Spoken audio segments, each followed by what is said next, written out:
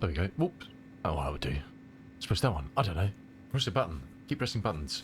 Good morning, Mr. Plex. How you doing? Welcome, welcome, welcome. Sorry, I was a bit late. I was chatting with my brother, so oh dear. Right.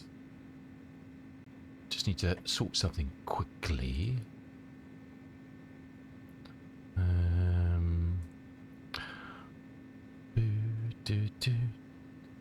Where are we?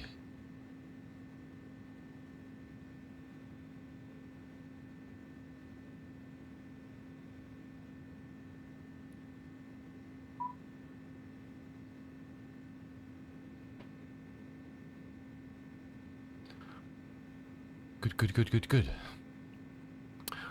Alrighty, back into the flight sim today. In the lovely A300. Oh, let's go. Keep clobbering with throttle. A300-600R, and we're flying down to Antarctica. Oh yeah, as you do. Way south. Way south. I'm already in the air because it was quite a long. Well, it is quite a long flight from Christchurch, New Zealand. So I kind of wanted to get a bit of a head start so that hopefully can finish this one and land at the airfield if it's not too horrible there, and then fly on to the next one, which is also in Antarctica, which is about a 2-hour 45 flight, thereabouts. So that's kind of the plan for day today, and we'll be looking at sure, we'll have to look at all the inbound stuff for Phoenix airfield, because it's all very non-standard, and make sure we program the computer correctly, so that I need to move that somewhere because it's not a very good place. That it will do all the good things that we want it to do at the right time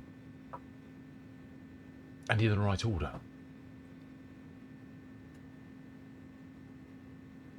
You can go out of the way. So that's kind of nice of on that one, actually. So we're currently floating, well, southbound from. Okay, the sky looks pretty good. Skybox is looking pretty good in the game actually these days. Floating southbound. That was New Zealand, and we're down here in the middle of nowhere. I don't know why New Zealand's in several places here. Australia? What the hell? Heh. I think the map's confused. The map doesn't know where the jiggery we are, I don't think. The map is very confused. Right, let's ignore the map. Let's not look at the map. Should we turn that down a bit?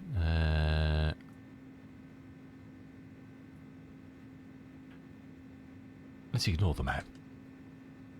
Let's show you a different map, which may be able to show where we are.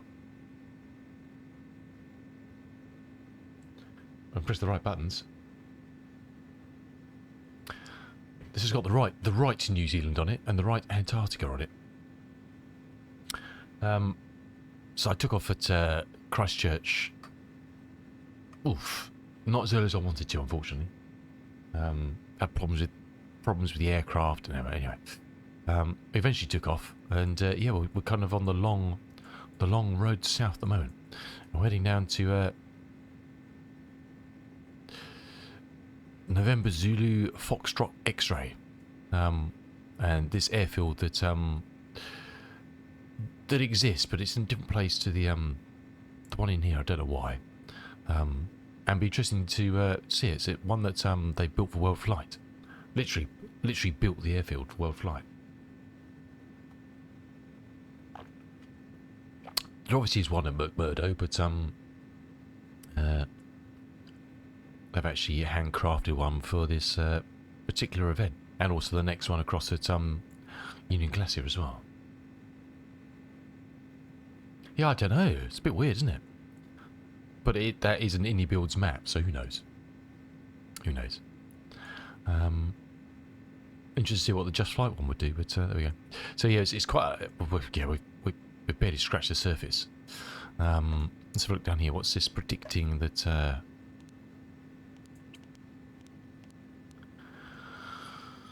2 o'clock Zulu, so what's that? A while yet. A while yet. I mean, I don't know if I'll have time to do... I'll probably run a bit longer today. But we'll see. I need to fully plan the next leg to see. In hindsight, I should have started this earlier. It's actually about a 6-hour flight. Block time 5:52. And I could have, if I got spare capacity, I could have just chucked a shit ton of fuel in it and just yeeted along at, when we're doing Mach 0.8. There's not much else we could go to. Should have gone with the Concorde. Well, that could have been fun landing there, but, so we've been going for an hour and 37 already. Well, that was started just after leaving. I forgot to start it. So yeah, that's kind of the situation at the moment. There's lots to look at before we get to the destination. So actually to program the FMS with information we need, and look at other things to take into account to do with the temperatures, etc. So yeah, there's lots to think about. It's going to be interesting watching this. I can't remember from the let's have a look at their... Where's the so in theory, the whole caravan of World flights will be arriving there Sunday morning, 9 o'clock UTC Sunday morning, thereabouts. It's going to be very interesting to watch.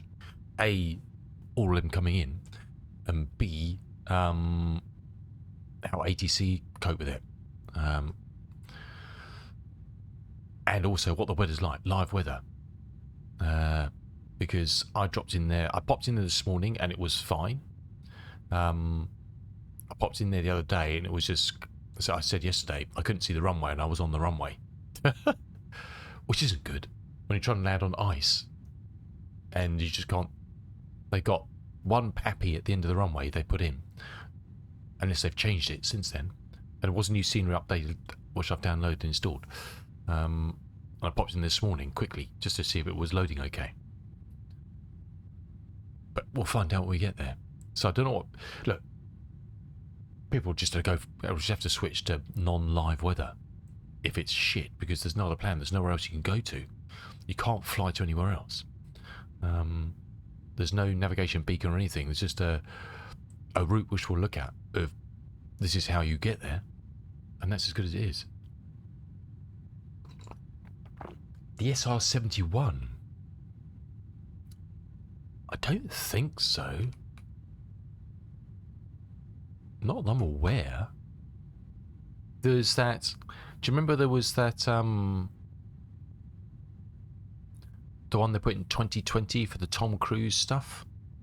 For the Top Gun stuff? When... whatever it was, they did a Top Gun thing. Do you remember that? Back in 2020, and they put in that weird... I'm sure it was Top Gun. That crazy... Whatever it was... atmospheric plane. The one that went up to top of the atmosphere and back down. I can't remember what that thing's called. But yeah, no, I'm not aware of anything. It would be awesome to have something like that. Blackbird Simulations Developer Diaries.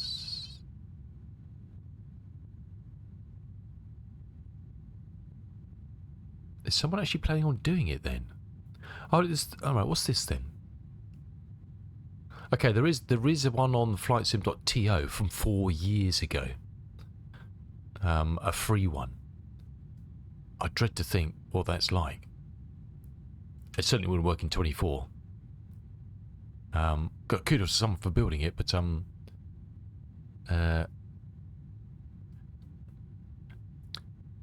on the notes by the developer of that, it says, "Please note, speed and flight model may not be entirely realistic." No shit, Sherlock. But hey, kudos for doing it, eh? There's a trade here. What's that look like? do, do, do, do.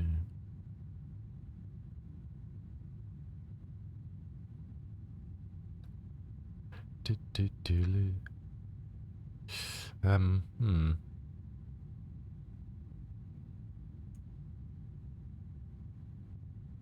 Dark Star. That was the Tom Cruise thing, wasn't it?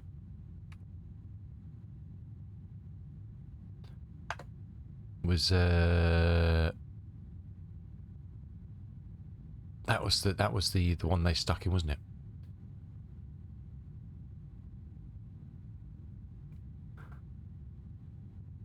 That's the one in Maverick where he's flying it right at the beginning, isn't it? And he pushes it through the envelope. I'm trying to see if there's any other developer stuff. There was stuff. What's this Blackbird? It would be very interesting to see one. I'm not quite sure on its work in progress. Blackbird simulations. This is from a year ago. Okay, let's have a. Is this for flight sim? Stay tuned.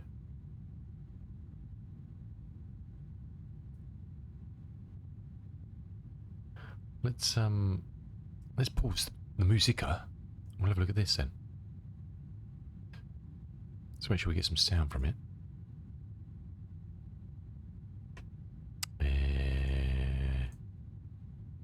You go there.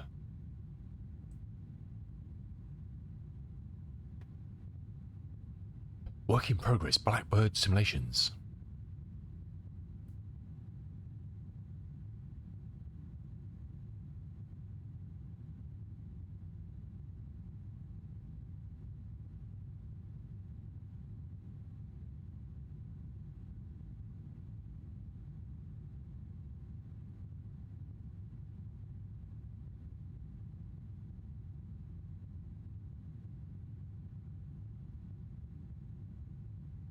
Looks nice.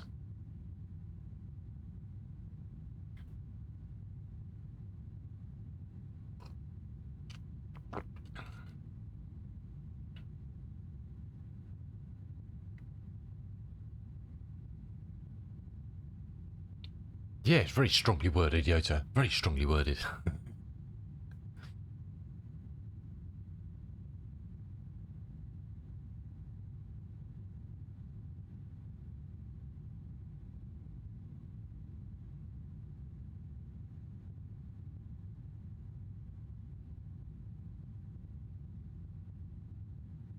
Looks very nicely modelled on the exterior.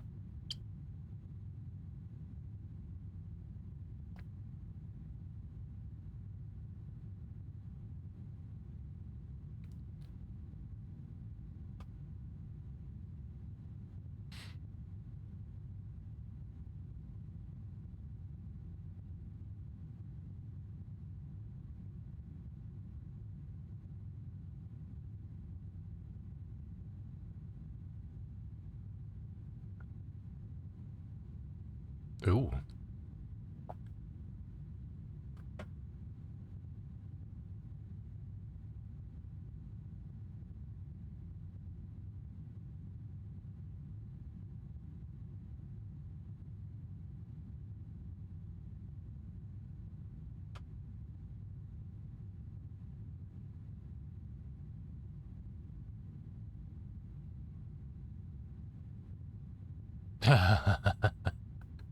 I see. Okay.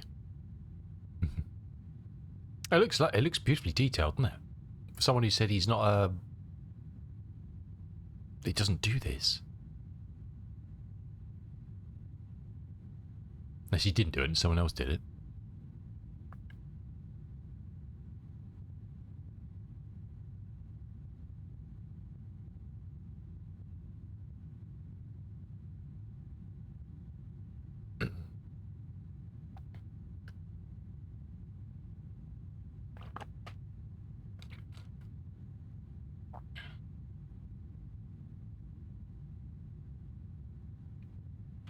I mean, it's very much a fighter jet of the time cockpit, isn't it?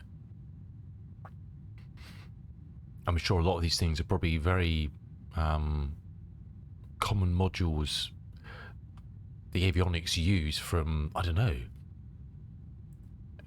an F4 or Phantom or something, perhaps, you know.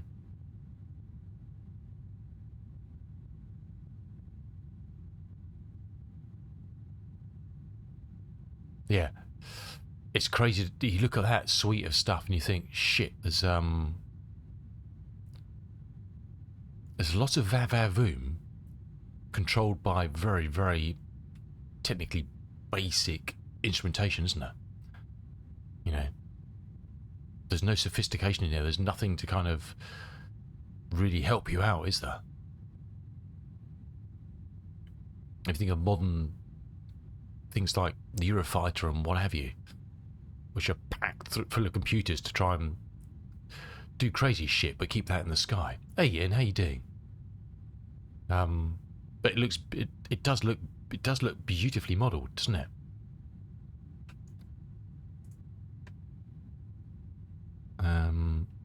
That was from August last year. I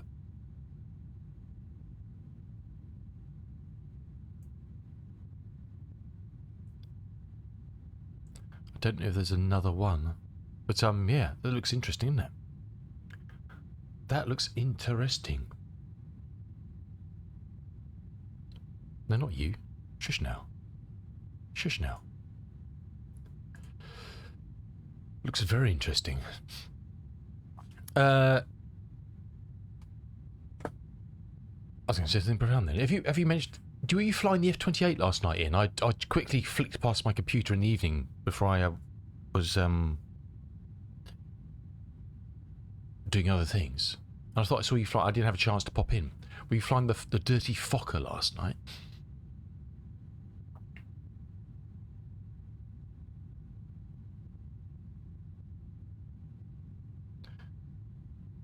I need to sort my stick out somewhere.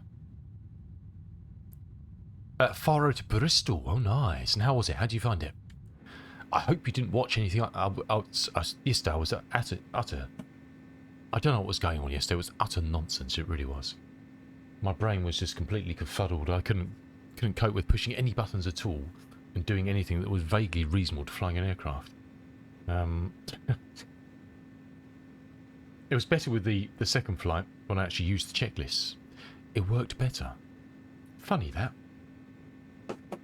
When I put up my checklist that I wrote, all good. You enjoy it. Did you, were you, did you use the UNS or anything, or were you completely old school VOR to VOR? I'm quite impressed with that UNS one. It's actually a good unit. Once you get used to its quirks. VR only, nice. That's why I used to fly it in the 146. Cool. Nice. The dying age of aviation, huh?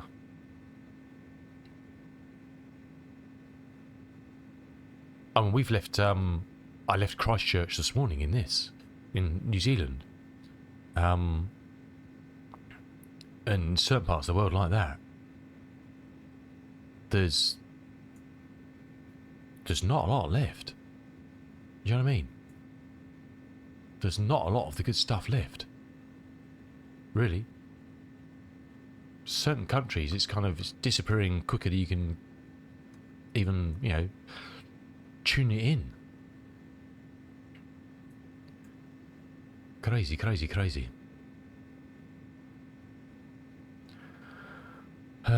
Interesting one I didn't notice before. This is the PW engine variety of the 300-600R, and I noticed, but I didn't really understand.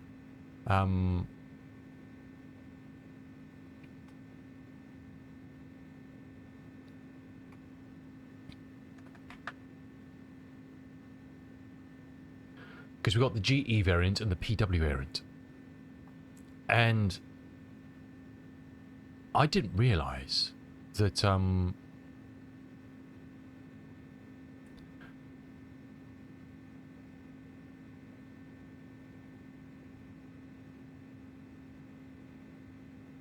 the gauges are different. The way it displays engine information is different between the two of them. It never occurred to me. This is displaying in percentages, isn't it? I'm just trying to find what I was looking at last night. I was reading something last night about it, but I'm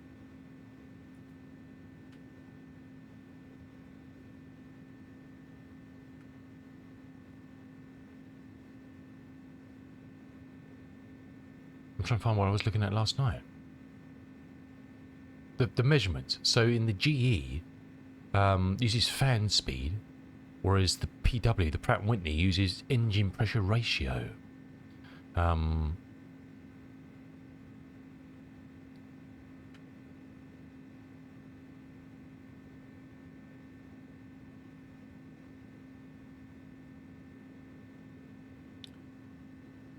Why? I don't know.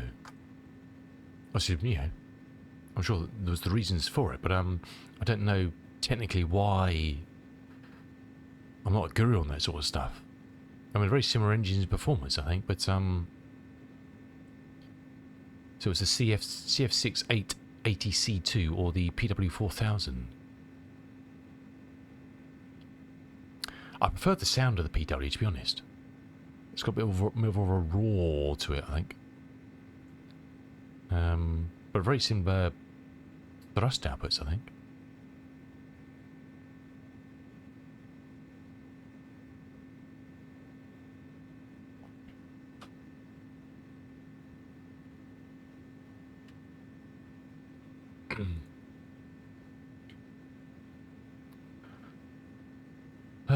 Should we have a look at the map again, to see where it thinks we are now? See how many New Zealand's we can... Oh, perhaps it's just little islands it's classifying. There we go. We zoom out, it's actually got a bigger picture. So are these just all little... I don't really... Perhaps it's just, they're just all the little islands it's calling New Zealand, isn't it? Because it comes under the territory. That'd be why.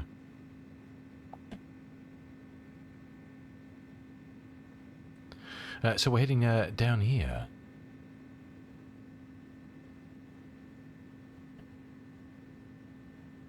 Well, that's the plan, Stan.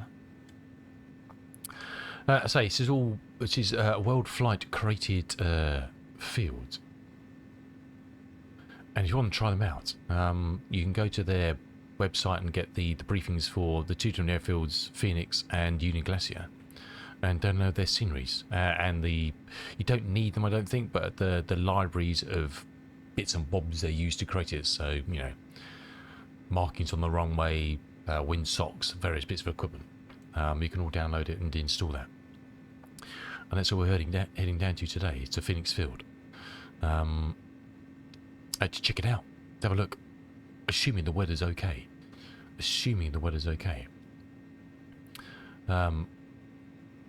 A chart they put together, and some stuff we're going to have to do. We'll look at it in a minute of programming in the FMS with the prescribed arrival for this airport,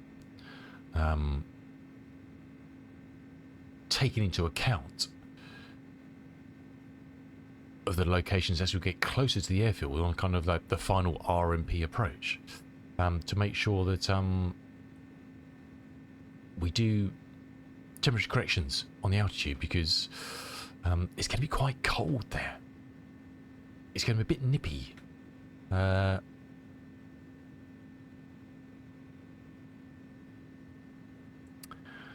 This was showing -21, bit nippy, and that was from 8 o'clock, so that's a while ago. I don't know how often the meteors get updated for that. I have no idea. So it's going to be a bit of a suck it and see, I think. I don't even know whether this poor thing grabbed anything in. So look, yeah, it's the same meter. A few at 400. Sorry, a few at 4,000, a few at 10,000, a few at 20,000. -21. So the weather's looking spankingly good at the moment. But that can change pretty darn quickly down there, can't it? Pretty darn quickly. And it's down that way somewhere. The good news, it will get lighter as we get there.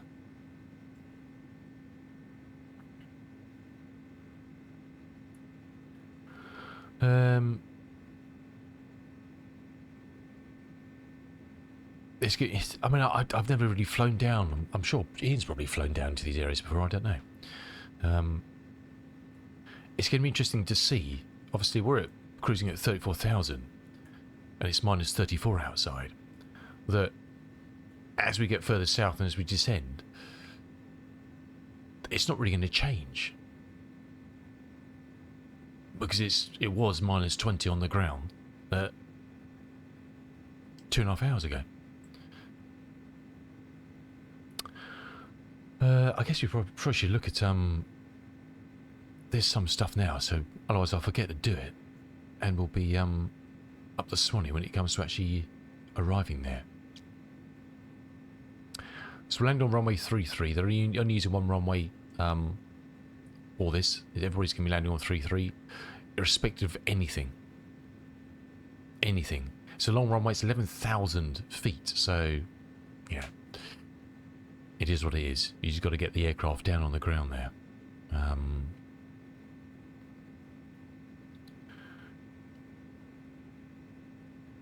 So,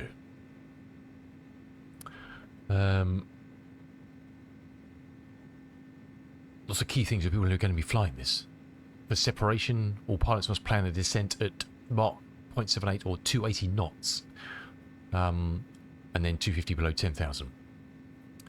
So we have to look at dropping that in, because the descent will be, yeah, after Jihu somewhere.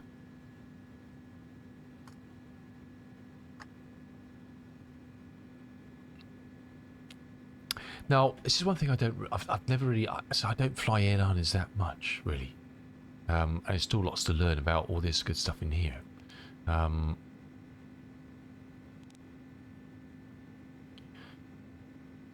Of why all this stuff here, this is prescribed waypoints that I got, the route I created, well, the route they gave you. And I don't know why.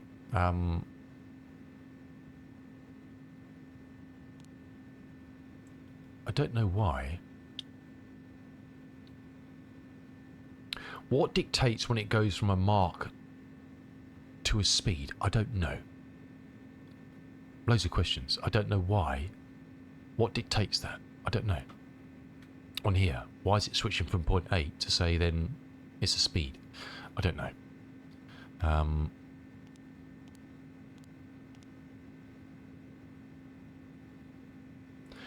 And then why does this then suddenly at Rappy it's got speed of 320? Again, things I don't know why it's doing that.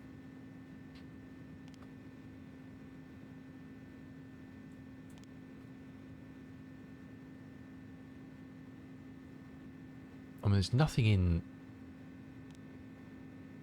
Is that just what it's? Is that just kind of a default maximum it sets in there? I don't know. I don't know. So many questions, eh? So many questions. I'm like a problem child this morning, trying to work out what's going on in the world.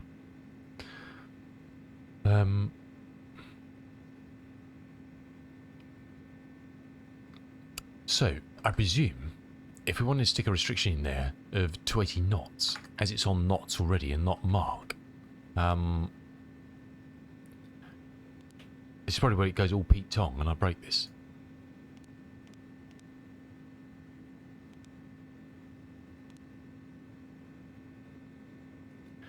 Now,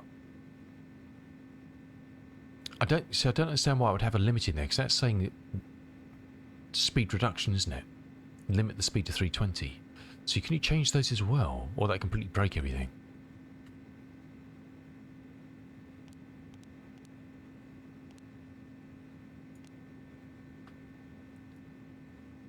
So you can't change that.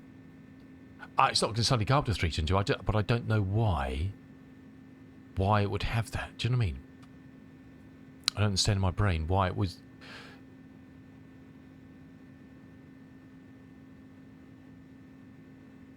You know. Doesn't make sense. I don't understand these things. Need to read the book, perhaps. Or perhaps that's wrong. I don't know. I don't know.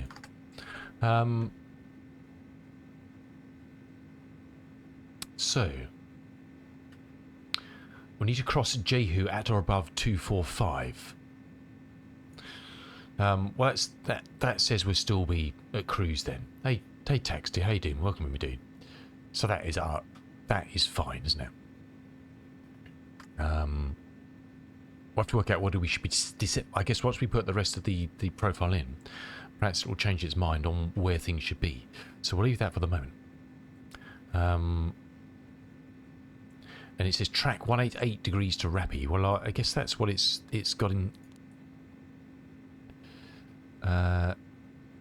it's not showing me the... 188 to Rappy, there you go. Okay, so that's cool. True, obviously. Quite literally. Good to see you, Taxi. Welcome in, fella. Where are we? 155 to Hemvee. I don't know why... Is this normal with an FMS that it doesn't put the direction in unless it's showing that as the next portion? Do you know what I mean? Or is it just in this one it's just not doing it? It's not populating these for every I don't know.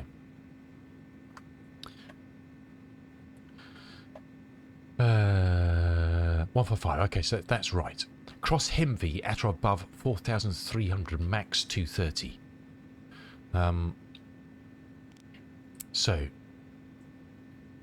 that's got a progressive descent. Is the pilot dressed in a clown suit? I don't know. Probably not. If it's me, probably. I am the pilot. So we've gone Hemvee. This is where we need to start thinking about correction. We'll stick it in, then we'll correct it. So we need to put a 230 in there for the speed.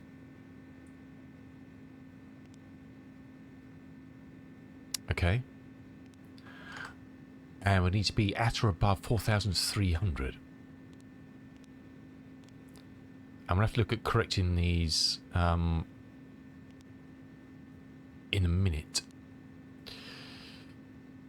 MV 230 at or above 4,300. Gotcha.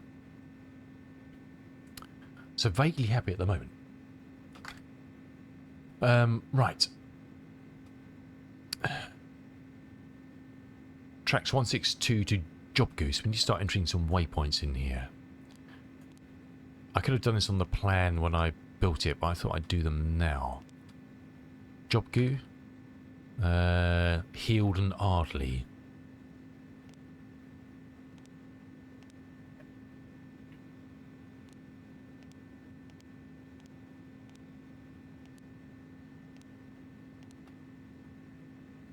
And Ardley. Hardly any time to do it. Okay. So 230 at or above 43. We need to correct these for temperature in a minute, but we'll get the bare facts in.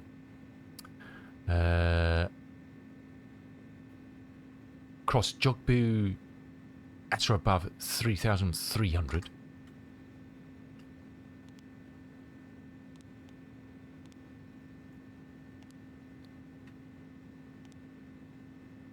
Okay. There's no restriction on Heald, and Ardley at or above 1280. Oops, that's not going to work, is it?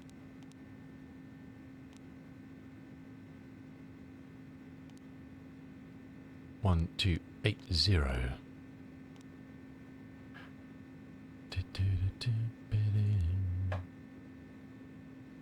Alrighty. And then, in theory, it should just be straight into the airfield.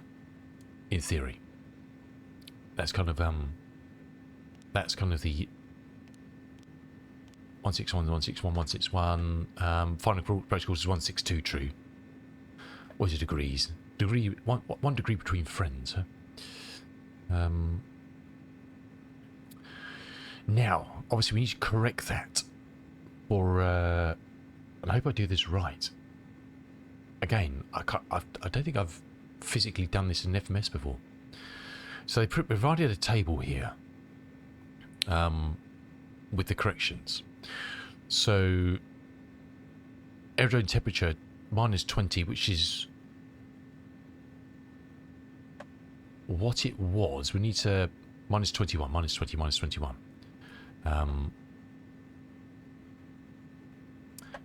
So it's obviously 35 below standard of 10 degrees at sea level, isn't it? So our HEMV 4,300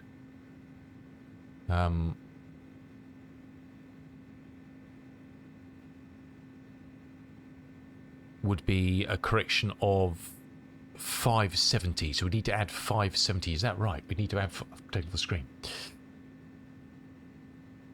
So if it's -20 at the airfield, which is a deviation of 35, for 4,000 feet, we'd need to add 570 to that because we're going to be too low. That's going to be reading much lower by 570, correct? So it's to be at 4,000 feet, we need to add 570 to that. That's the way I understand that. That's my thinking.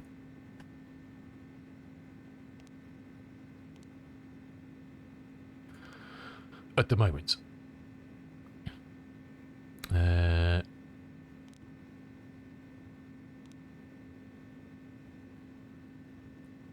Why is that showing 30?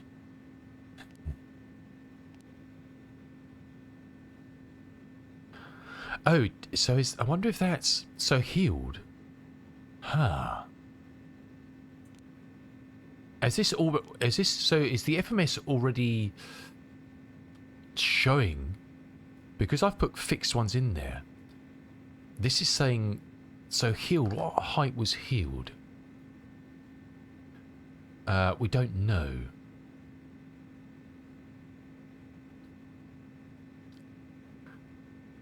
So is this already confused as to what height you should be there? Because that's thinking you're way lower than you are. Is that right? I don't know. I don't know. Anyway, MV 4300. So if it stays at minus, we need to check this. We'll have a look a bit later. So I'd add 570 to that. So that would become 4870. That's the way I understand that. 3300 will become, add 430 to it. 430, 570. Add, yeah. At or above, yeah. So we'd add 430 to that one. That healed, it is what it is, but oddly we need to add the same. So we need to add I guess you'd have to work its proportion, wouldn't you? How much is it per 1,000 foot then?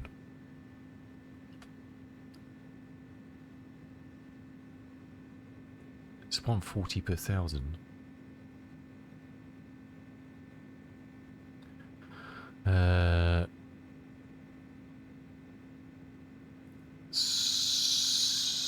So we need to work out precisely, don't we, proportions? But that's my understanding. That's my plan for doing those. Obviously, we need to wait till we're a lot closer to get an updated temperature, and then we'll just have to go with what we get. So I guess on descent, top of descent, we can start looking at that and plug those in. But that's my understanding of that. Unless somebody's got any on a jig it, but I don't understand why this has gone. So this has gone to knot speeds and not Mach. Why is that? Is that a temperature thing? I don't know. I'm going to Google it. Because I don't know.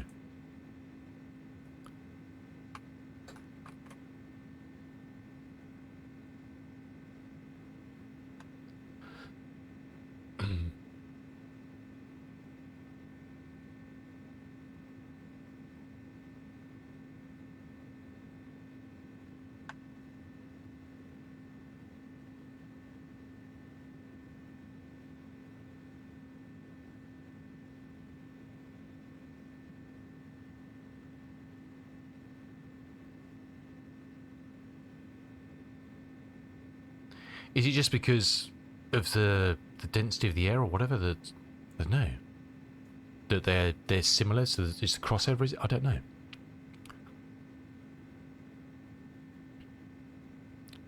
I can understand on descent, but at cruise,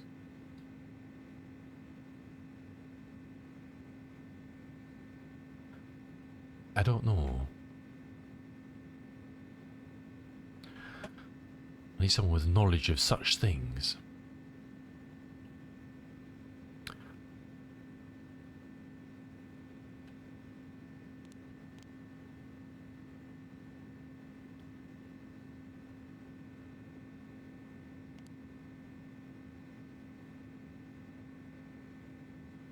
It's just switched back. Or is it just this unit that's doing weird shit? You said it just brought back to point 8 again, then it switched back when I changed the page. Is it just this FMS that's mad?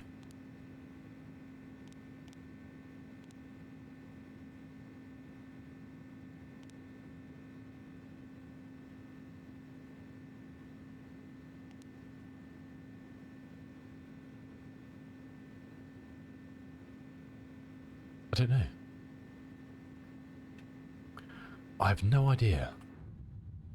I have no idea. What is this tune? Bugger off.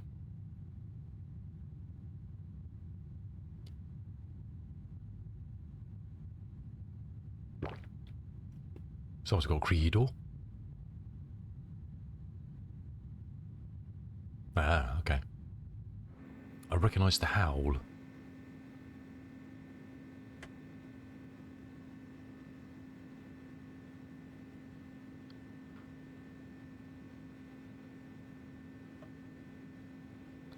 Where is nav map? Assuming my top of descent is just before Jehu.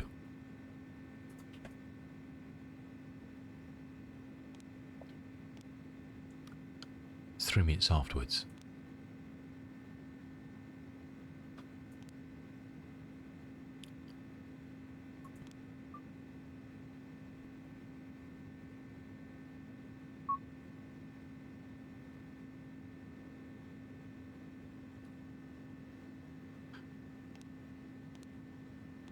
Yeah, I don't know why. I don't understand that entry.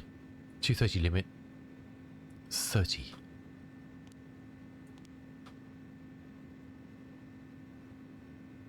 I don't understand how it can say that's... If you prescribed at or aboves for these, why is that not kind of working out what the intermediate will be between those two? Unless it's due to... I wonder what that would be then. What would it be? What would it be? Let's have a look.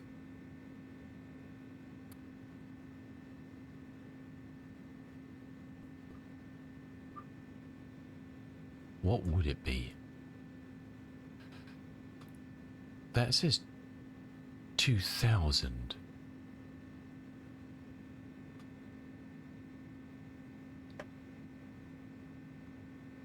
That doesn't make sense. Because the variation there would be 280 feet at minus 20. No idea.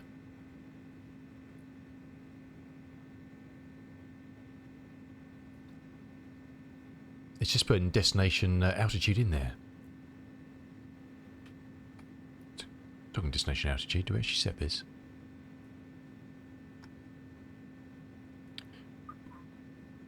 37. Let's give it a tick up.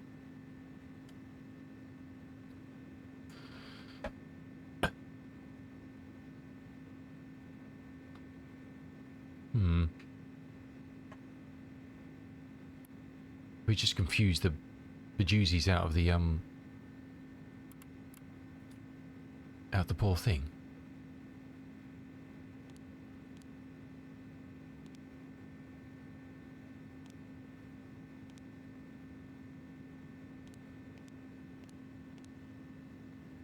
Oh, looks okay, doesn't it?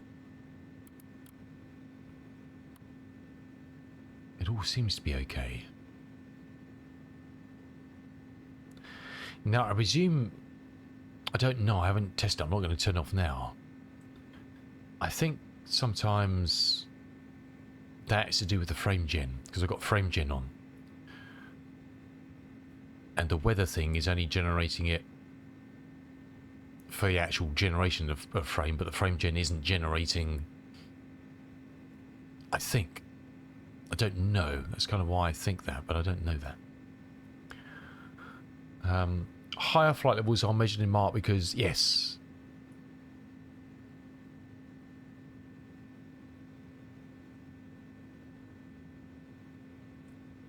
Yes, I understand that, but I don't know why. I don't know why this keeps on changing. It was Mach 0.8, and now, even though we're staying at the same level, it's changed to knots. But then it keeps on flicking back. Do you see what I mean?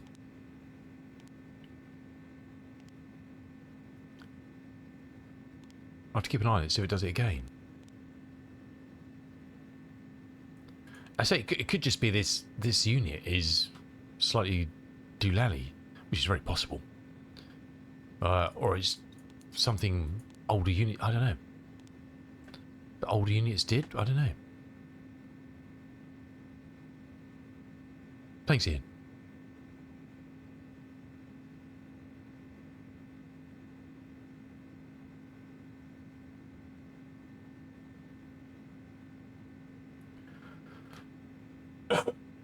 Perhaps I'm not asking the right question, I don't know. Or keep an eye on it, so it jits and jots again, but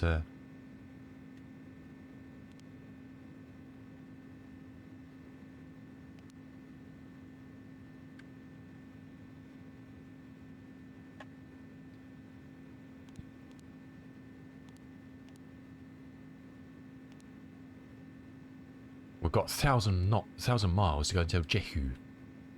This is the first long flight I've done in this unit, actually. I've not flown this thing more than, I don't know, that much. We're flying that much.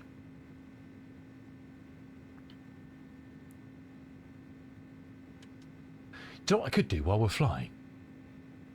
Perhaps I need to fiddle with that Gadget, Mr. Gadget's program, and get display on the screen with the information stuff. We could try that, couldn't we? Where is that?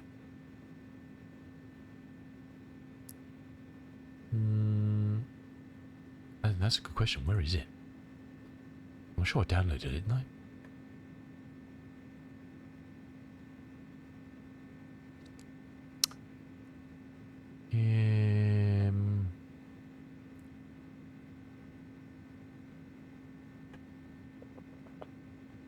What's it called? I can't remember now.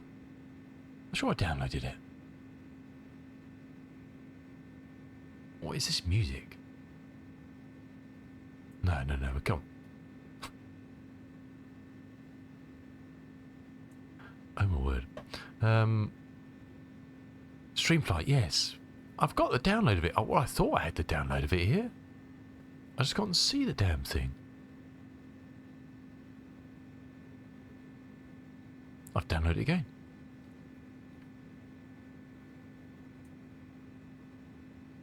I've stuck it somewhere else, have I? Hey, cool dog. Hey, Doomy dude. No, I've got it there. I'm just blind. I'm utterly blind. Right.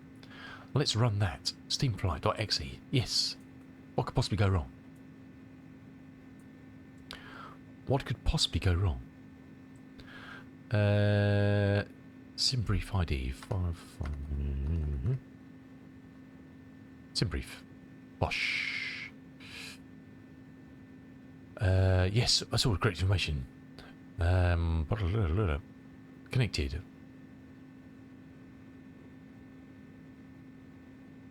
Says I'm in pre-flight.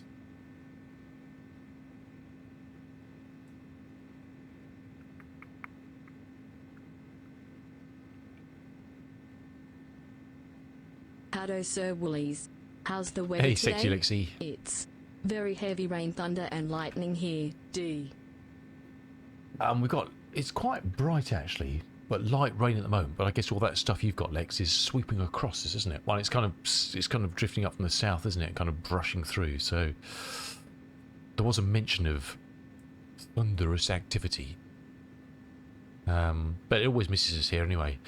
The peak of our rain is going to be kind of early evening here, and then windier tonight, and then overnight for us.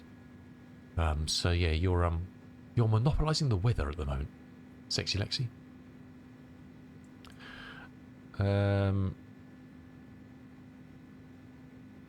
Cruise.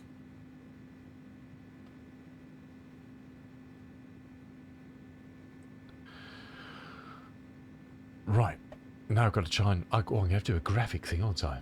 I'm going to have to do some work here, boys.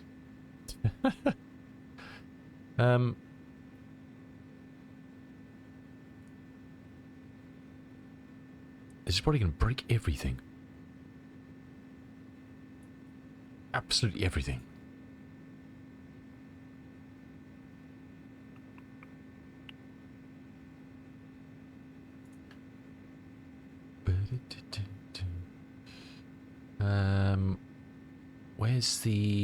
Where's this stuff all stored? App data.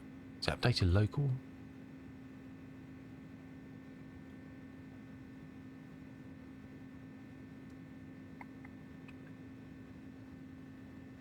Roaming.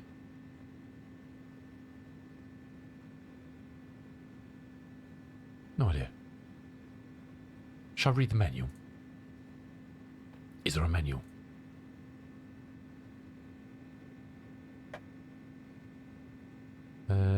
Config. No manual there.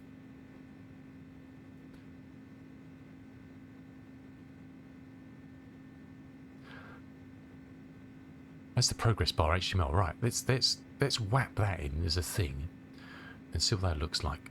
Add, yes.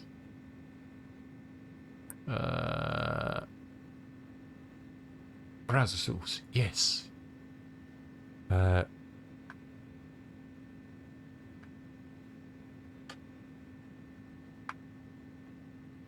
Yes.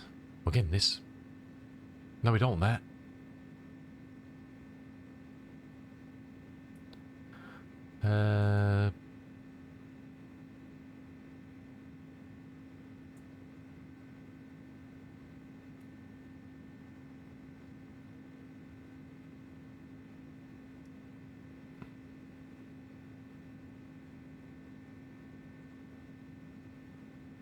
Oh, we have a progress bar. We just need to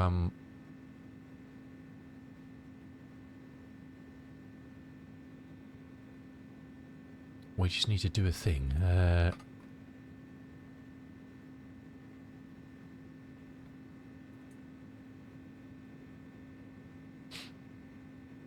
Well, it's definitely a progress bar.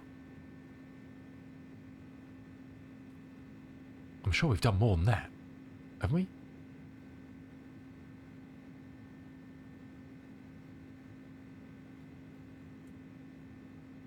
Doesn't seem right. Perhaps I confused the thing by starting up mid-flight or something. I don't know.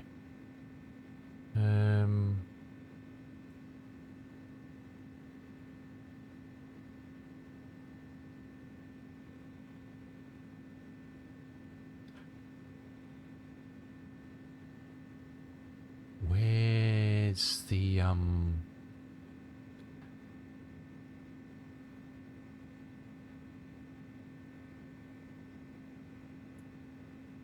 I don't think I've got flight simulator. I can't remember where it puts the data.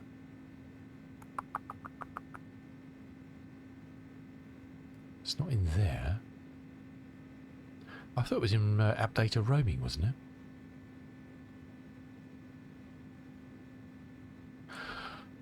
Oh my word.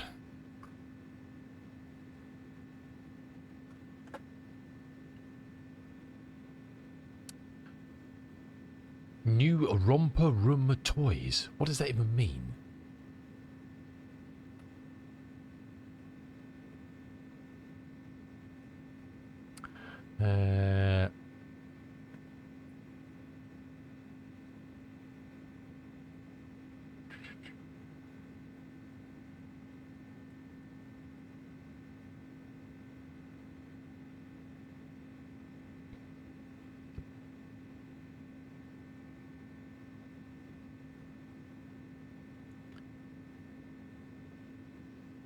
Real-time data. I've seen the data. I just can't remember where the blinker is.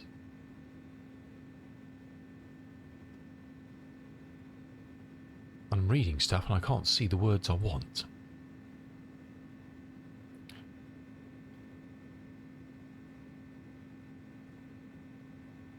I was looking at the data the other day, but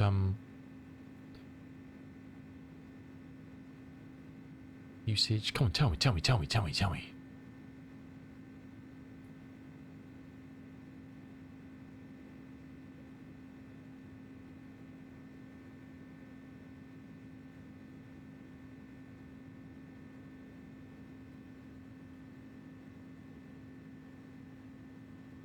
I was in output, really? Is there an output folder? I didn't see it. Stream flight. There's no output folder there.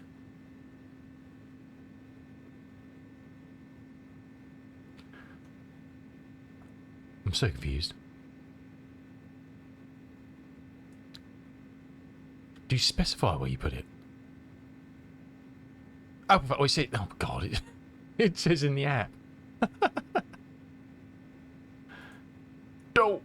Right, let's browse that. Oh no. Oh, bloody hell. I'm so stupid sometimes.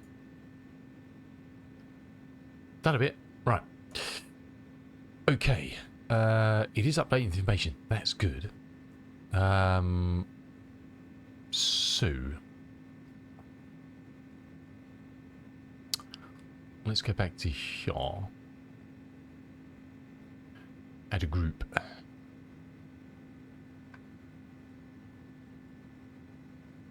Like that. But that...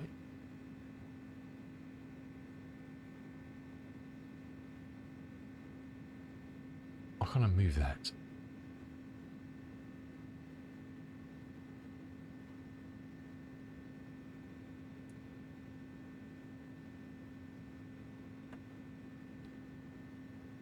I don't understand that progress bar. It can't be that. We've been flying for 2 hours. Must do something wrong with that. We'll worry about that in a minute. Add, yes. Text, yes.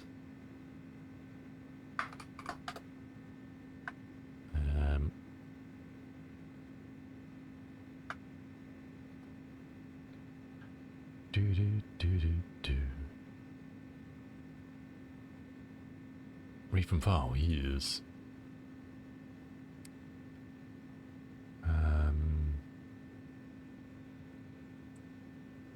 Exciting, this, isn't it? Departure, yes. There we go. Oh, my word, that's big, isn't it? That's quite big. Select font, yes. On Arial. How horrific. Let's use...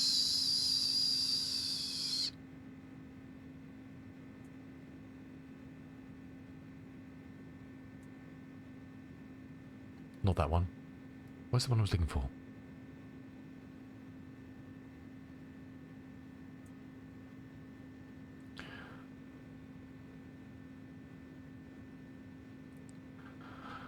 I think I might do this off stream. It's going to get very confusing.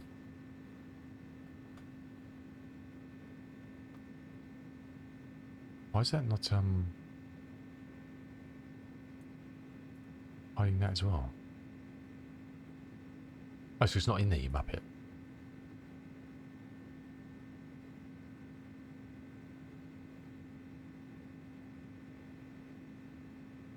Right, let's not do that. We'll do that off stream. We've started. We've started, so we'll finish. Right, let's close it down. Right, let's have a look. We've still got a long way to go. Um, 987 to Jehu.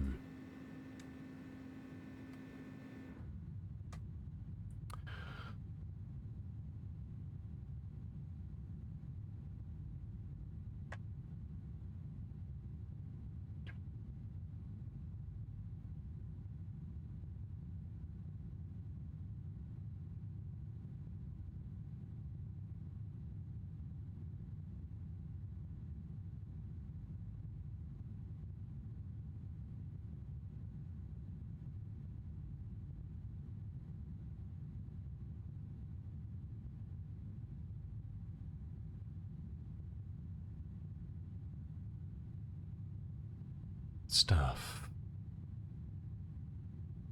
What's news, Cool Dog?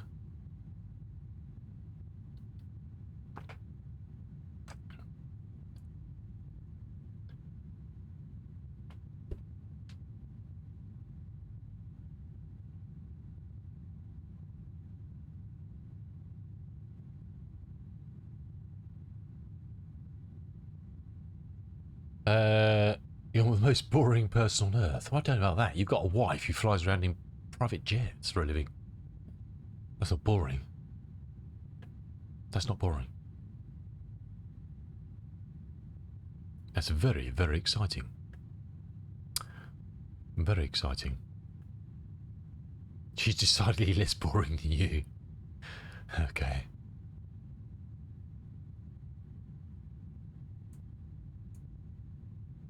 If you say so, sir. I wonder how often, oh, interesting. 4 hours ago, 5 hours ago, 6 hours, 6:51. Well, the TAF is from Friday 2200 till 2200 next day. Visibility 10 k's or more, few clouds, 4,000 feet. Oh,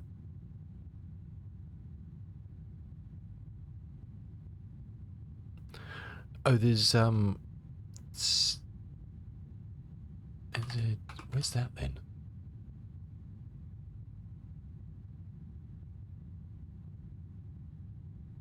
Oh, there's actually a station there.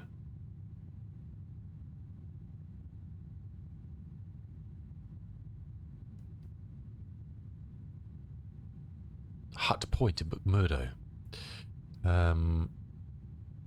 Okay, so that's what we want. We don't actually want the airfield, we want that.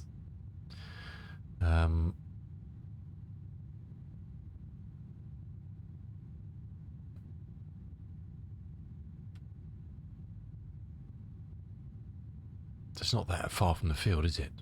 Charlie Mike. And that was from 20 minutes ago. And that says -10 there. Oh my word.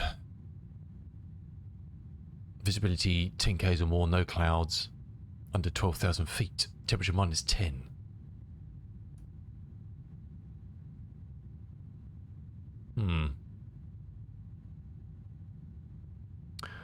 So where is that then? That's up here.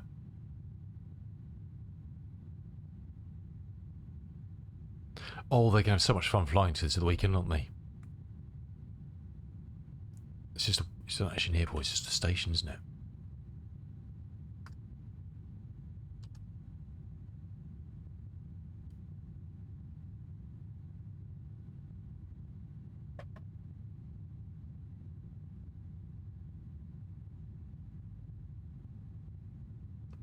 Obviously, they'll be providing an ATIS on VATSIM on the day, so there will be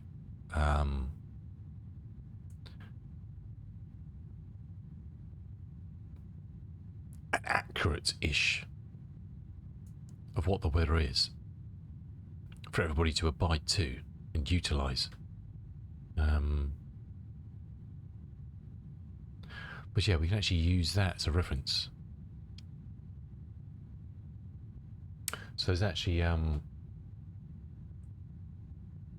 so the airfield's here, and there's a weather station here.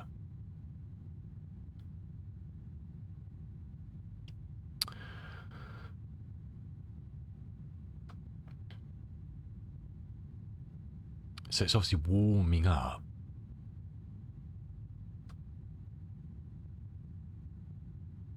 That was from 8 o'clock, so it's 3 hours ago. And that's from 25 minutes ago.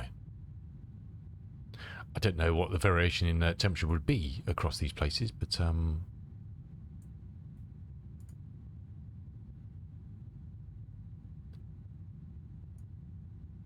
minus 17, minus 16.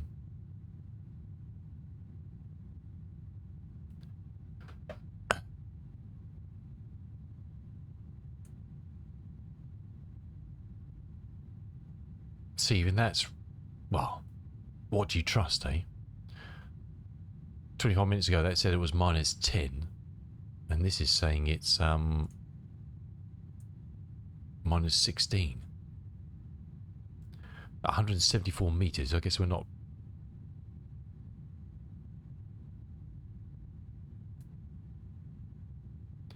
How accurate is any of this stuff? I have no idea.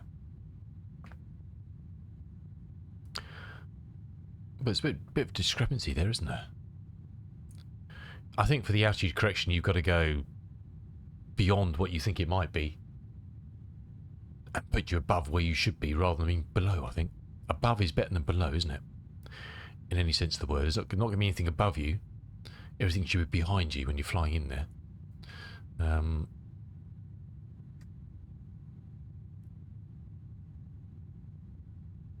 So above rather than below. 9:44 until we start to descend.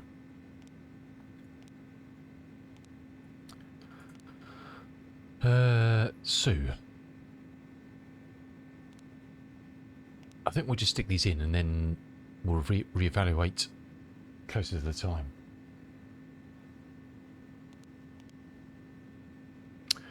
Because 42, and we could wait till top of the descent, but if that's right, it's 20 minutes for my brain to do some maths. Which is, I think, it's pushing it. To add 3 numbers to 3 altitudes in 20 minutes, looking at a chart, could be, you know, a step too far. Why did Woolies crash? He was doing maths. It's definitely very cloudy here, isn't it? It was a beautiful clear sky when we left Christchurch, but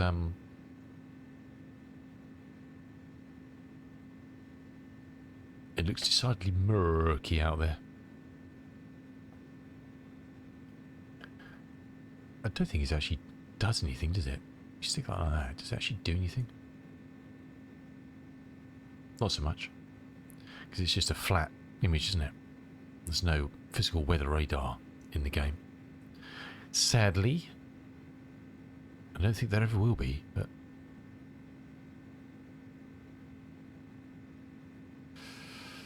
now what's interesting, I might do this actually just quick for shits and giggles to see if we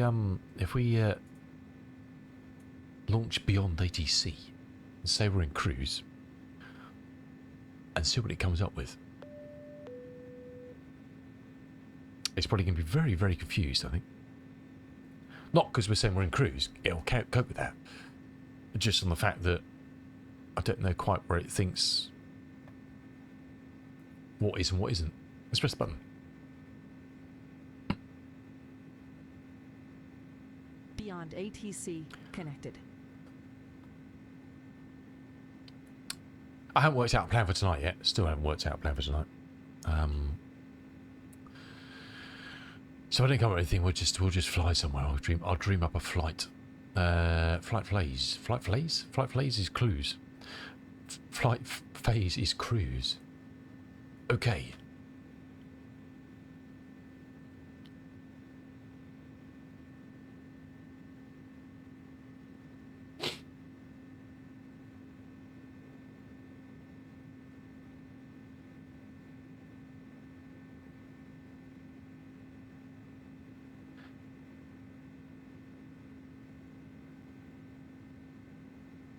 Auckland Oceanic Centre, apparently.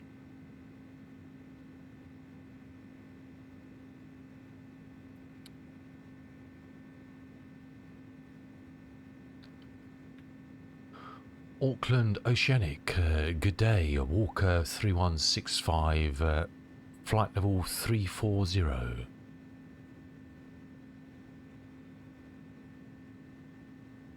Obviously, with no ATC when we get there, it's going to ditch us off into the sea somewhere, but 3165 heavy, reset transponder,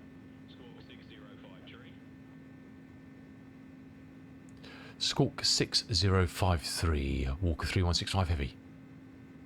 Are we a heavy?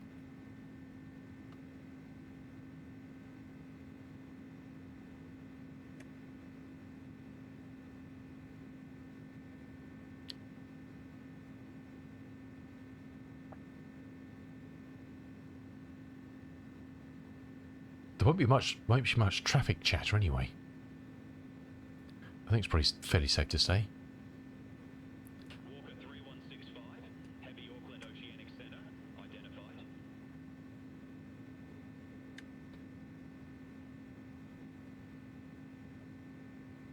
I would imagine traffic is going to be quite light. What's the does anybody know what's when are you a heavy and not heavy? What's the when do you become a heavy? I don't know. Gonna whip the dogs out. It's stopped raining. Awesome, Lex. Well, go carefully, eh? Don't fall down any puddles or anything. Don't do a Vicar of Dibley and fall down a puddle. That'd be bad. Probably like going, what? The what now? You must know that, surely.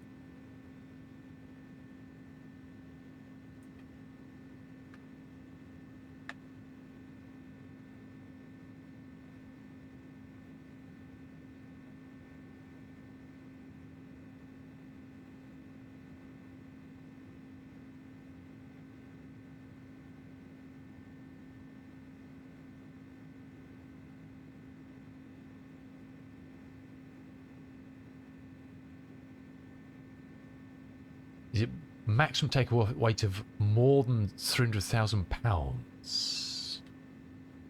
Is that the telemetry, is it? Okay.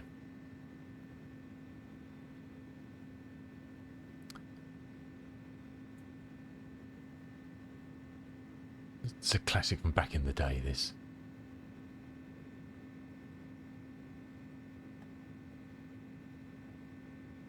This is from old TV that someone's recorded, so the quality's not great.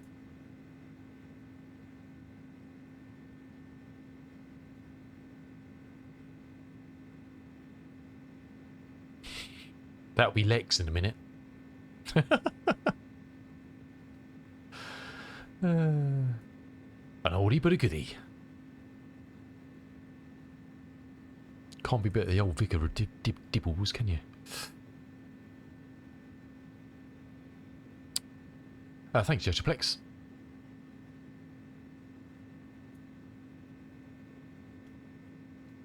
$136,000 kilos, okay. Yeah, so we're maximum takeoff for 170, so okay. So what's the maximum takeoff weight of a 320 then? Only walk on the sidewalk. Just trying to get an idea of what goes into.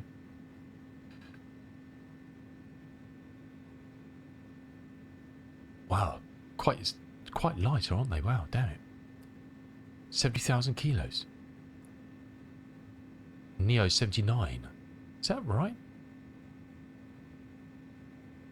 Is there a chart? Can I find a chart?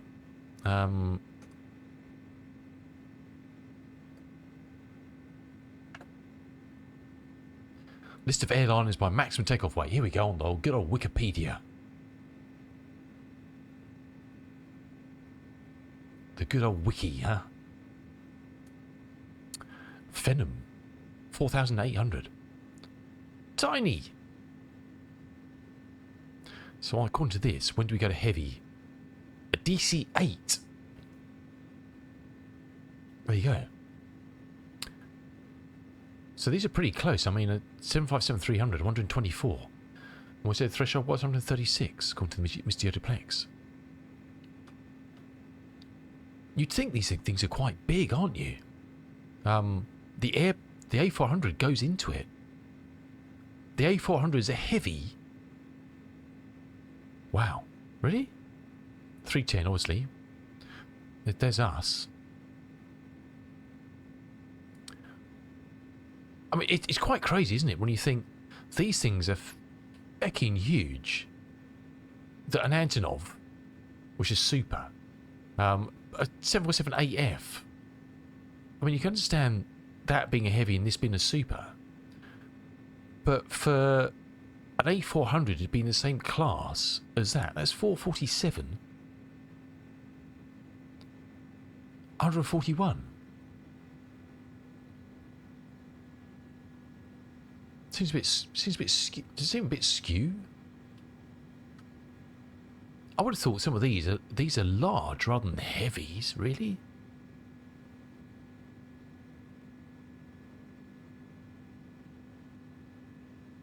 Oh, it says ICAO and FAA. It would have to be different, wouldn't they?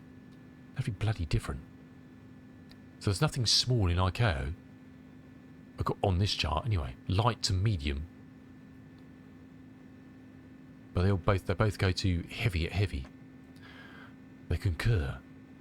That's crazy, isn't it? You think a lot of these things from DC-8, Concorde, heavy. Really? You know, they're not big compared to these bloaters. What, you know, 777, fair enough. 330, 340, fair enough. DC-10, fair enough. 787s, 340s, 330s, you know. Shoo.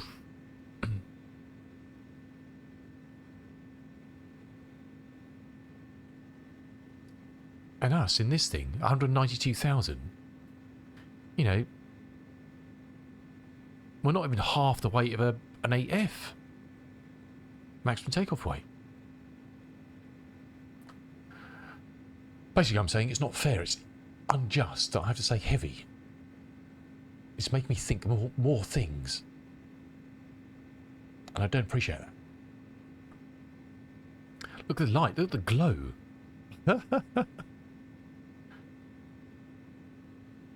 No, I don't mean too many definitions. I mean the line for heavy should come down, should go further down. Those should all be large. I don't consider this thing. Look, it's tiny. It's a baby. It's not a jumbo. I'm saying it's wrong. That's what I'm saying. The bar should be higher. 200, 350 or something. I'm going to start a campaign, I think. I'm going to start a bloody campaign. I think it's wrong. But I'm classified as a heavy. I've said it. There you go. That's my bit. It's just plain wrong. Well, that's not going to use any different because it's restricted to there. Can we get I don't know, will this work?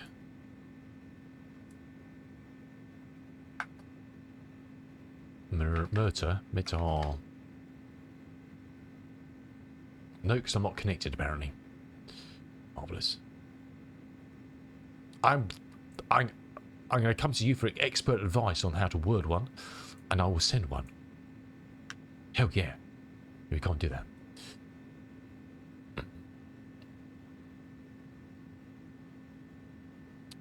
Refuses. I think it's just wrong. 777. MD-11, right, MD-11 and up.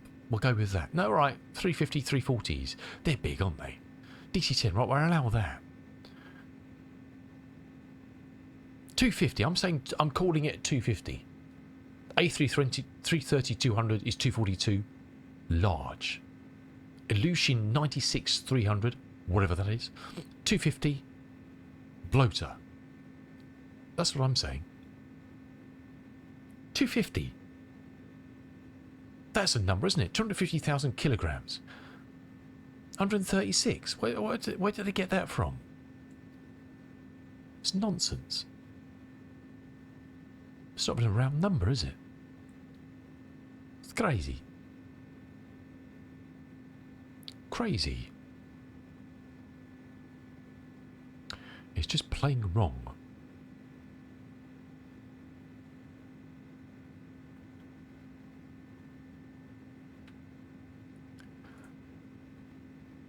I demand satisfaction.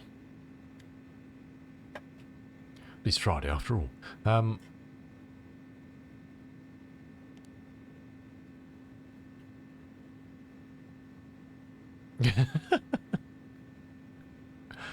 my word. The strong... I guess, Yota, your strongly worded letters are in the heavy category. No, yours are in the supers. I think yours are in the super category. Mine would probably be a large. You're the super. You're not even heavy, you're super. Or perhaps just slightly above super. With added lightning bolts.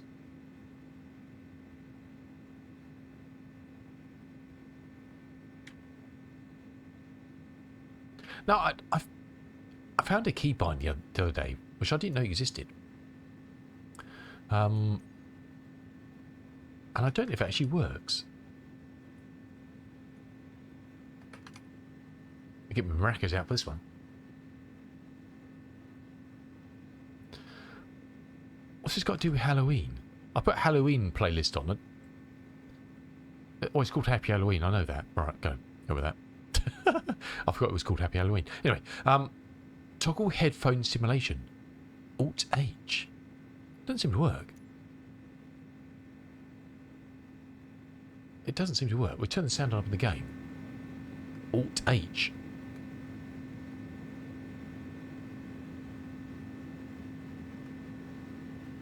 Doesn't make any difference whatsoever.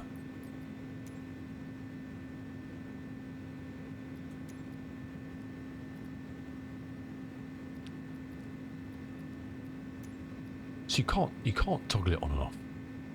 It's nonsense. Unless it's not right Alt H, is it? No. Right Alt H.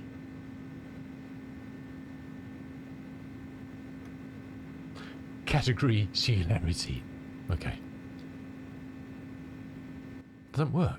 I saw that and I thought that's handy because I hate going to the menus these days because something always breaks. And I thought if that worked, that's bloody handy. It just doesn't seem to work.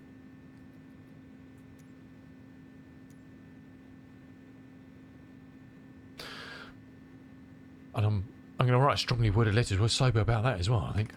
I'm going to be writing so many worded letters this weekend. Headphone? Headphone. Headphone-oiby? No.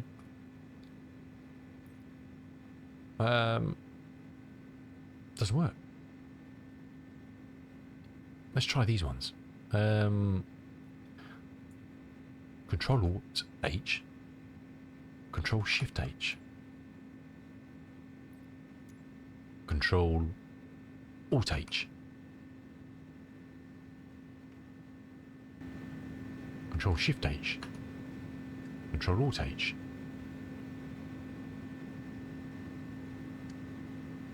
Doesn't seem to do a lot, does it?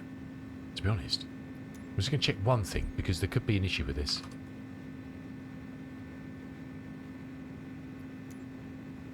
Repeat, we don't want that on. That could be a problem. Because... oh, that one hasn't got it set. Okay, that's good. Control Alt H. Control Shift H. Alt H. Nothing. None of them work.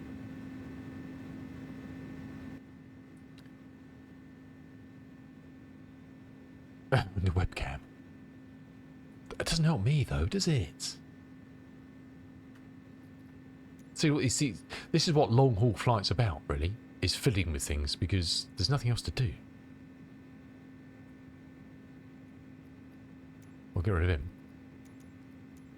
I was excited when I saw it. I thought, brilliant, because a number of times I forget to stick it on. I want to turn it on. Oh, you know, I want to toggle it. I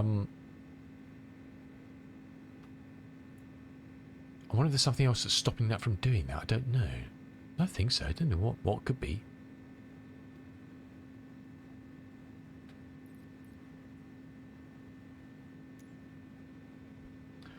I've no idea. Anyway, you're ending the lesson on that. Right, I've stuck auto respond on. I'm going to take a quick break and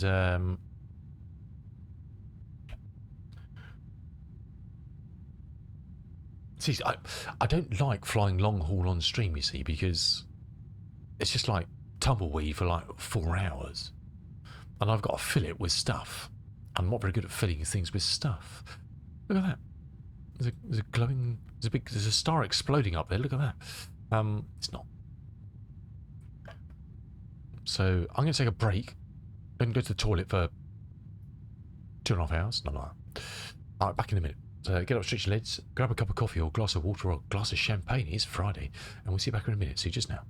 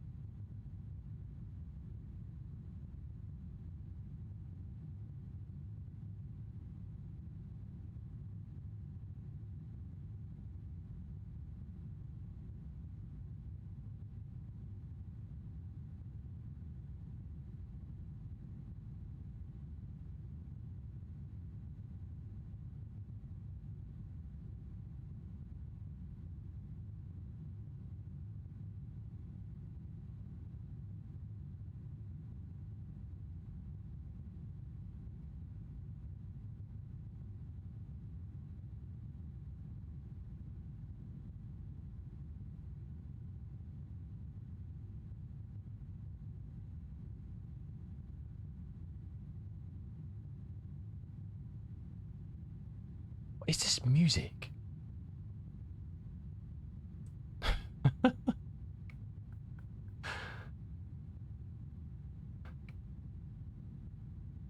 Good golly gosh.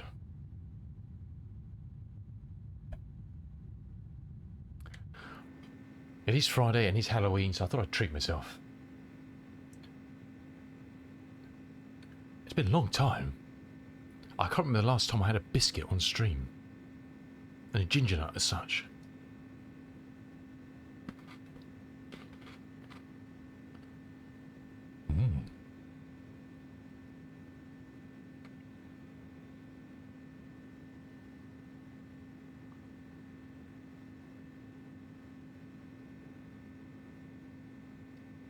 What a mighty glow. I've actually got 2 of them.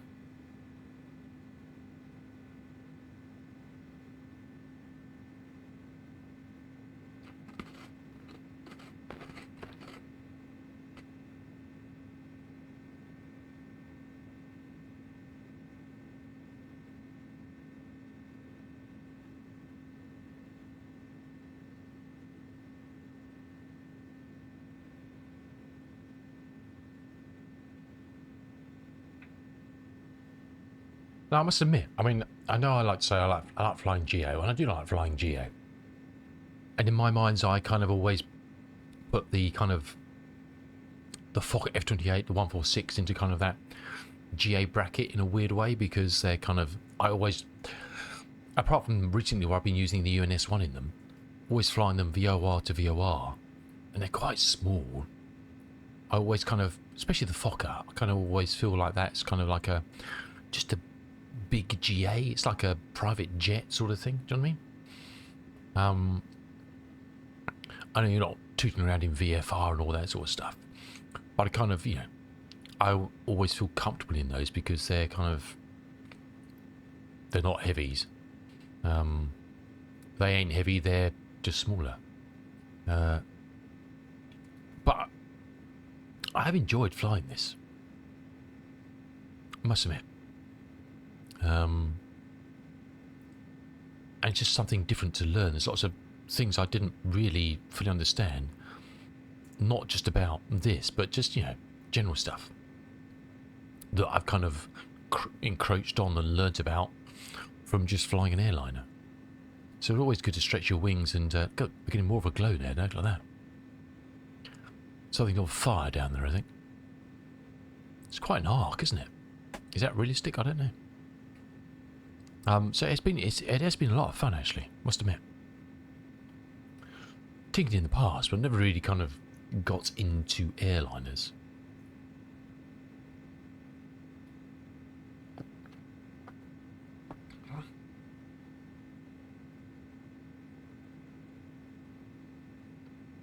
And there's a lot more knobs to twiddle as well, which is nice.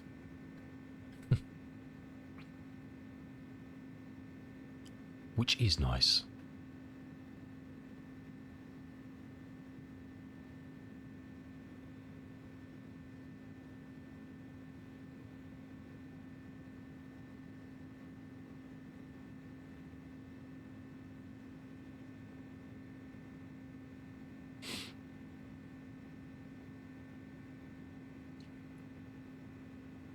Lots of things to play with.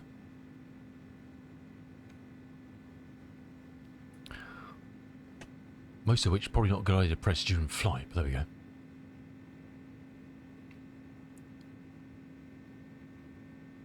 Now, fun and games when I started this up this morning. Engine number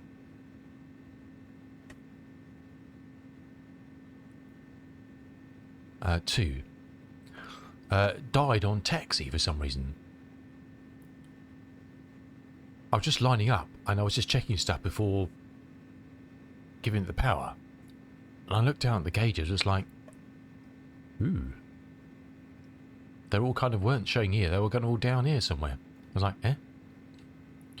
And the engine had died. I was like, how come? It was working. Anyway, so we eventually got it restarted again.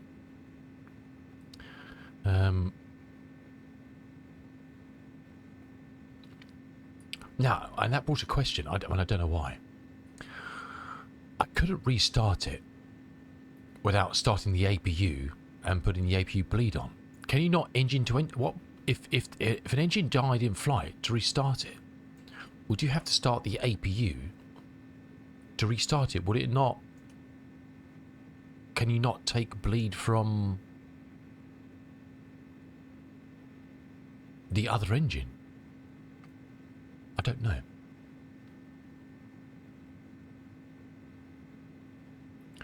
Again, another question I don't know. Look, it's getting very bright out there now, isn't it? I don't know the answer to. I kind of feel sometimes like long haul flights, not being on them, flying them in this, a bit like having a weird dream. Your brain's always coming up with weird things. You know, kind of, you're not really asleep. You're kind of in your what do you call it, the REM stage. And your kind of brain's coming up with all sorts of weird things to pass the time. I kind of feel like it's long hauls like, especially when streaming, because you're kind of like, what do we do now? Polo, how you doing? Welcome in. Good to see you, mate. Very well, thanks. Hope you too. I'm flying the lovely A300-600R today. Aha! Ah.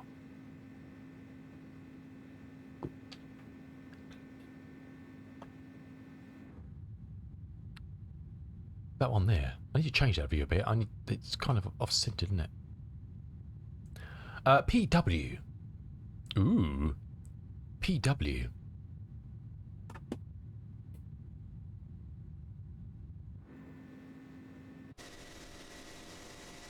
Passenger. And we're heading down there.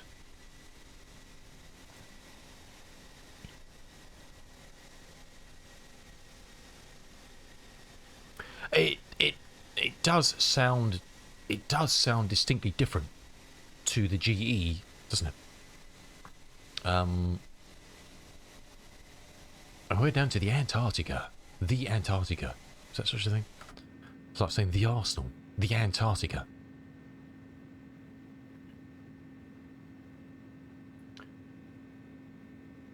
So I took off before stream from Christchurch in New Zealand this morning, and we're heading down to down here, down to Phoenix, November Zulu Foxtrot X-ray, which is where World Flight will be heading in the early hours of Sunday and arriving Sunday morning GMT.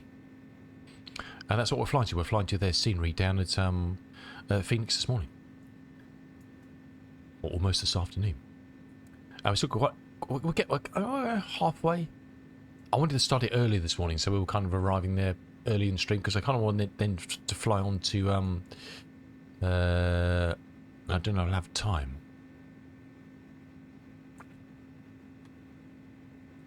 SCGC, isn't it? SCGC.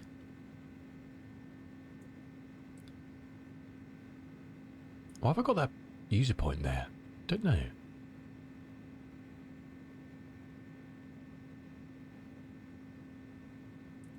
Oh, I know I put it there. I've just deleted it. Oh, never mind.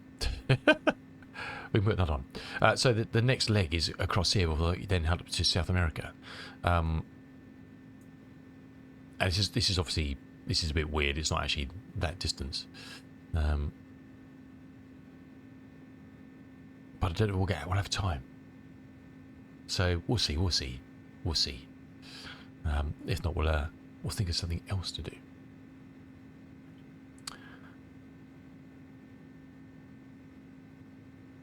And that's kind of where we are at the moment. So I don't know if have you heard of World Flight, Polo? It's an event that starts on tomorrow, the 1st November, for a week, and they fly around the world with many legs. And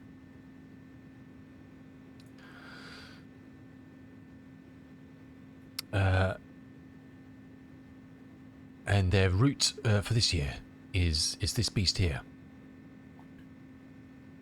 You know, don't worry about it. Watch it on Twitch. There's loads of there's a whole group of groups who've got built cockpits. So one of the big ones is SimFest. I don't know if you've heard of SimFest UK. Um,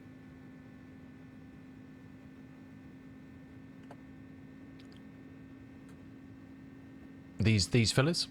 This is a realistic, real Jumbos cockpit built in one of their sheds.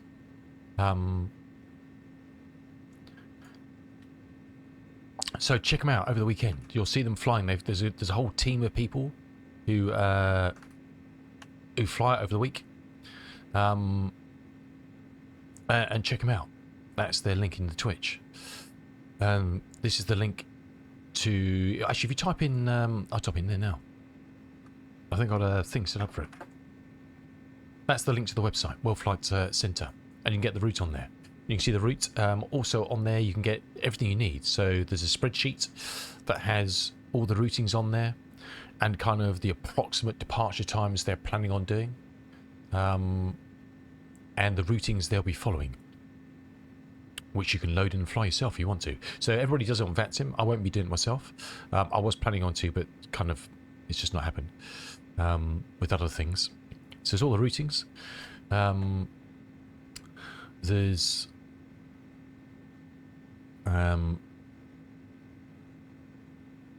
another one there with all the routings on it. You can plan it, direct links to click you to do it in SimBrief, which is awesome.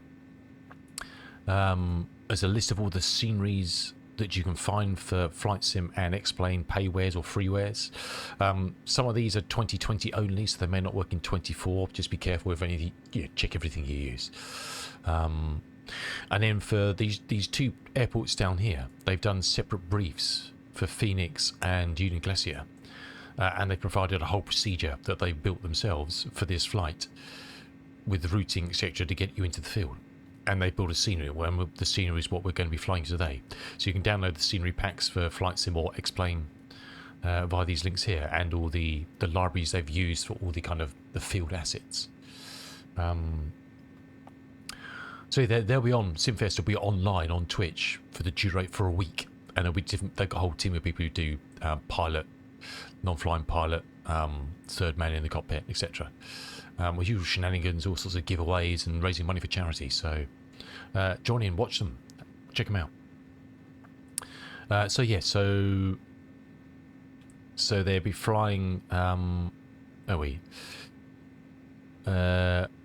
So they get to Rome from Algiers, and then Rome they go to Sofia, and Sofia to Istanbul. Start in Sydney at 9 o'clock UTC tomorrow evening. That's the planned departure. And as far as I understand it, VATSIM coverage at all the locations. Great chunk of people who provide the ATC for this. It's like an hour before and an hour after the scheduled departure time. If you want to fly outside of those times and still be on VATSIM, that's the way I understand it. So an hour either side of these times, there should be hopefully VATSIM coverage. Oh, do you? Awesome. Well, hopefully you'll recognise them when they're flying to those areas. Great people. I know some people say good and bad about VATSIM and this and that. I'm not going to get into that because I don't know much about it. But anybody who gives up their time to be an ATC for someone flying a plane in a simulator, kudos to them. That's why I say, well, thank you very much. They're not doing it for money or anything. They're doing it for the love of it. So awesome. And the best bit about this is seeing these cockpits. It's like, well, SimFest cockpit for that jumbo it's just like, it's mad. It's a fully functioning jumbo in someone's shed. Well, the cockpit, not the rest of it. Obviously. Huge admiration for all these people who do this. I mean, there's some folk. I'm sure there's someone who's flown every leg for the week on their own on VATSIM. How they manage that, I don't know. I'm sure there's someone who flies, one or two who fly in F-18 Hornets the whole route, but there'll be a whole caboodle of private jets, airliners of all sorts of descriptions.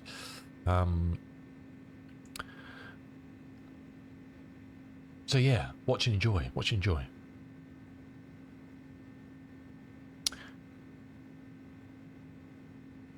Nice. Are you? Do you?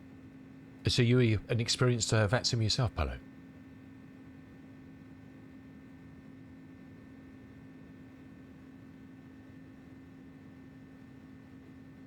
My plan, I did have an accelerated plan to get onto and do a couple of kind of a handful of flights on VATSIM before World Flight, but I've been sick with cold and flu and stuff, and coughing and spluttering for the last, seems like last 2.5 weeks now or something. So the plan just went out the window. So I'll try and get onto VATSIM subsequently, and I'll probably in the UK. I'll probably, when there's coverage on, I'll probably go in and out of somewhere like Edinburgh or something, because there's usually coverage there at some points during the day, and Scottish Control will be on, and it can be quiet or a little bit busy. Nice, dude. Awesome. My biggest problem, and I have this using Beyond ATC, is, and this is what concerns me, it's Master Go-Rounds, yeah, is dissemination of information. If I'm suddenly get a call from a controller, it's alright if they just say climb flight level, descend flight level, or if you're doing your dispatch on the ground, etc., because you kind of know. I haven't got my mindset into the realms of taking on board information quickly. So, for example, if you're coming down and you're in your approach phase, and they suddenly give you a lot of information, be it star, directs, fly above certain altitudes, blah, blah, and they can kind of like, I hear it sometimes, and even Beyond ATC does it. They give you a whole burst of information, and you're like, sorry? I know you can ask them to repeat stuff, and I guess that's something you need to get over when you're flying, not at busy times, is to just ask, can you repeat that, please? But I'm slowly trying to develop kind of a methodology of preempting what I think I'm going to hear. So writing down what I think I'm going to hear as I'm going into those phases, and then ticking it off as they say it, if that makes sense. So the star, the transition, altitudes, so I don't have to think about information, because I find that hard to do that listening to that. Sounds crazy, but I guess it's just getting to the habits of stuff, isn't it? It's muscle memory of doing it. So I've just got to bite the bullet and just do it sometime in a simple plane. That's partly why I bought this, was to have something a little bit old school, which I like, but was simple. The F-28, which I love, is just, it's too much workload. I get flustered doing that with Beyond ATC, Also, I could do it in GI. I could do it in one of my Piper Arrows or something on it.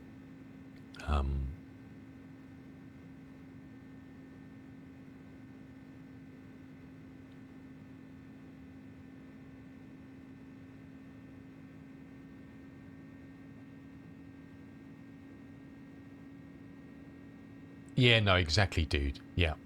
I've got some cheat sheets. Yes.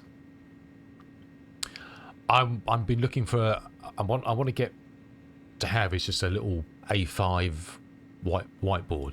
I've seen a few, just need to pick one up, because some of them are really useless. I need to find a semi decent one that you can just write on and wipe.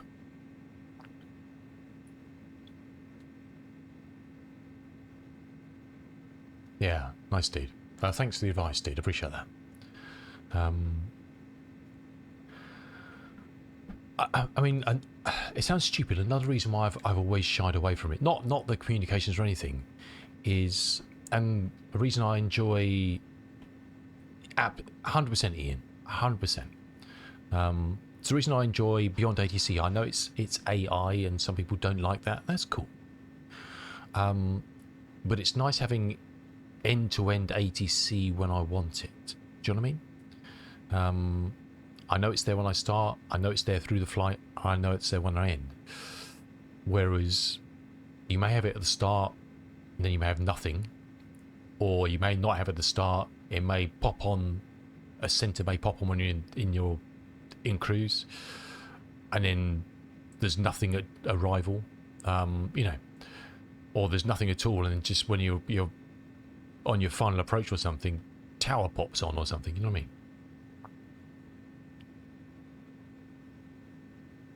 Yeah, my iPad's too old and sad.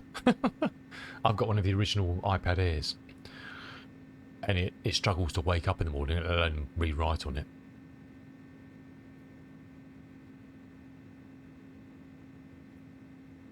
Yeah, well, it's not the physicality of writing down stuff.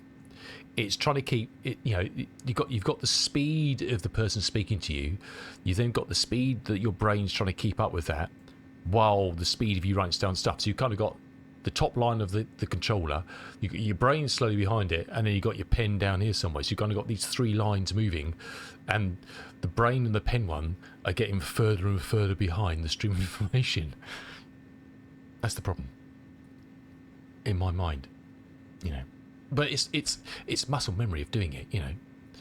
If you fly the same route every day for a month using VATSIM, you'll understand a little bit of a wafty. That's weird. You see, we got a bit of a brrr. And you also ANC. I know that bit.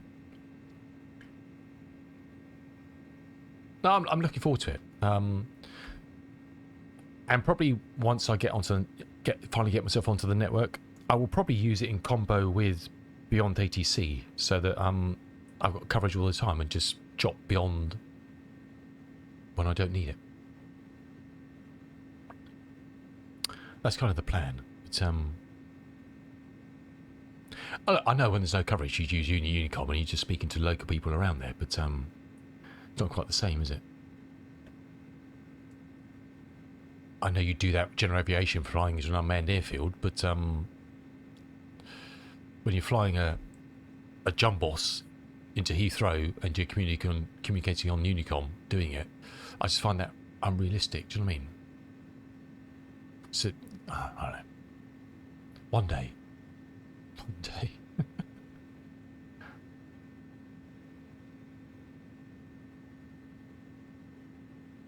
Yeah, be prepared or be prepared to fail. It's the same old thing, isn't it? It's a story in anything in life.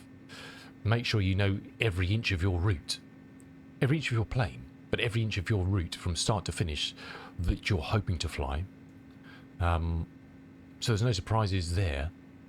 Obviously, if weather changes or due to workloads, they have to give you different SID or star or whatever. That's just the way it goes.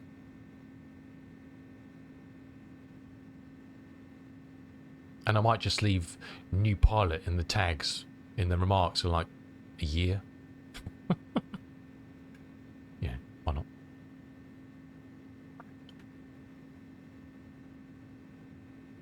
Look, I know it's lonely up here. The one thing I'm looking forward to, I don't know how Beyond are going to do it, is VFR. I know they're working on that. Because that's kind of GA and VFR and stuff is where my passion really is. Because I do love the thrill of doing long hauls. I've done the odd long. I've flown from Bournemouth to Cape Town in a 310 before, and while it's the thrill of doing it, it's pretty, for the 11 hours in between takeoff and landing, pretty kind of like.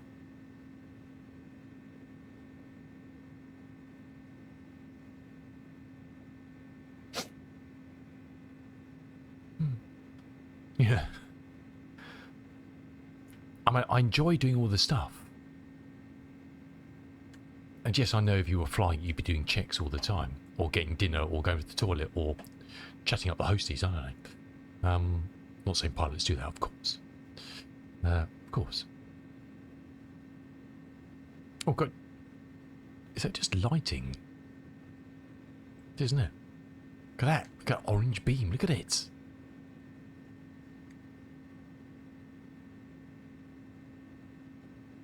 No one expects you to use the whole route, but at least be familiar with vaguely with the waypoints. So, especially on departure and arrival, I guess. So if they say clear direct to, you kind of like clear direct to Wilbo.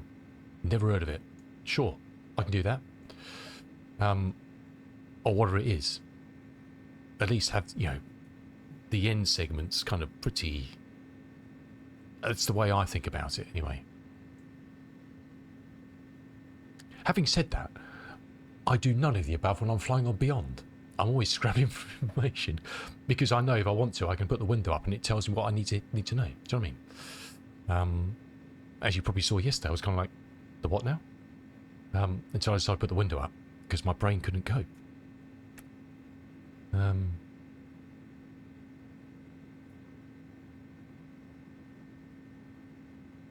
But we'll get there. We'll get there. We'll do our damnedest. That's for sure. 147. Oh well, it's getting close. At least we're the right side of midday now, so that's good. And look, we're actually on the page now. 6:27 to go.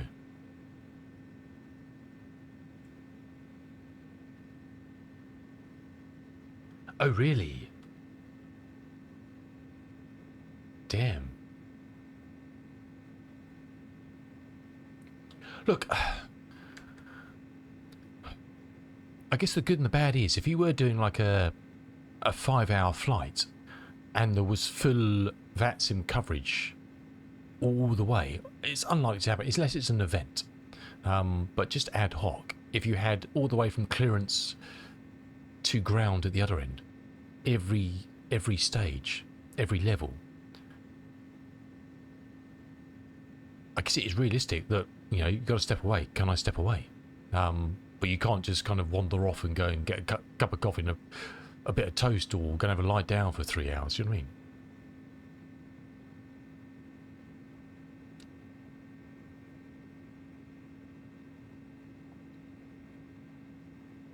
I guess what would be fun doing it would be shared cockpit. Oh, nice, Paolo. Nice, dude. Yeah, nice.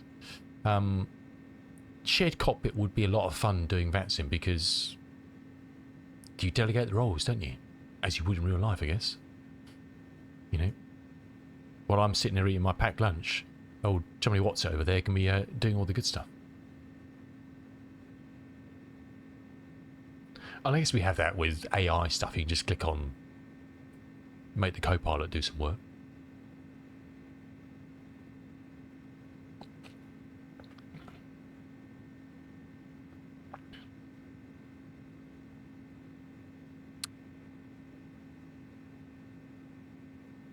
What is this music? Mr. Alice Cooper. I think we have to go to something a bit more mellow. I can't cope with this. Go away. Alice, we love you, but no more. Yes, that's better. That's a lot better. Look at that.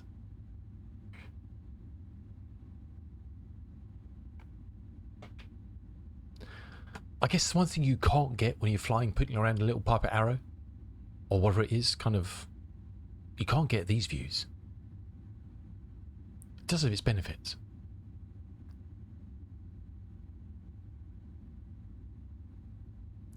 Well, I tried a very quick one morning on stream a few weeks back of Say Intentions, just the free demo of it, and I didn't like it at all. It was speaking so quickly. I turned it down to the slowest speed, and it was like that scene from Blackadder when Blackadder goes forth, where he's in jail, and the jailer is speaking to him, and he says, "I'm a gabbler, I'm a gabbler," and because he's talking so quickly. It was like that. It was just a of information. It was just like, what? I turned the speed right down. It was like information. It's like, nah. And it just was, yeah. I couldn't go with it. I like Beyond. Beyond seems okay. It's kind of at my level. Yeah, I didn't get on well with that. I know a lot of people love it. I'm not knocking it's a product. I'm just saying it just didn't work for me. It's just like, I just lost me at the first word. But yeah, I mean, you can't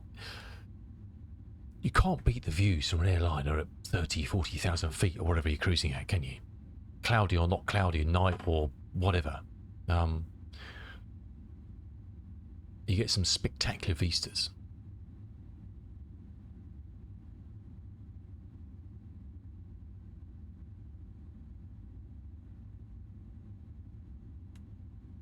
Spectacular.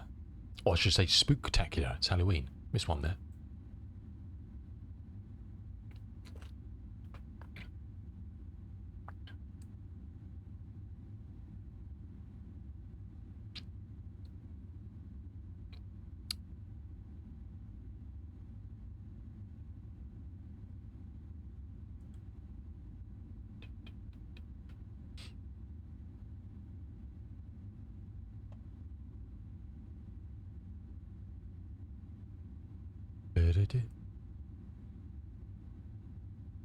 Let's refresh this.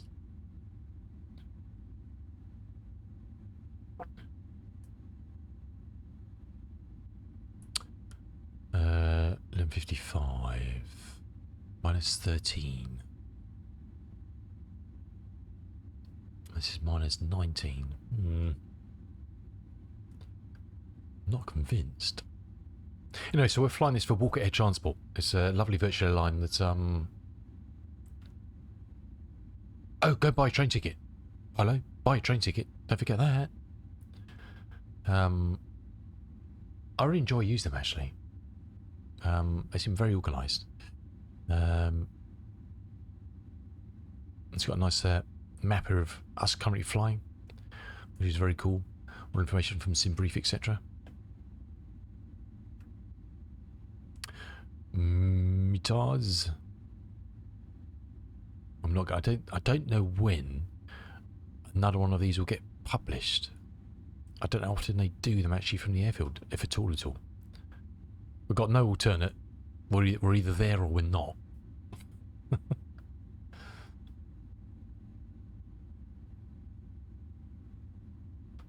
So everybody who's flying in here on Vansim on Sunday morning puts plenty of fuel in.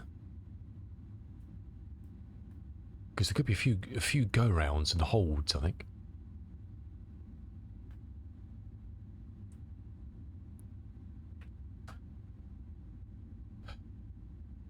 And they do a whole raft of... This is the most impressive thing of these wonderful people. Is they've done liveries for everything. From 2020-24 P3D X-Plane. I mean...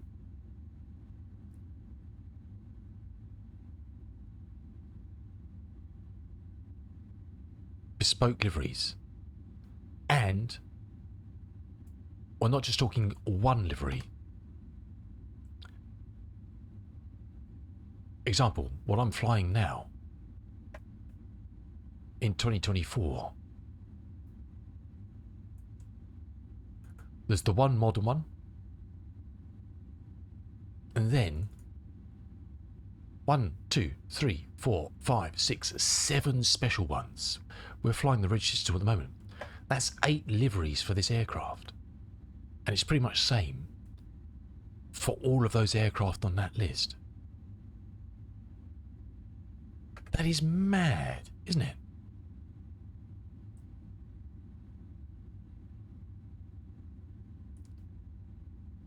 This is kind of the default one. Their standard one. There's a Black Beauty one. It's crazy, isn't it?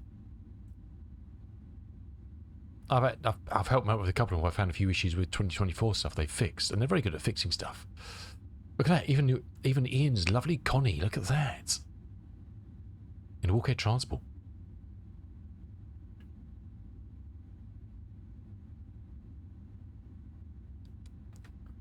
Crazy. Crazy.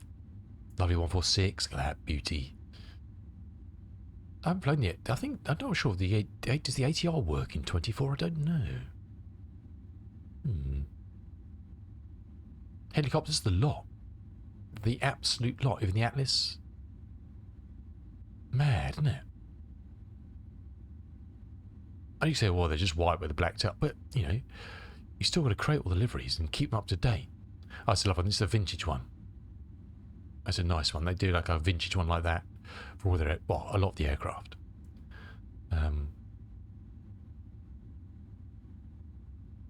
Great stuff.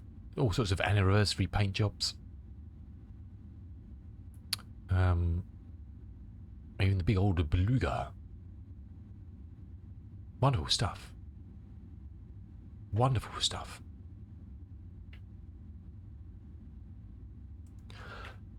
And they cater for scheduled cargo and charter flights. So scheduled and cargo are usually locked to where you are. So if you fly from Gatwick to Edinburgh, you're then at Edinburgh. If you want to get from Edinburgh, you got to fly somewhere. If you want to do a flight from Sydney to, or do this flight from Christchurch to Phoenix as a scheduled flight, you've got to be in Christchurch to do it, or a cargo flight. I'm doing it as a charter flight, and you can lock your charter to movement as well. I don't, but you can do. Opted for a paper ticket. Oh wow.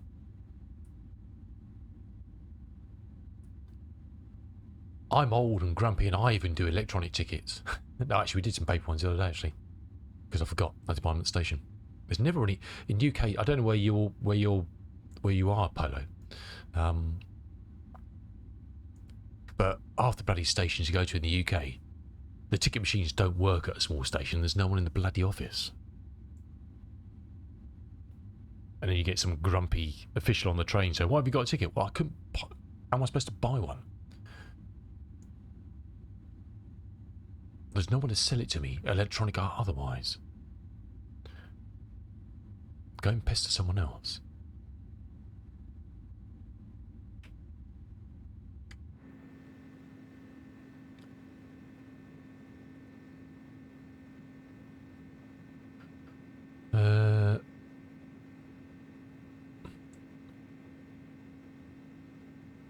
We dropped a bit of speed then. We were doing 0.8. I just saw the engines beefing up a little bit. Must be the wind. Got a nice tail, look at that. Shoving loss at 52. Can't argue with that, can you? I'm young, but I like paper. Are you in Lincoln? Okay. Lincoln's a lovely city, dude. Lovely, lovely, lovely. Beautiful cathedral. We're not, me and my wife, we're not religious people at all. But often if we go somewhere, even in Europe or wherever, it's quite nice. I mean, you can usually tell it's a history, isn't it? It's history of architecture.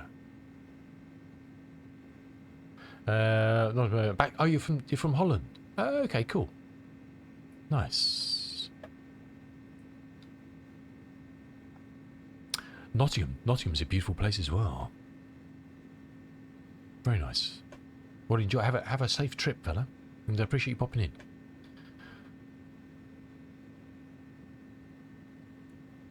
Yeah, bigger stations, but yeah, some of the smaller stations, when I visit people or something, you have to get tickets. Like, no. So I do use Trainline or National Rail Inquiries, whatever, to book them sometimes, and use an app. Use an app. Oh yeah, I'm sounding really old this morning, aren't I? This afternoon. You've got a Midlands accent, really? Why is that? Have you?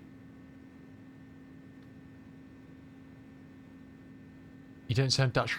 You don't speak like Dutch. I don't know what. I don't understand that. It's a weird thing, isn't it? Dutch have got a very distinct accent. It's not even. It's not. What do you call it? An accent? Style of speech. I've worked with some great Dutch people in my career, and they wouldn't necessarily say you've got a, like, you think of some of the UK variants of yeah, Brummie accents, Geordie accents, etc. Very, very different sounding. Hugely. But it sounds rude. Sometimes it always sounds like. Sometimes you hear Dutch people speak, and it sounds like they've got problems with their teeth. It's just my ears. It's probably really rude, but the pain of your existence, really. So have you? Why Midlands? Have you got friends and family there? I'm not. I don't tell me personal questions, personal answers. But just interested why you picked up a Midland accent. Interesting.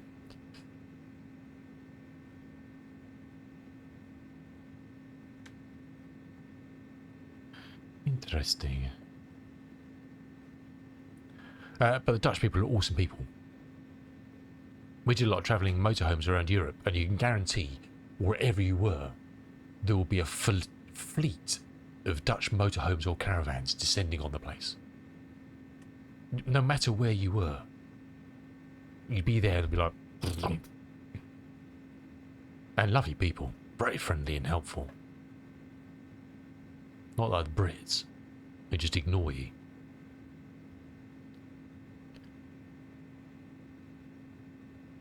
We're getting warmer. Your best friend lives in Essex. Well, Essex is a strange one. That's weird, isn't it? I wonder how. Yeah, it's funny. It's a weird one, isn't it? When I travel, people always think I'm Australian for some reason. No idea why. You're an Aussie? No. Not saying I don't want nothing against Australians, but it's just like, do I really sound Australian, mate? It's weird. Even with the cold, I don't sound like an Aussie. I keep expecting something to happen. Nothing's going to happen for another hour and 15 minutes.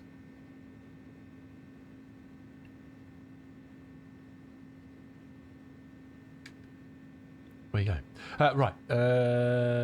What's the time? 12. Should we take a very, very, very quick break? And I can get up, stretch my legs, and you can get up, stretch your legs. You want to move to the UK? Really? Don't do it. Oh no, no. It's like anywhere in the world. There's lots of good and there's lots of bad as well. The good is very good, and the bad, well, you know.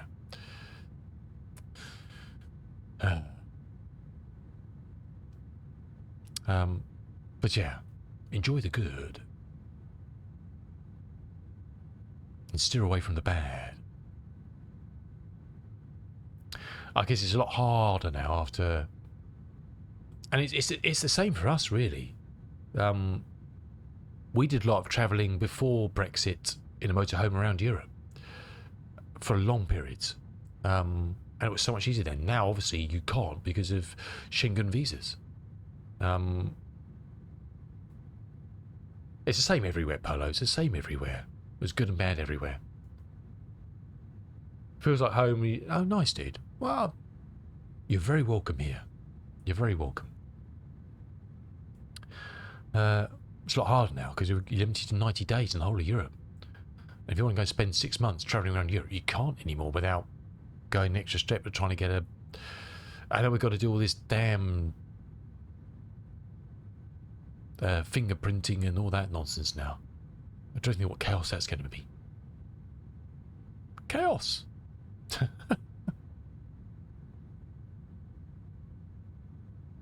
Or the biometrics, that's the word I was looking for. Right, I'll be back in a minute. Get up, stretch your legs, and we'll see you in a minute. See you just now. We'll leave you with the beautiful vista.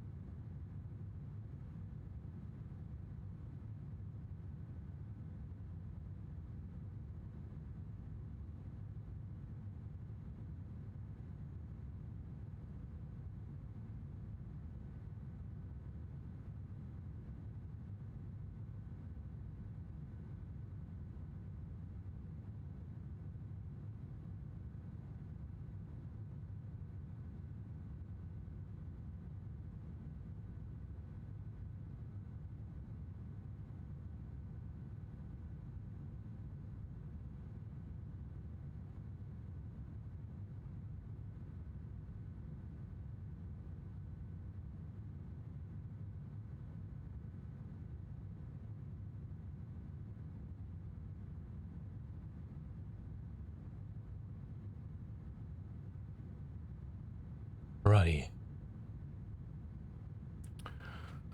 I mean, I lived in South Africa for 10 years. Got back in 2019.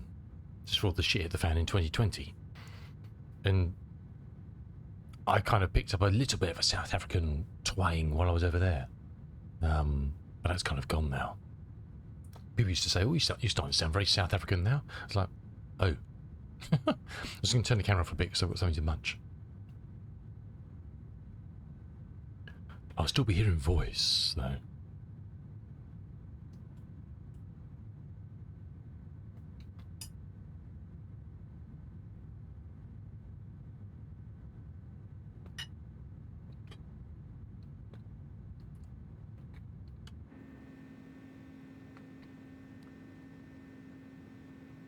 All the big burly clouds have vanished behind us.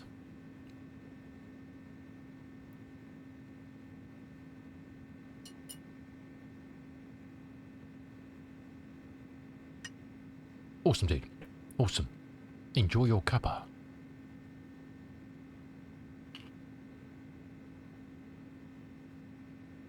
That's a very English thing to say.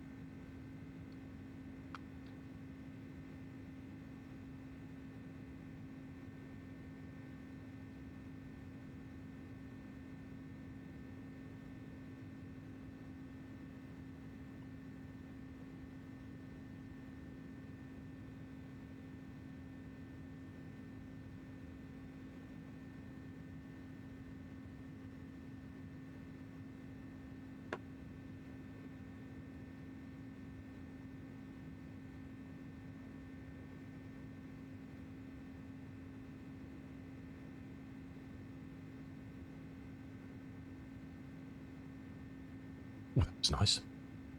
Some leftover roasted veg and a sausage. What was that? I saw something flash up there and it disappeared. Did you see that? Something came and went. Or am I imagining things? When I came back into the cockpit, something appeared there and disappeared.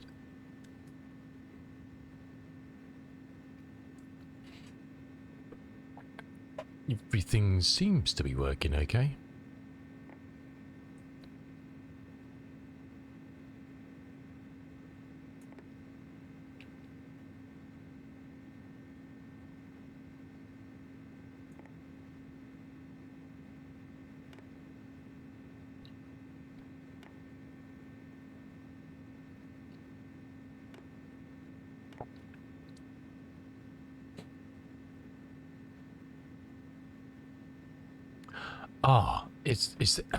I just seen something. Is that the question? Answer to my question?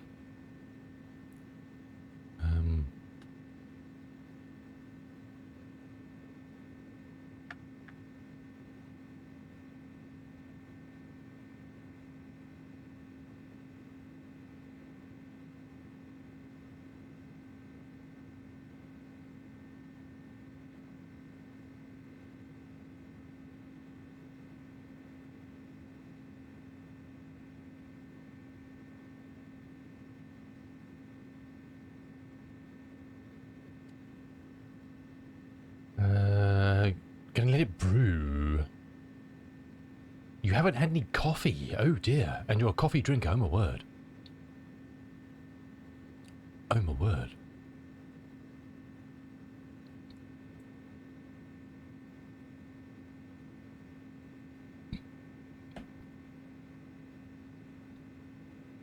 Excuse me.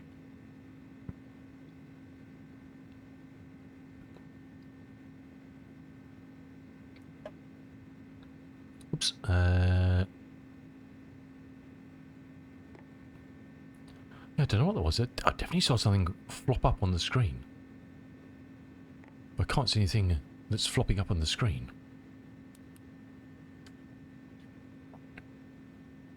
I've been drinking water and tea. Not a bad way to be honest. I probably drink too much coffee. He says drinking coffee. Which kind of proves it, really. Look at that. Icy land.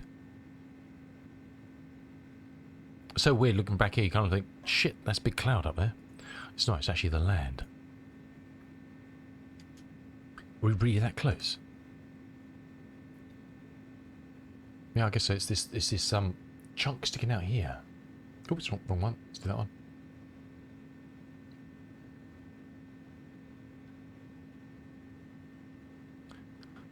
Big chunk of stuff.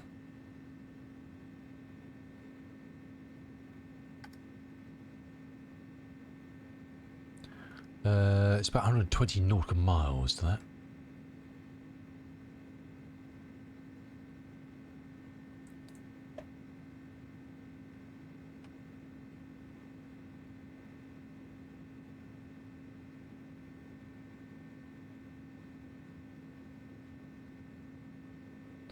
Nice.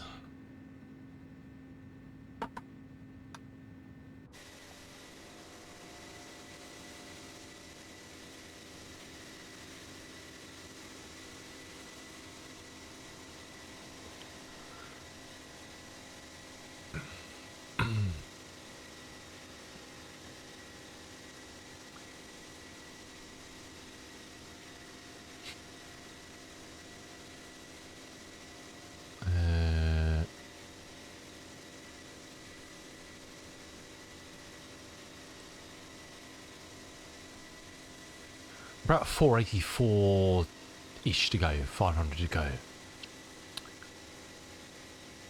Thereabouts. Or thereabouts. 4 to 5 a day. Wow.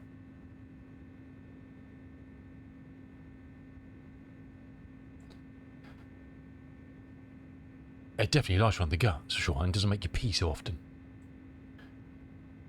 As an older man, I can tell you.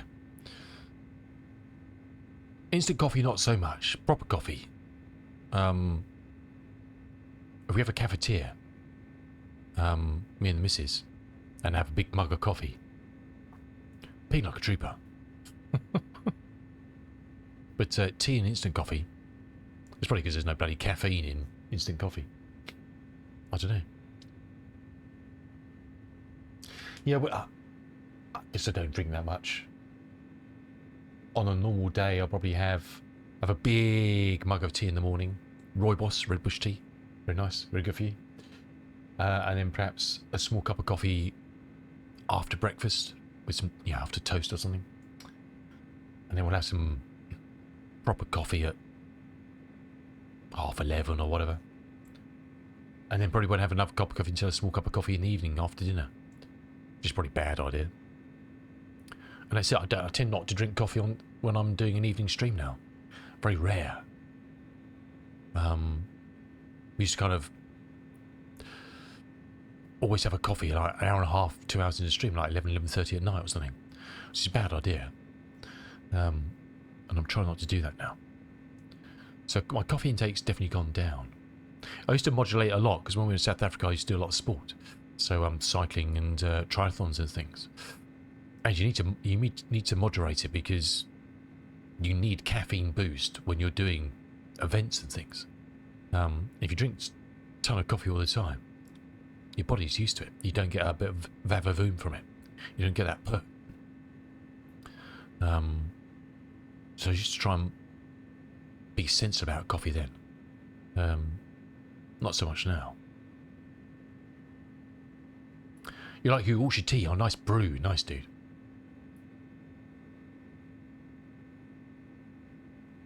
Excellent.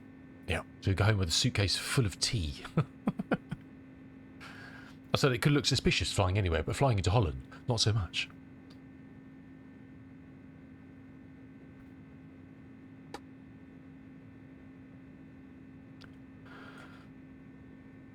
I just have to turn these up a bit now. It's getting very bright out there, isn't it? I'll turn that one down a bit. Didn't adjust those earlier.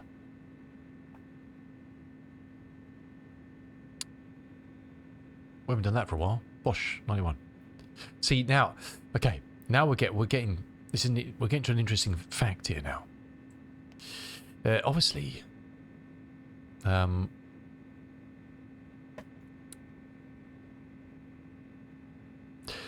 okay. Interesting.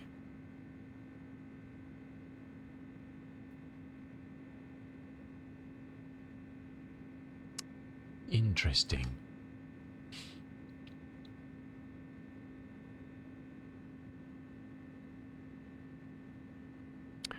$89, 185. Huh.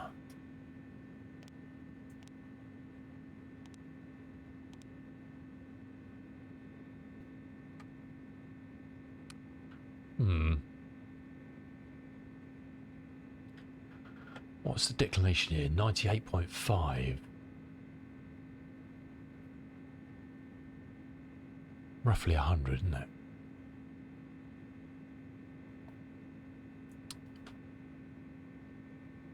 So, does this give us... It doesn't give you,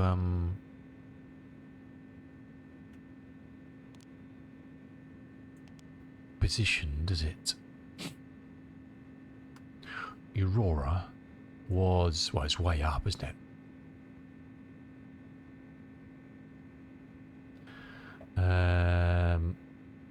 65 south.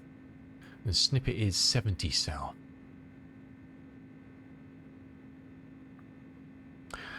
So this is that changing from, or is the, so what was Aurora? 68.9 east.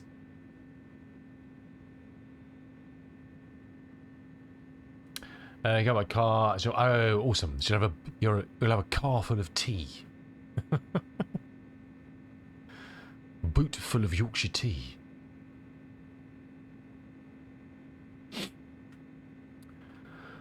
So I'm trying to get my feeble mind around this. Because it's quite important, isn't it?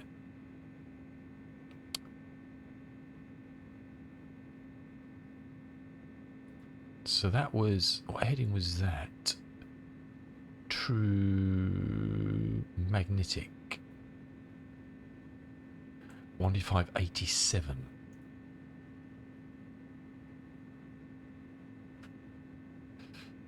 So is this switching from magnetic to true here?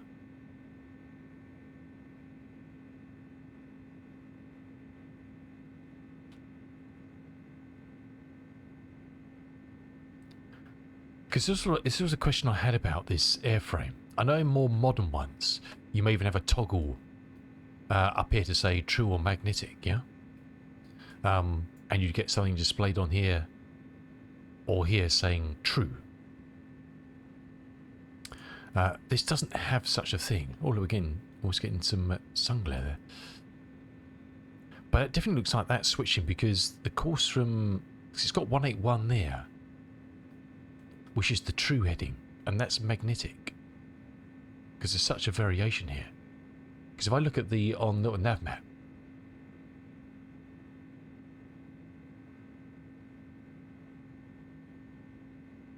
course to snippet, course to what am I looking at? JPEG is 185 true, 87 magnetic.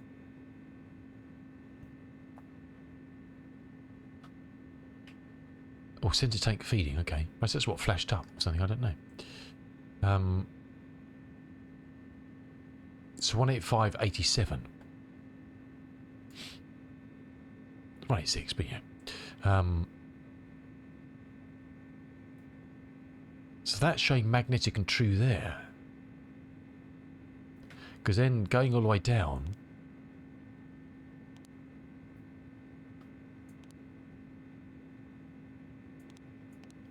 it's showing true headings.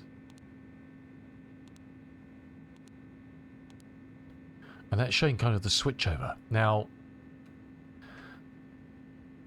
I don't think there's any way you can change these for true in this aircraft. Unless it does some dynamic... We'll see. Unless it does some sort of dynamic switch, does it? Because we're still 86 magnetic.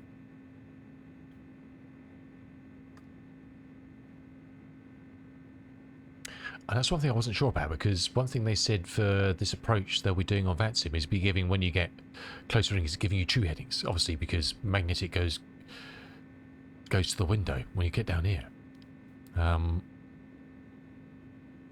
Interesting. Because it's, I'm trying to think, I did read somewhere how far south it is.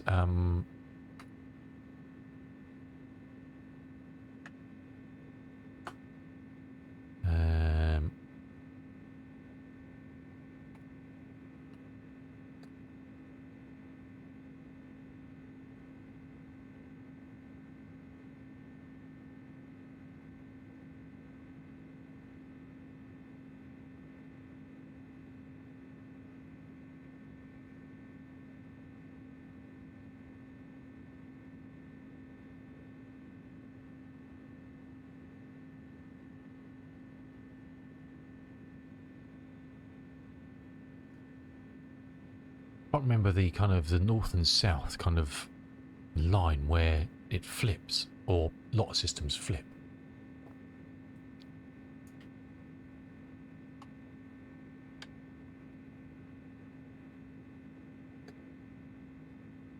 And I did Google something yesterday and I can't remember what I typed in.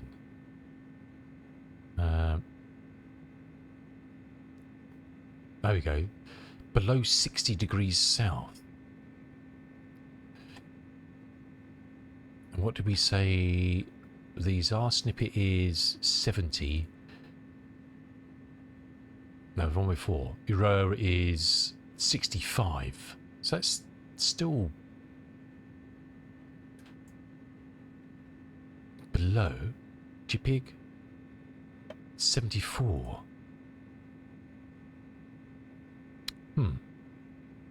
Interesting. So things that you don't really come across really normally when you're flying to A to B in the rest of the world. But it's definitely a switch, isn't it? Because that's saying 181 true, 83 magnetic. I don't know why it doesn't populate anymore. I said earlier, I don't know whether that's a normal thing or not.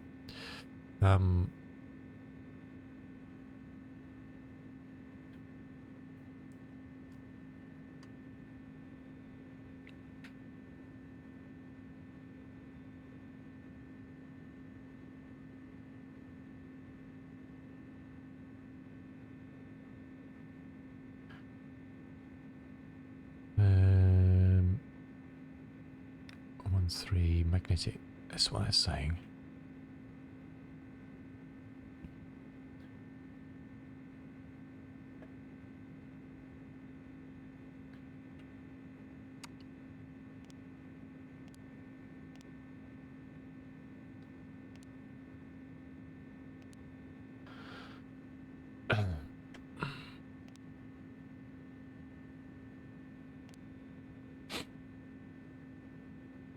By 4 for 3.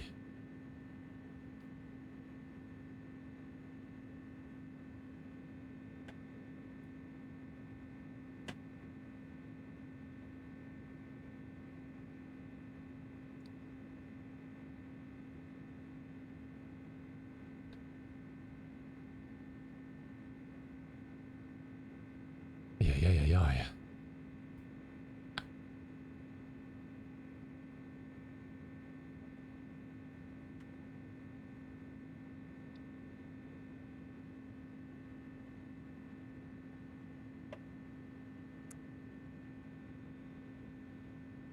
I'm saying calm. I'm saying minus an hour, minus 13. I'm going to go for minus 20 as my benchmark, I think.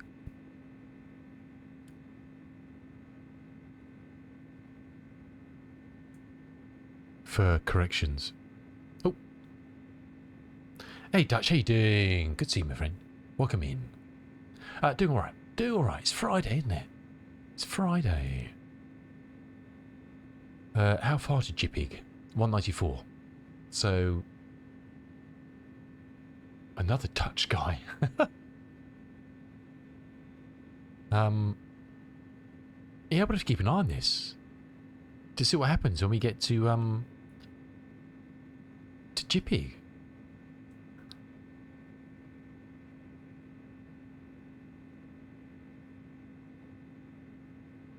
Get colonized. Get colon issued. Fair enough. Can argue with that, I guess.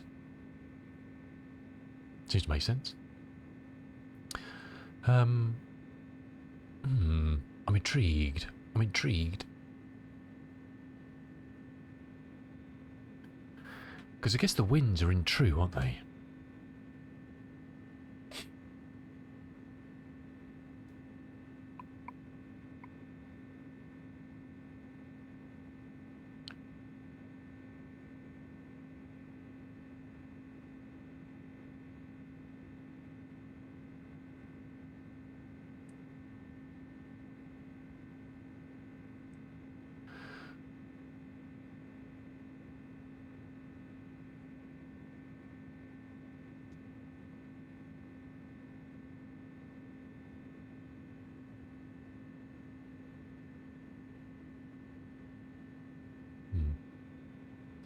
Yeah, I think minus 20 is going to be our base for adjusting stuff, I think.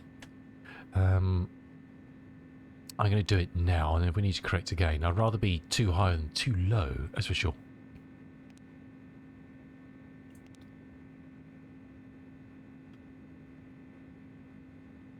Oh, I see. I see, okay. As I said earlier, when you're travelling around Europe, there's always be a group of NL plates would appear or already be there when you arrive somewhere. At a campsite or a small town, they'll be like, oh, the Dutch are here.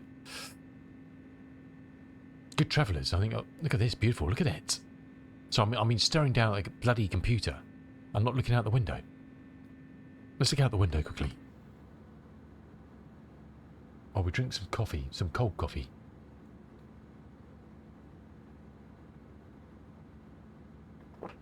I certainly want to have to ditch my aircraft here. We're in the A300-600R from Inibuilts.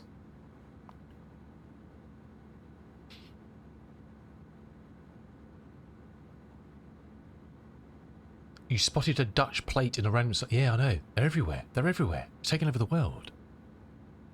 Right, stuff about outside. Let's look at the computer again. So... we need to correct that one, and that one. So if we bring up our thing. So we're saying minus 20. So that's this chunk here. So our first one is 4,300.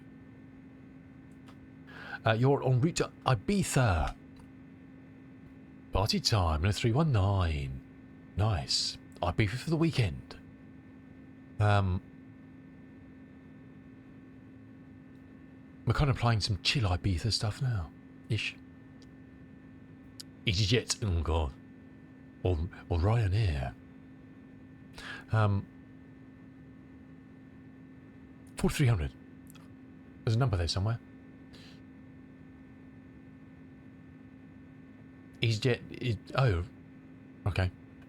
Let's not go into that. Minus 20. 4,300. So... what do we say it was per 100?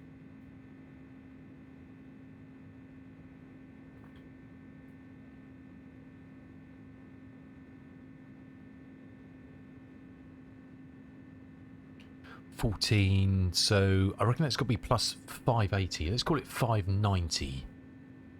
So 4300 plus 590 is 4890. I'm going to call it 4900. Just to be on the safe side. 3300 is going to become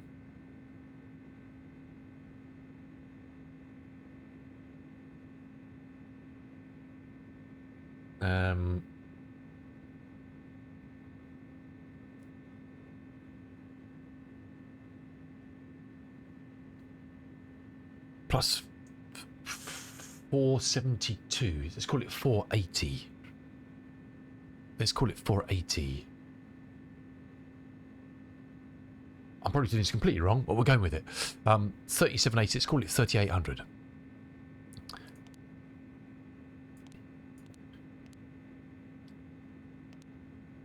Are you with me? 1280. This is so complicated.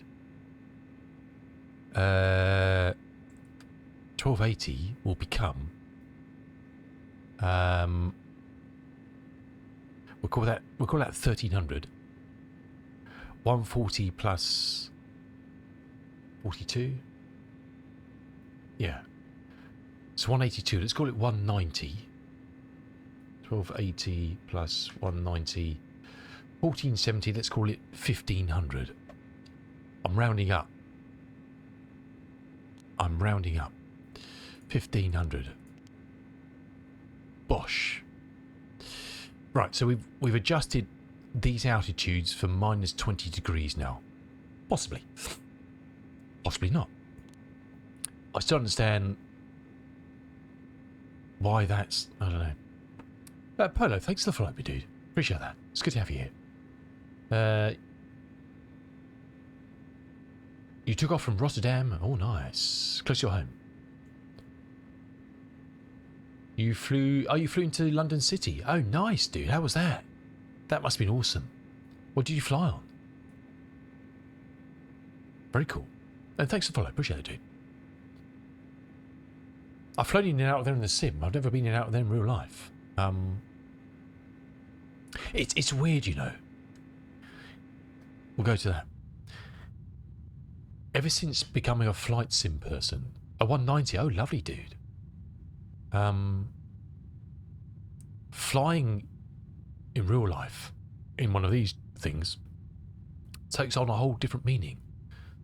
My wife gets so sick of me, I think. Because we flew from Brian Air from my local airport here, Bournemouth. And I go, oh, we're taking the departure out of here and we're flying towards it. She's going, yeah, great.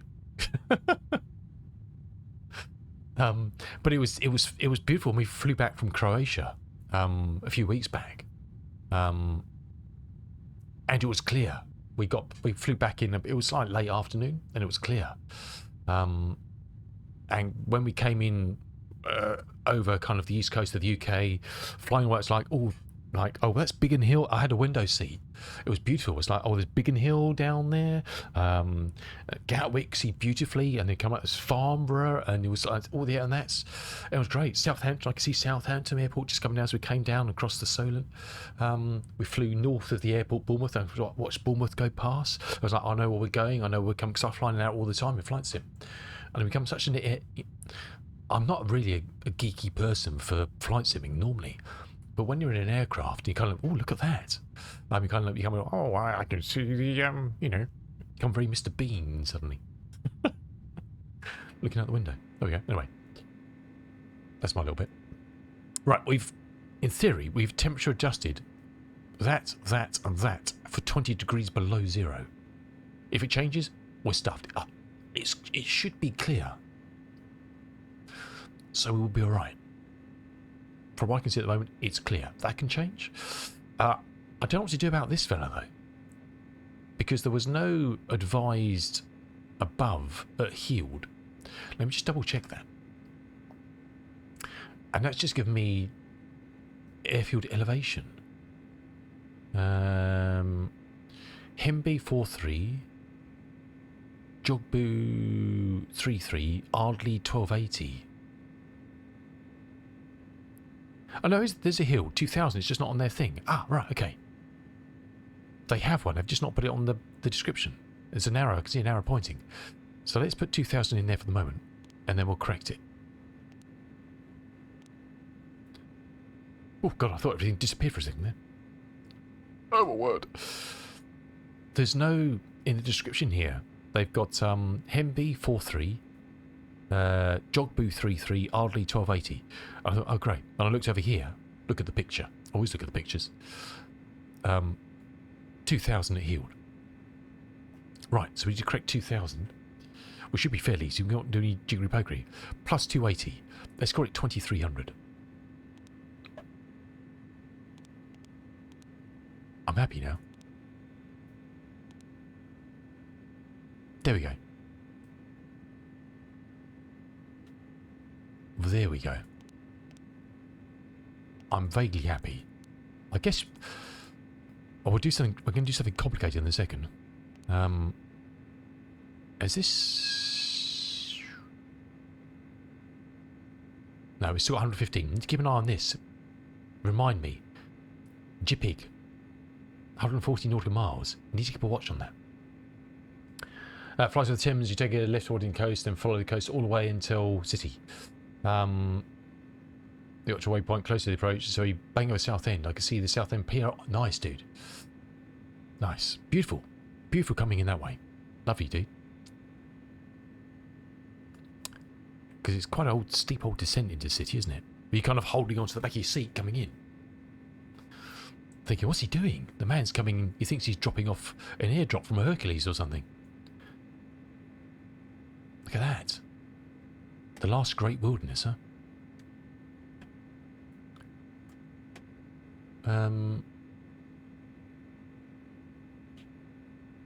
Okay, I'm happy. As happy as I can be. So we had to be above 2245 at Jehu. We're going to be according to this. We're not going to start descending. We actually need to look to see when Todd comes up on here to see what it says. Because that's saying just after. We're going to be quite cautious on this, and perhaps we're going to have to kind of push this thing down a bit. I don't want to be down too late. I want to be down on the money on those markers. So we may need to keep a beady on it, because it's an old aircraft. Some people say it doesn't descend very well. Well, the systems are old. Use this fella here. Help it. Got bloody throttles. You've done. Oh, have you? Oh, you got the 190 from Flight Sim Studios. Nice. Awesome, dude. Awesome. Huh. Lovely. Lovely. Very good. So you were ready to take over if the pilot passed out then? If that had a dodgy sandwich, you were all over it. I'm ready. Would you do that though? Would you feel if the call came and said, "Is there anybody on board? Is there a pilot on board?" And you go, "Well, yeah, Flight Sim 24." A, would you feel comfortable in standing up and saying, "I think I can do it. They can talk me down"? B, what would the other passengers kind of look at him and go, "Flight Sim? Flight Sim? There's a dude who flies on a plane on a computer who wants to fly this. No, I'll take my chances with the dead pilot." Oh, definitely. Definitely. I mean, ATC will be all over it. I mean, you know, you just do a surveillance approach, couldn't you? And they just talk you through everything. It's a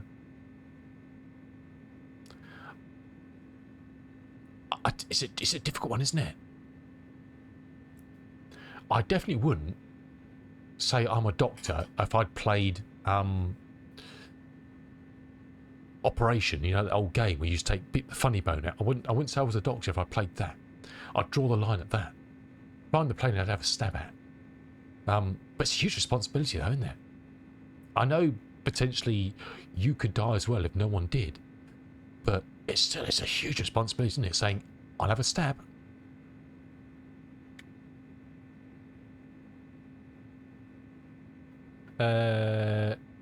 I've not flown any of those, the E-jets.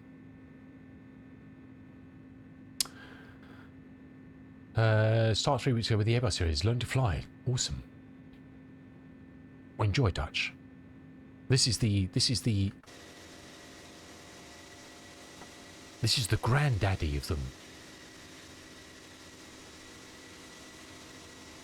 This is the granddaddy of your modern Airbus. Or one of the granddaddies.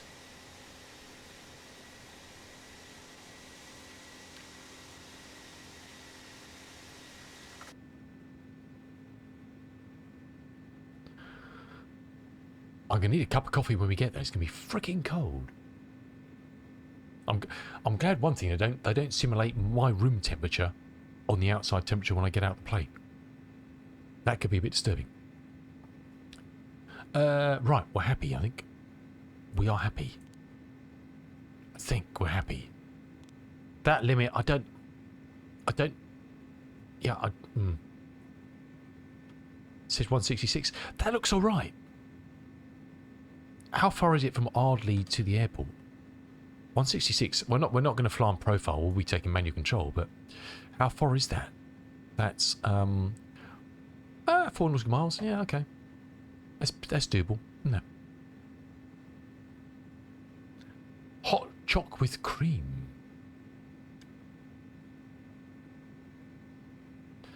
Stunning. I'm hoping it's going to be beautiful. Look, I mean, I'd definitely try it. If you download this stuff, I don't know when this stuff will not be available again. I presume they'll leave it up there because they like to leave all the stuff up. If you fancy flying down here, go to World Flight, and then Antarctica briefs down here, and you can download the sceneries you're going to see, hopefully, and in a while. And to keep them for that special occasion.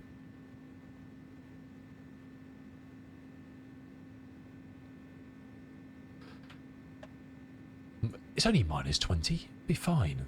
What could possibly go wrong? Bit of chafing. A little bit of chafing. Right. Let's just reread the brief again. God, I'd be so nervous of flying this on VATSIM. And as I was really experienced. Wouldn't you? Bloody hell. We're all caught up.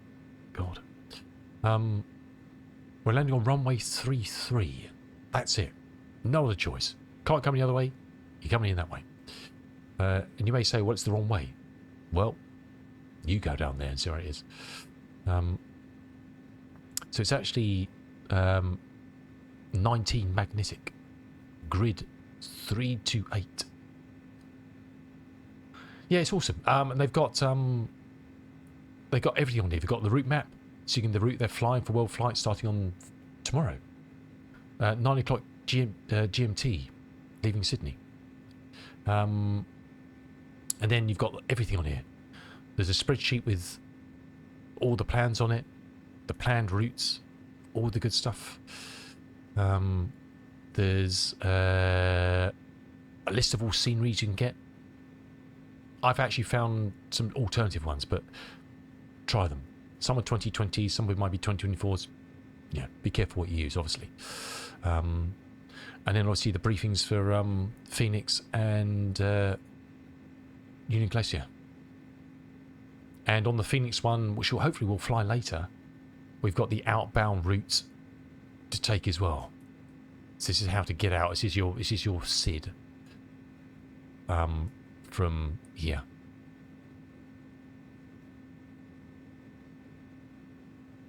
And it looks something like that.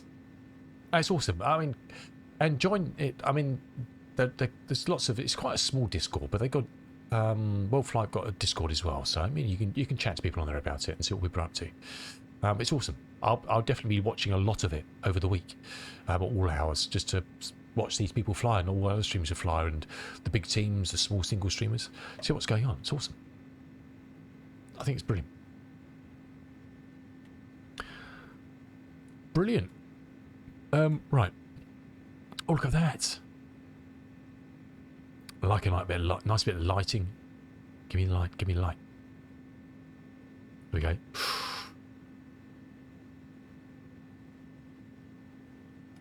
Oh, do you want to see something pretty?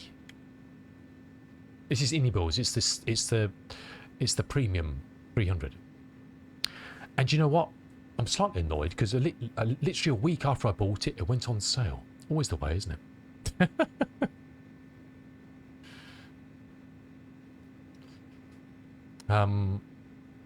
You've got two choices. There's the compatible. So there's two. There's the compatible version, which is kind of like the 2020 that works in 24, the compatible version. And then you've got the premium version, which is a 2024 native. The compatible version, from what I understand, is slightly better on performance, as in frames. This one I found okay. The freighter, there's something wrong with the freighter in the premium version, because certain times the frames just go behind you at speed. They are looking at that. Hopefully they'll fix it. I haven't managed to work out what's doing it yet. I think it's something to do with the physicality of the plane, the LODs and things. There's something weird going on, I think. Now, whether it's something that's happened within Flight Sim 24, I don't know. But I'm in the beta. Don't actually say the beta on the thing, does it? I should say that, actually. We'll change that. I very quickly did the stream title this morning because I was running so late. And I forgot to add that. We'll add it now. I just about managed to type in what we had. That's not right. That's still not right. Will that work? No, dude.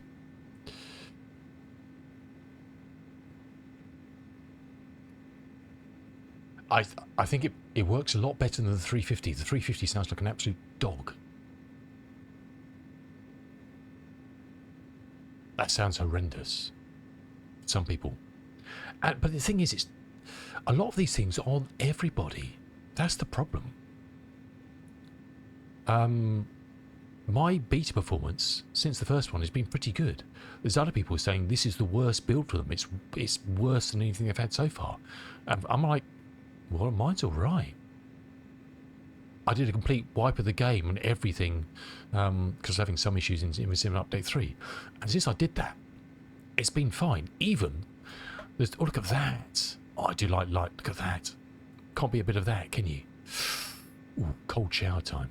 And I was having this before with the sounds in this plane kind of vanishing above I know they diminish as you climb, but sometimes it's completely vanishing after like 15,000 feet. Like, even now I can hear the engines. Before I couldn't hear anything. Since I wiped the sim, wiped my online cloud save, it's been fine. There's so many little things dotted around. If you don't clean them up sometimes, it gets into one hell of a pickle, which can cause all sorts of frame problems. Shaders, clean all those out, you know. Oh, look at that. I love that. I don't know how it creates that, but I love it. 22. Oh, look. 22 to go. We want to see what happens here. This is magnetic.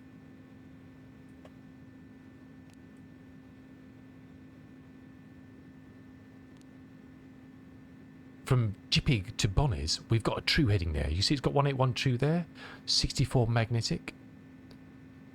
I want to see when we get there what happens. I don't think this will change to true. There's no way you can switch it manually. And I'm intrigued. 17 miles to go. If it was going to switch, it would have switched by now. It's not. Jippig isn't the point where the plane's going to say, "Well, I'm in true heading now." It just happens that the FMS has got magnetic and then true going further down. We'll see. And we can check that because I've got this. I forgot about this. I did this the other day. Load file. Headings. So currently, my plane heading is 62.8 magnetic, 186.6 true, and the variation is 123. It adds up. It adds up. I know, it's not cheap. It's not cheap. And it was like 15% off on sale. I just fancied it, and I just got a little pot of money, and I thought, sod it. It won't go on sale. It will never go on sale. Bosh. If I'd waited a week, it would have gone on sale. I know we've got the A310. It's flight sim, isn't it? It's flight simming, not flight sim. Nothing's cheap. 40, 50 quid. Yeah, you're still paying a lot of money for something.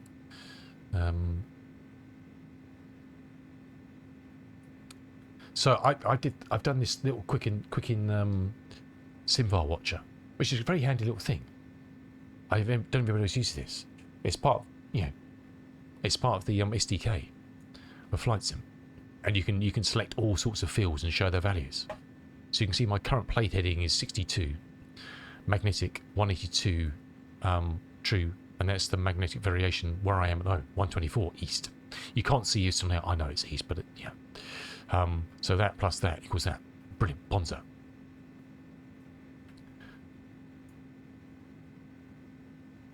And we're almost at Jippig. 62, 186. 1 mile. It's like when we had the year 2000, when we thought the computer was going to go bang and nothing did. Still magnetic. That's disappointing. I wasn't expecting it to change. But now this is... No, it's not. It's showing... I didn't notice that before. It's still showing magnetic and true there. I didn't notice earlier. But it only shows true there on the subsequent. Okay.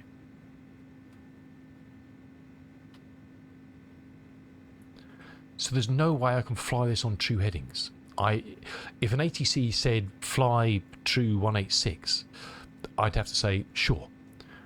Quickly look up the magnetic variation. I've got that SimVar watcher, which would tell me what my magnetic would be. I can do it. You have the whole garage. Oh, really? It's a tricky one, Dutch.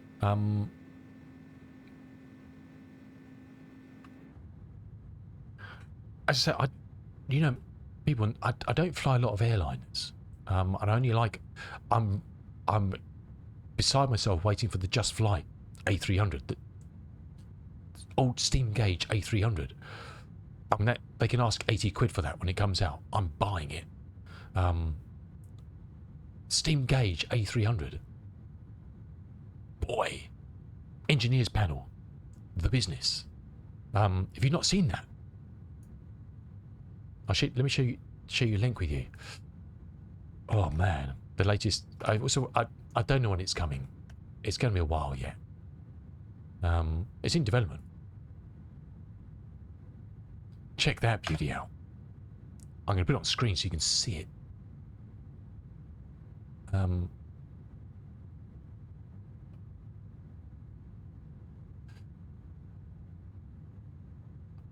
Feast your eyes on that.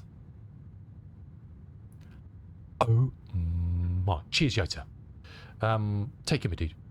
If I think I've got anything exotic to do tonight, I'll have a think. I was just using flight simming. But have a go on. We'll catch you later. Mr. Yota Plex. He's going off to the gym. Do all the sweaty stuff. Look at that. Look at that. It's got seats and all.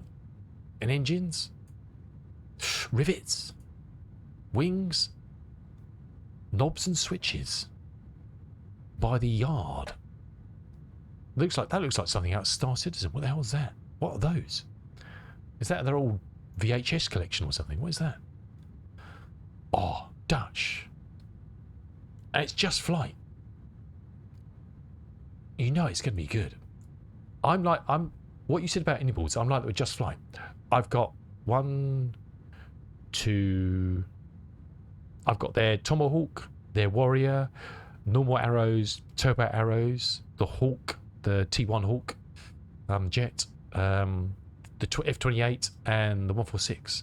I love this stuff. I'm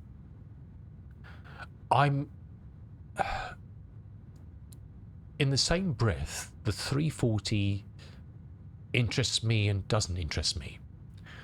It doesn't interest me because it is more of a modern airliner. And this is kind of as modern as I like to go, really, possibly.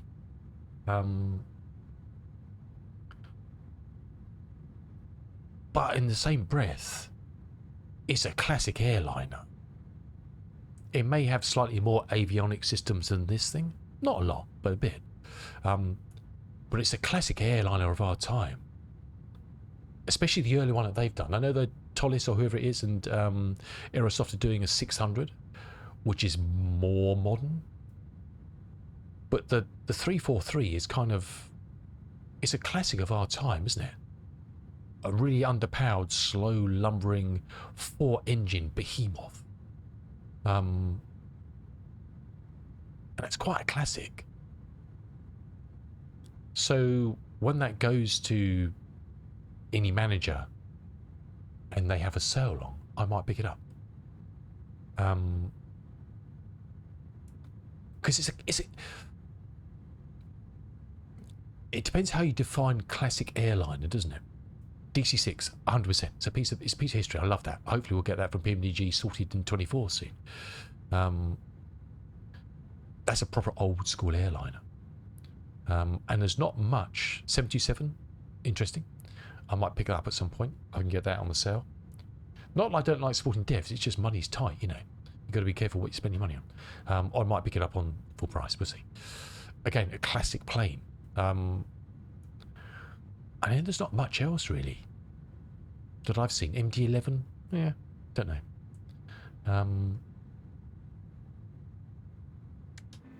I don't know.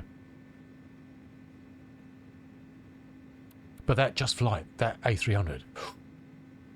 Ooh, when I first saw that, I got very hot under the collar. Let's put it that way. The B1, oh, it's coming soon. They're working on that, aren't they? The Maul, nice, dude, nice. The Quick Flight Spirit Stealth. I don't know that. Sort of a B1, okay. Spartan 7W Executive. Pilatus PC-12. F46, nice, dude. And the CJ3. Very nice. Well, FlySim are working, they're currently working on the 2024 native 35A. And that's, look at the work they're putting into the systems on that looks insane. There's so much more that devs can utilize in Flight Sim 24 than 2020. Systems depth, as far as I understand it. I don't know anything, I'm not a dev. But from what they're saying, the depth they can go into on the systems within 2024 is insane compared to 2020. I'm just going by their words. I don't know any different. So when that comes out, I'll pick that up. I was going to pick up the current one, the compatible one, but I thought I don't need two. There's no point buying that because that'll be redundant. You know what I mean? And it's a great old Lear because Just Flight are doing a Lear, but it's a 45, I think, from memory. So that'll be more modern avionics, glass screens. I love the 146. That's old school. The regional jet is beautiful, but again, more modern avionics. I'd rather have the 146. So yeah, that Learjet, when they bring out that, there's a shit ton of work. I doubt if it will this year. I really do. I don't know. We're in November tomorrow, so time's running out ready for this year. Embraer, I don't know. I haven't really looked at it, dude. I've not really looked at it. Because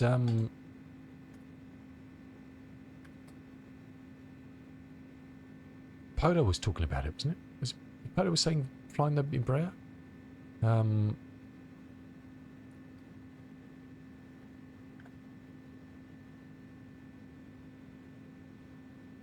That's from Flight Sim Studios, isn't it?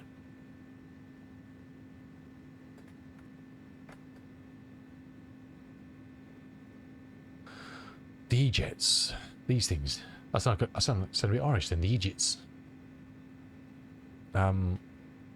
Very modern jet. I'm sure they've done an awesome job on it. It looks very cool.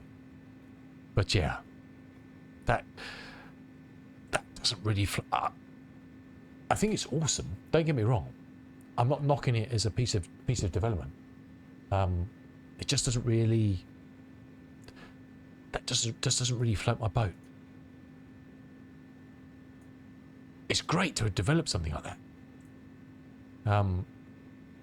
Oh, exactly, Polo. Exactly. It's great. Look, to be honest, for me, this is the beast from them. For me, this beauty. I mean, this is a classic airliner of our time. 727. They used to fly them. You know, this is the thing. This is a thing of the past. This is a classic airliner, and I love this. I love the year of being this. It's a book. It's an old school flight book with tabs on it, and you click on the tabs to show all different stuff, your charts or your settings and stuff. That's so cool. Look at that. Such a classic. Such a classic. And I did ask them whether they're going to do a 2024 native. I didn't really get. They said this works in 24. Well, yes, but I didn't really get the answer. Is it are they going to do a native version? I don't know. With the system depth they could do, apparently. It's a tricky one, isn't it? But yeah, 727's on my list as well. Because that's a beauty.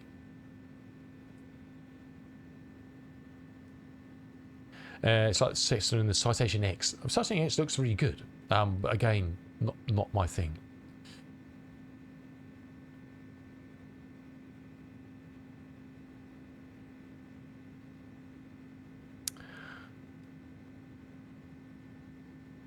Yeah, look, some of these dev teams are fairly new, aren't they? And it doesn't necessarily mean there are some not so good dev teams out there. I'm not going to mention anybody. It's not for me to say who is and who isn't. But oh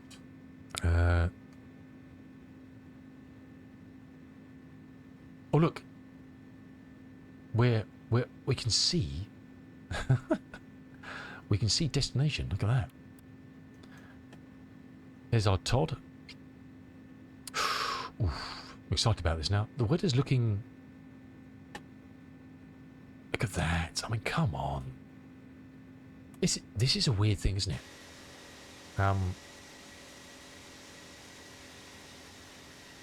Some of the best places we went to in Africa when we travelled through Africa were places where there was nothing. Well, we didn't go to Sahara or Northern Africa or anything like that. But we went to some small desert areas, and you're just absolutely spellbound by nothingness. Nothingness is so beautiful sometimes. The extreme of nothingness, where you just look for miles and you see nothing. No vegetation, nothing. Just you there, and the world. Feels like you're just in your own little part of the world, where you are, but do you know what I mean? And this is just the same. It's extreme beauty for having nothing at all, you know.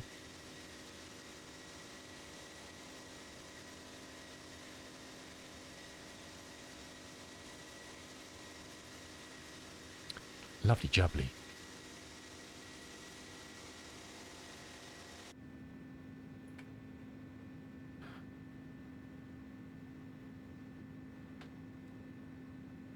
Well, the other one I saw there's a subscription 737 Classic from, is that who you're talking about? There's a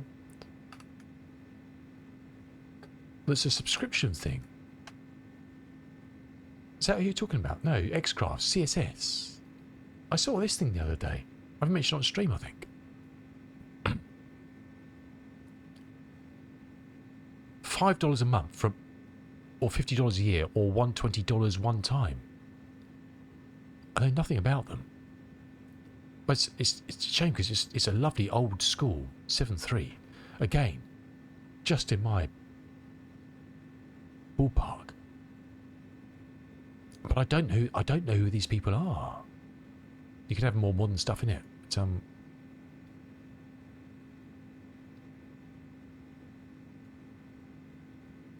no, exactly. That's cool. The F28 has no VNAV. 146 has no VNAV. You know, that doesn't worry me at all. But I haven't seen a subscription for a plane before.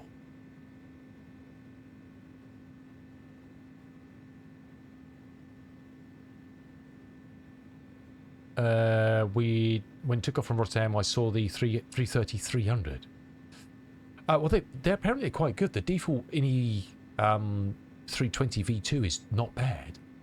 The 330 200-300's default ones are apparently quite good in the sim. Is it a Russian company? Ah, okay. Because you can pay with Bitcoin, I think. I mean, with Shots ones, you can pay with Bitcoin.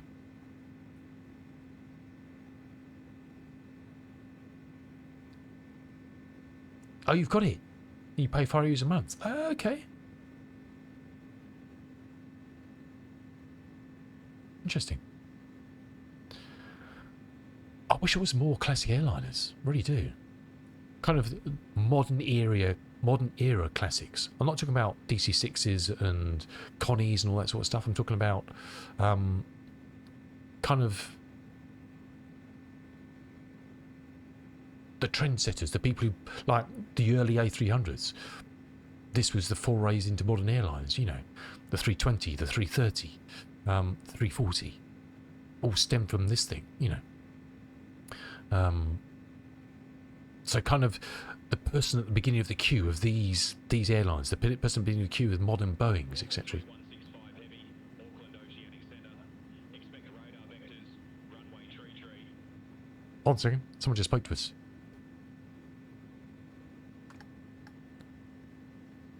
Expect radar vectors, runway 33, Walker 3165 heavy. We're going to turn him off. We don't want radar vectors. He's going. I wonder what he's going to do, but no, we don't want that because we've got to follow route. Confirm, yeah. Bye-bye.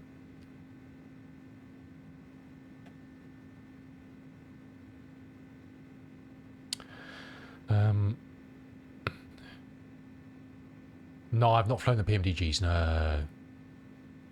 They look very good. Friend of the stream, Mrs. Sim Phoenix, loves them. He loves flying. He's got the Phoenix as well. He loves flying the A320 Phoenix, but he loves his 737s, but it's just not available for 24 yet. But they, I mean, awesome bits of kit. PMDG, you know.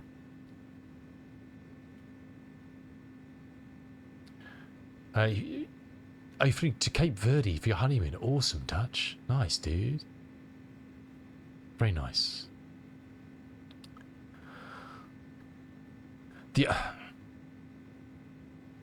I'm going to retract something I said earlier. Well, not really. I didn't say I don't like doing them. But long hauls on stream aren't a great thing. I don't mind long hauls off stream because I can go and do something else and go and wash my hair. In the 10 hours it's flying, wherever. So something like the 777F, even though it's modern, when did those come in? 2000s or whatever?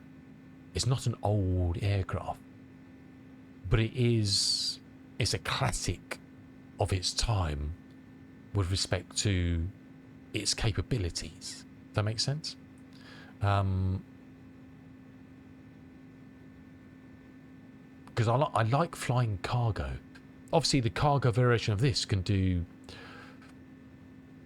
5,000 nautical miles, something like that. A push 4.5, 5,000. Is that right? I can't remember.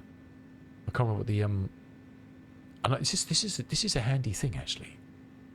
I'm flying for Walker Air Transport. Well, if we go to their website and we look at fleet. This is quite handy. You've taken some of this pictures because I've corrected some of this with them.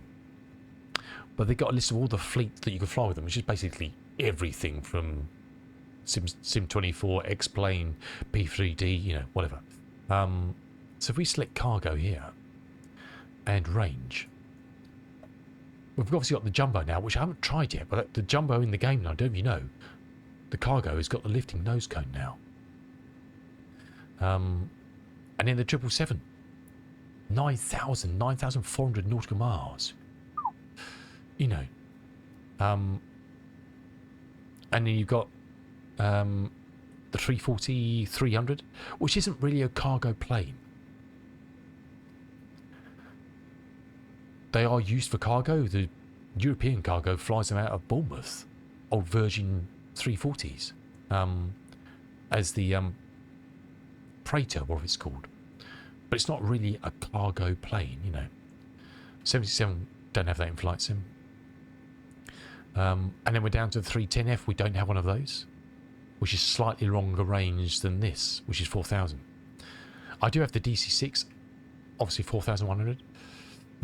So there's nothing really in this range until you go up to the behemoths of the 777, which is a cargo plane. I mean, that thing's carrying maximum takeoff weight, 76,000 pounds.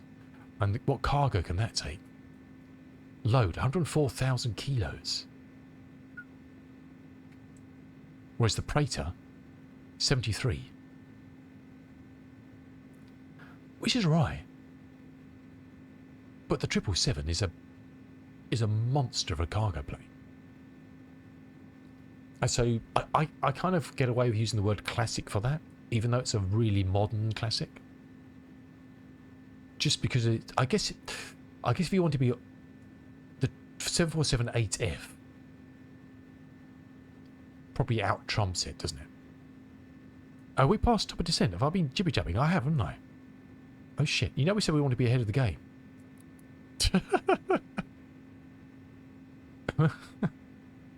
We're so far behind it, it's not funny now. Whoopsie. We have to do a hold somewhere. Derp.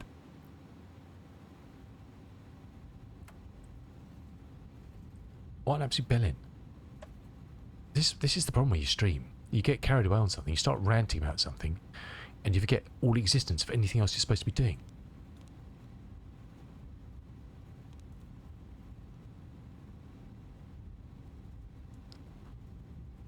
$1,500.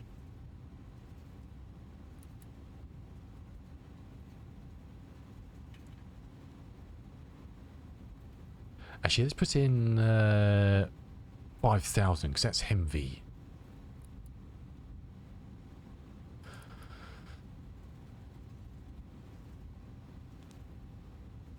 Whoopsie.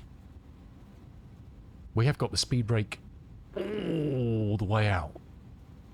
Hopefully that'll bring that down. Ignore that for a minute. Be fine. We're going to have a problem slowing down though. We may have to do a hold somewhere.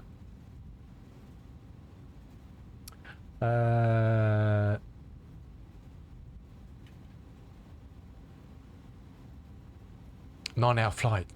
Better position in the cockpits. The cockpit's pretty small. Well, yeah. Nice dude. Yeah, I don't know anything about the iFly Max. Newark to Madeira. How far's that? Constellation. Yeah. Someone does a Connie for flight sim, don't they?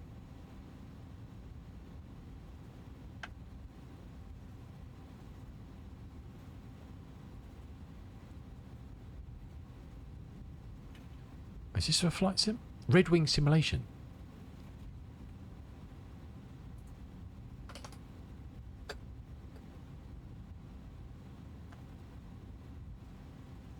This thing.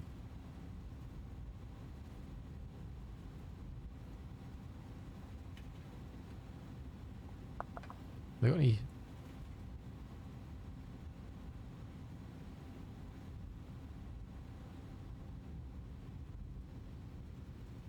Mr. Ian Fisher flies these things a lot in P3D.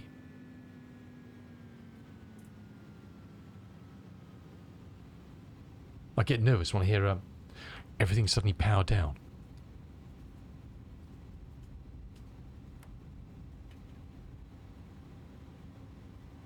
I think we kind of got back on target then, with a judicious use of speed brake. We're going to leave it half in. Sorry, get that back on screen. So yeah, this one. Let's just double check. It's manual. I'm sure this is. Can you?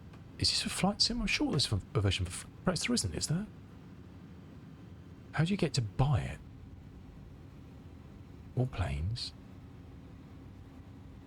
Connie. Discord versions. Buy it on Sim Market. There we go. We thought they should put that link at the top.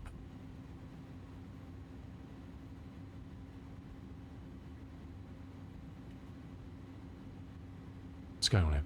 I don't know. I've broken the website. It's crashed.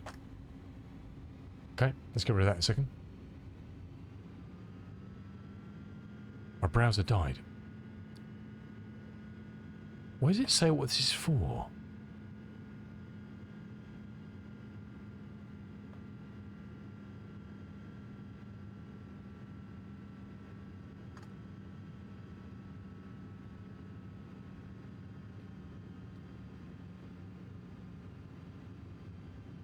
It might only be 2020.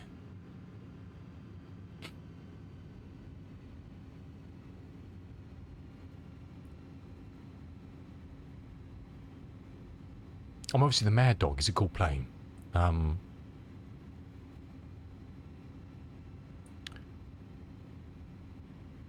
doesn't actually say what it's for, which makes me nervous.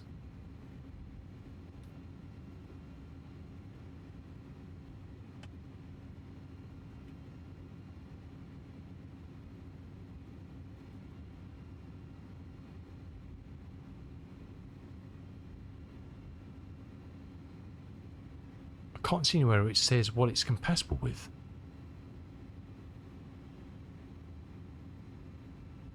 Yes, you'd have to check it out, but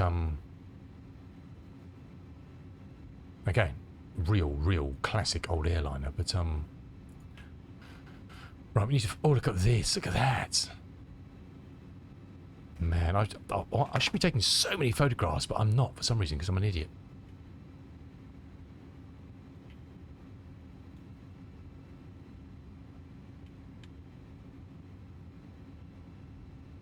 I should.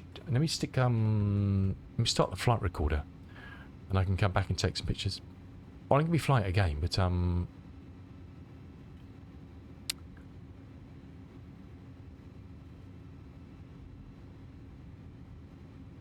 it is. I mean, there's so much out there, and half that stuff I've come across through other people. So you know, right. That looks like we're on track for Hemvee. We're stuck in 5,000, so we're cool. We should actually be descending at 280. So what we're going to do, we're going to have to go to this. We're doing 264, so it's okay. We should actually be going quicker. We're meant to be descending at 280. That was the kind of the prescribed plan.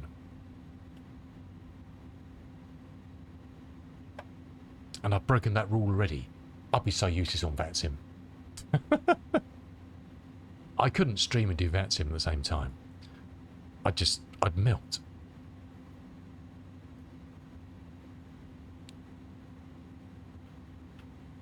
Well, we need to slow down to 230 now anyway. Or 250. Because it's coming down to 10.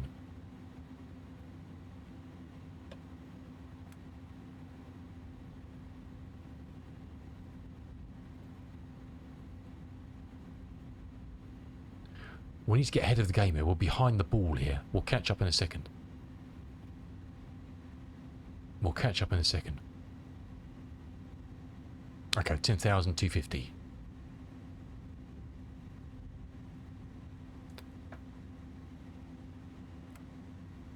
Not quite. quickly rereads the brief. And then it was...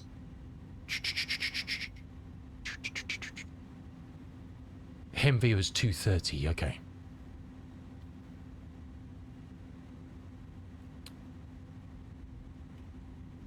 You're flying along Leon. Nice, dude.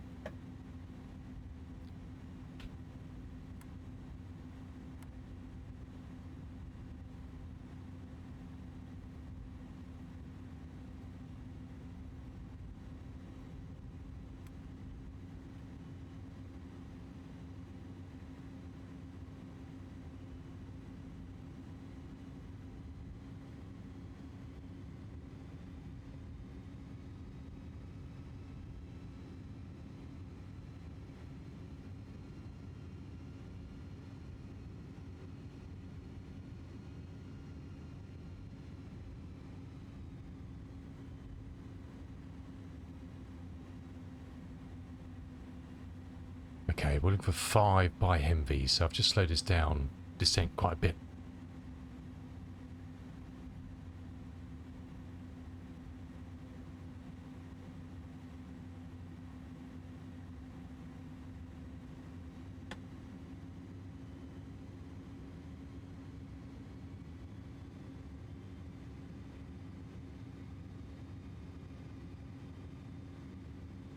Should have stuck to 250 much closer, but there we go.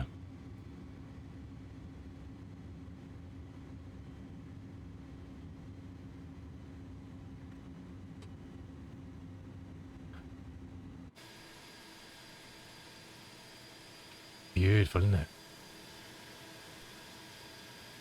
What a crazy place. What a crazy place.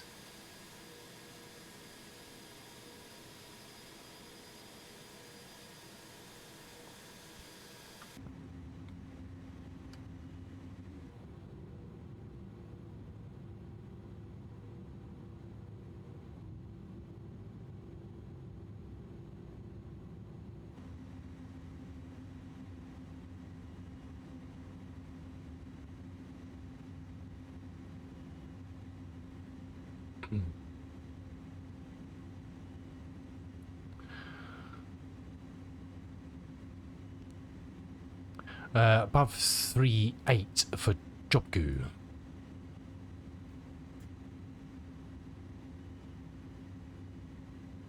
This should be about final course of 21 magnetic, I think.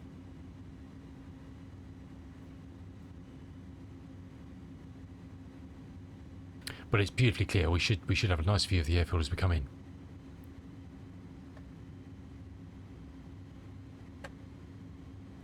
I can stick first level of flaps in.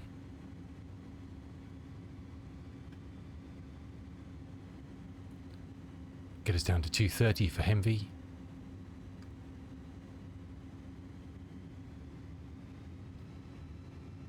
What's max 230?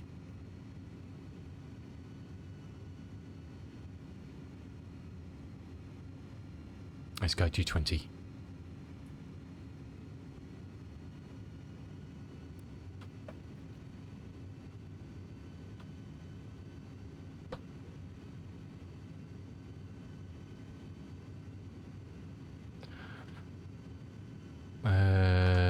We didn't actually set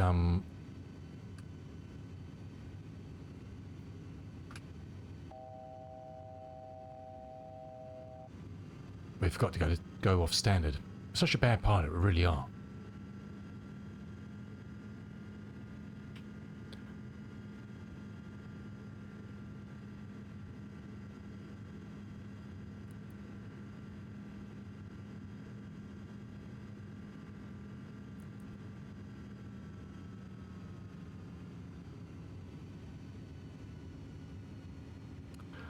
And 3.8 at Jogbu.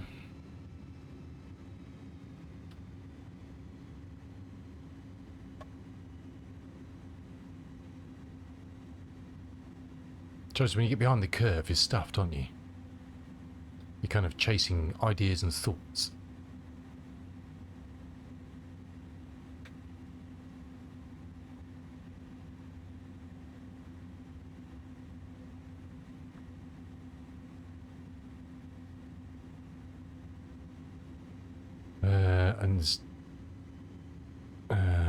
there's any further speed specifics other than just keeping good pace, I guess. Beautiful lighting.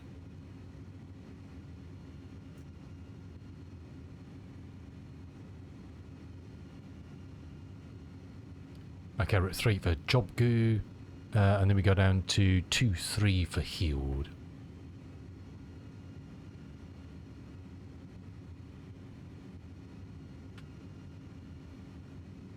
Straight to the sun. It's going to be a fun landing. We're going to be snow blind, I think.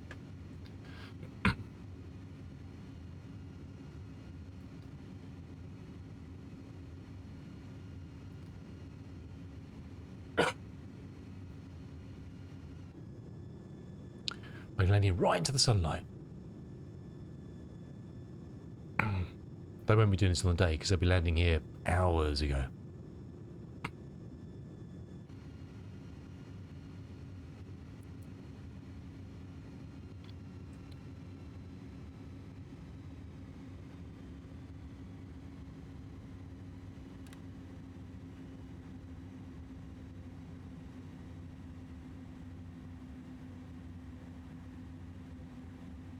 Righty.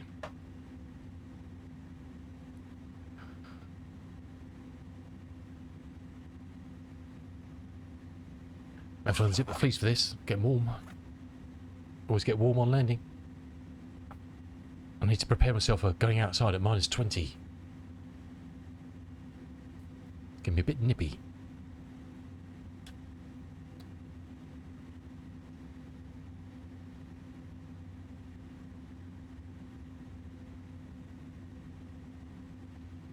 Does it help at all? Not really. It makes it worse, doesn't it? Don't know. Looks good though.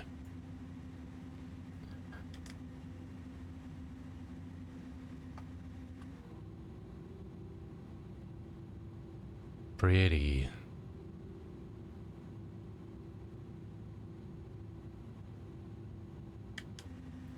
It's 2 o'clock. There's 2-3 for healed. 1500 for Ardley, and then we're in.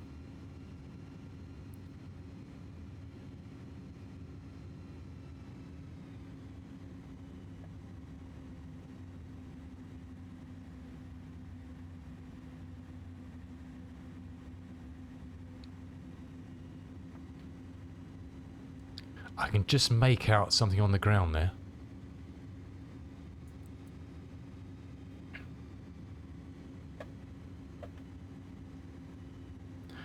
But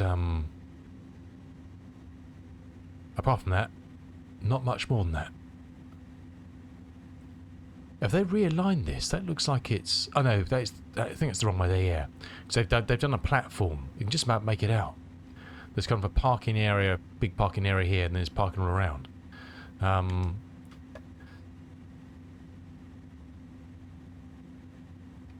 It's on them.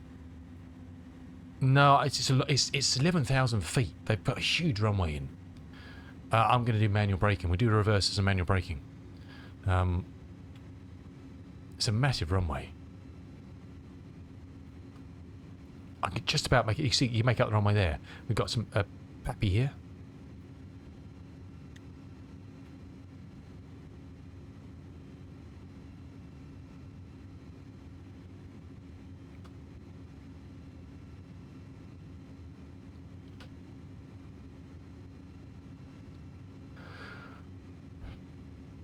Okay, my aircraft.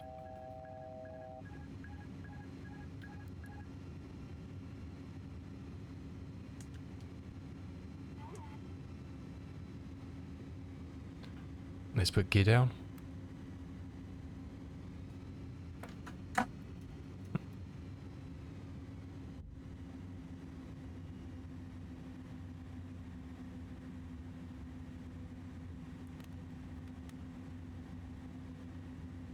That's just really off-putting having that down.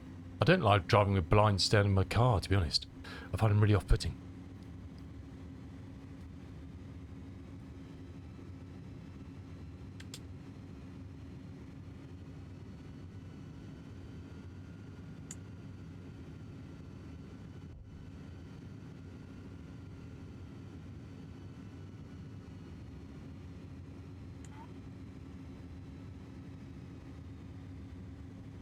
Gear is down, 3 greens. They're armed.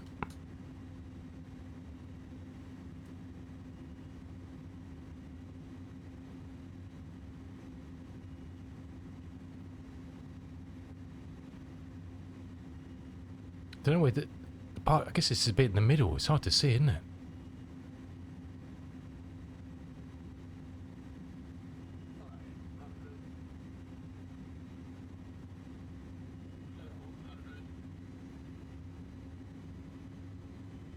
Oh, it's, okay. Everything just spawned in now. I see the runway now. I thought it might be that dark piece, but I wasn't quite sure.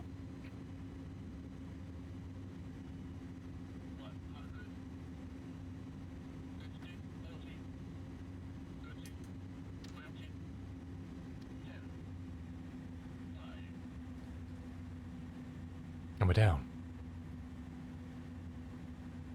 There's no centre line, so we don't worry about that. We'll use some reversers.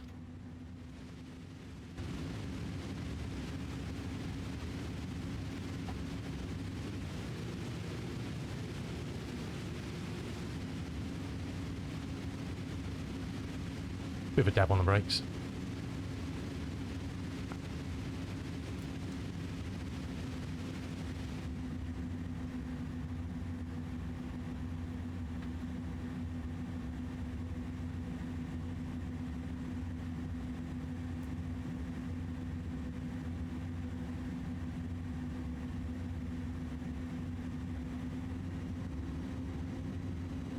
I pity the person who comes here first. If you come in here and there's loads of planes here, kind of like, right, I get the lie of the land. I understand. But if you're the poor fool who comes here first, then I think it's actually park. I think it's if you actually put a parking area back there, we're gonna have a look. Then you'd be like, well, okay. You got no. I thought it was the dark bit in the middle. But I had no reference. I wasn't sure how close the pappy was to the runway. Do you know what I mean?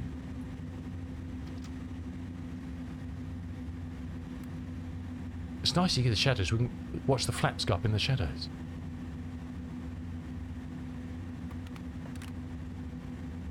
See them all cycle in. It's quite cool, isn't it? Not something you see very often.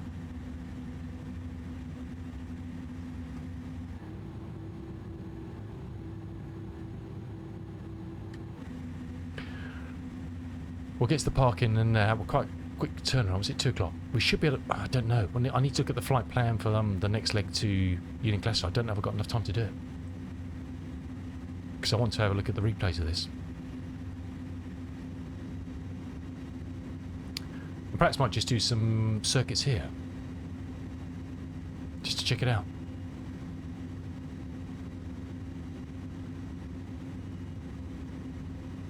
We didn't even put our lights on. We've got taxi lights on now. It's too busy jabbering and forgot all the good stuff. Never mind. It's going to be so fun watching people landing here on Sunday morning. Yeah, I think they've kind of put I don't know why this stuff spawned in so late. Good old 24 level of detail.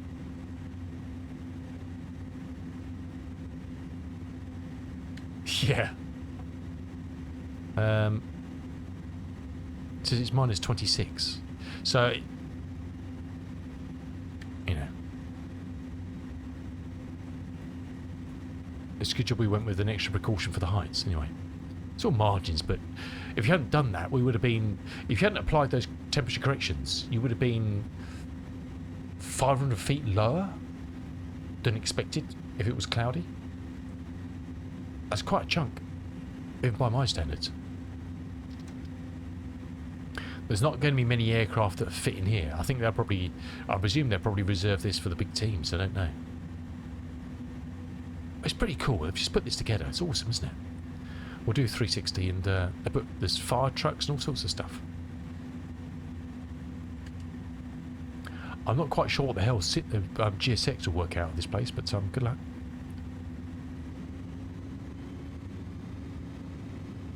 Remind me not to shut the engines down.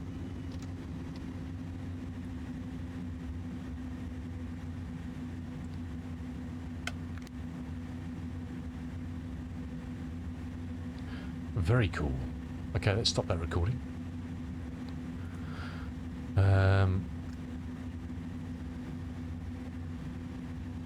Let's do a bit of configuration while we're on the ground here, and then we'll start the replay and have a look. Save as ZCH and ZFX.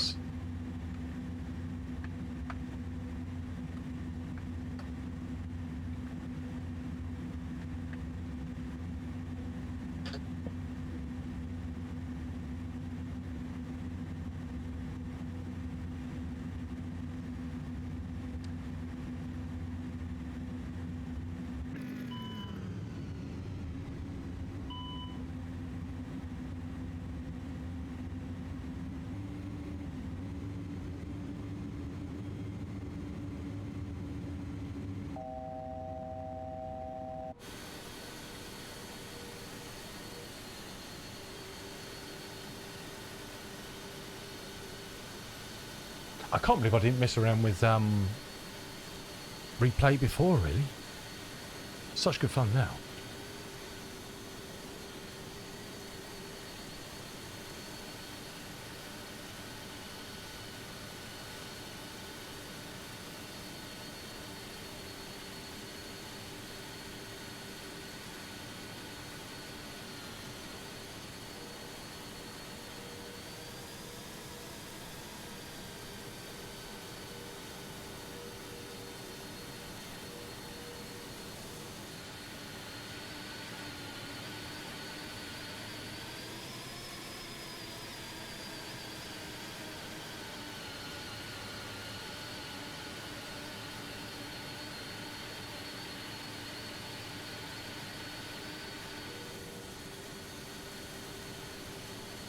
It's beautiful, isn't it? This sim may have its issues, and we all know. It's a lot better now. But it can be spankingly beautiful when it wants to be. I was just configuring all the flaps to make sure they're all done for landing.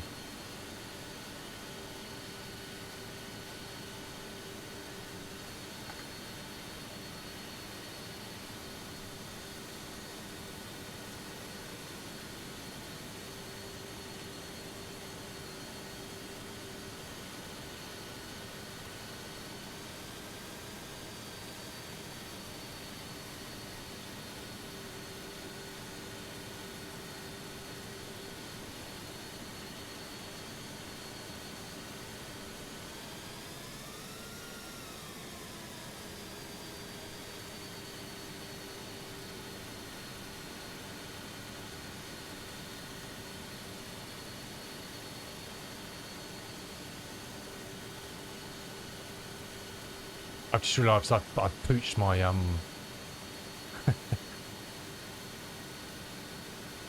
I forgot to stop my A cars for the. It's doing it again. Never mind, we'll have to bin that.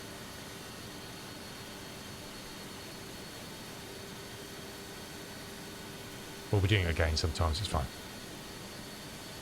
It's doing the replay as well, and I forgot to stop it because I'm a muppet. It's like, don't fly on VATSIM and do your replay.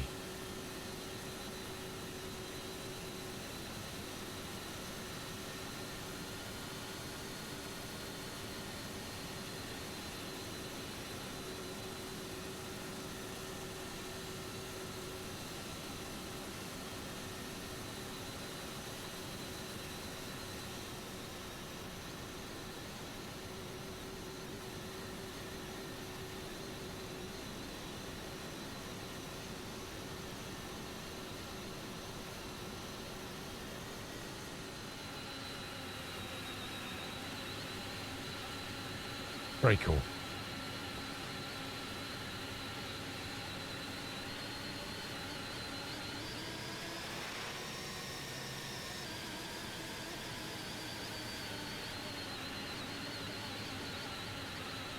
The sounds are a bit whistly, but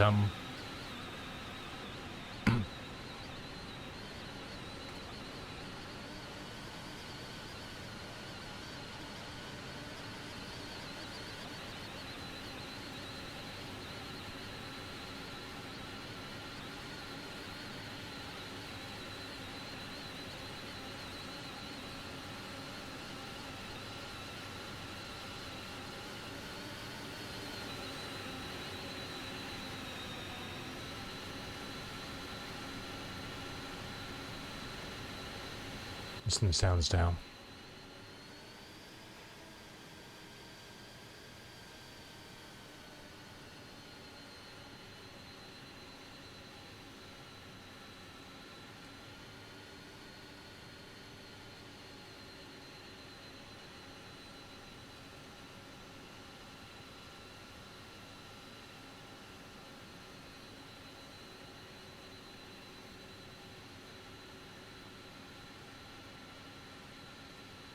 It's called Flight Recording. Download it from flightsim.to. It's very light. Let me get a link for it, my dude.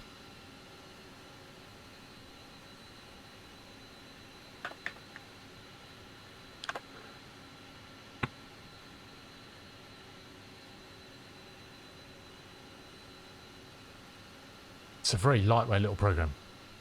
Record them, replay them, save them.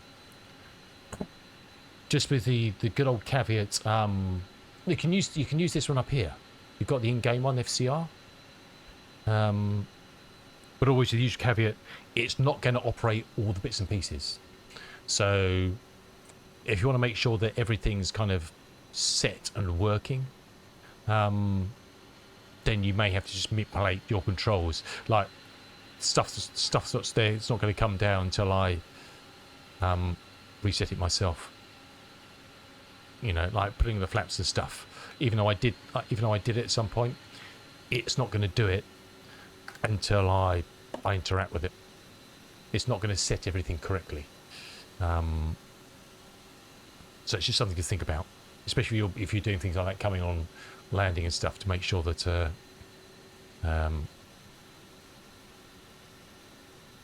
you've got everything deployed as you'd want it as you go through it. That's what I've found anyway. I think it depends on the aircraft sometimes, what it will be able to manipulate and what it won't. I guess just keep a BDR on it.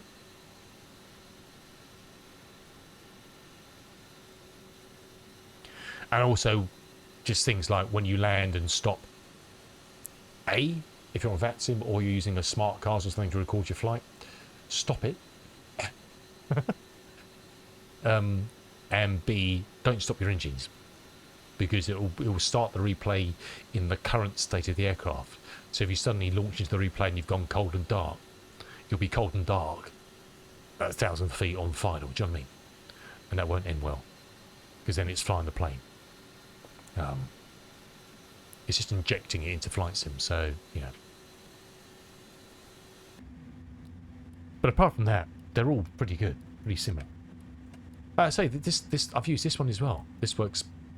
You can use the in-game one as well, you know. And it works just as well.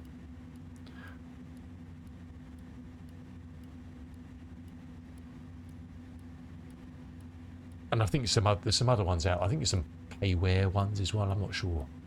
But it's still. I'll stop it now. Then I'll be okay. Nor have I. I've only just started using them recently.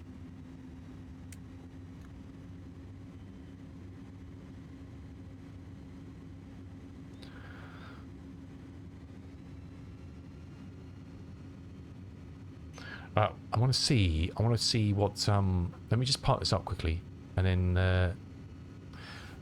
I just want to see what the flight time is to Uniglacier. I think it's going to be too long. I don't have. I've already got 5 o'clock's the limit, so we've got 2 3/4, and I think it's a 3-hour flight. So unfortunately, it's going to be too far. But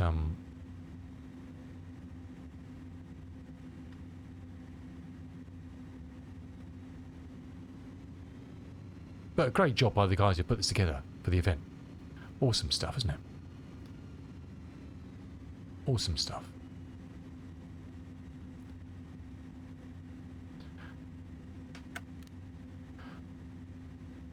Happy Halloween, Avgas. How you doing, dude?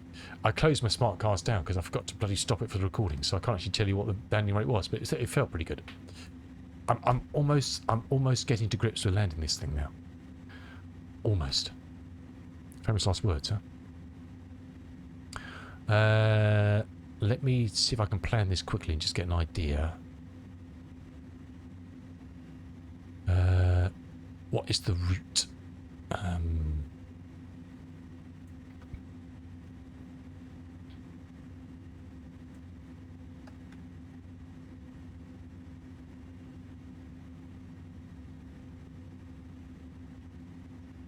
This is McMurdo. This is a DLC.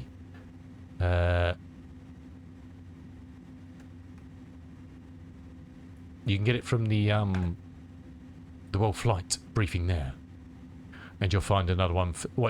That's got it's the briefing, but that's got the scenery for here and for Union Glacier that they've just done for the event. So it may not be, I don't know, 100% authentic to real life, but it's just what they've done for the event. Oh, you missed me landing, Palo. You missed me landing. I'll do a quick replay for you, as you asked so nicely. I'll do a quick replay. I just wanted to check the route for the next leg. I don't think I've got time to do it. We'll have a look. It says 2:45 there. Copy.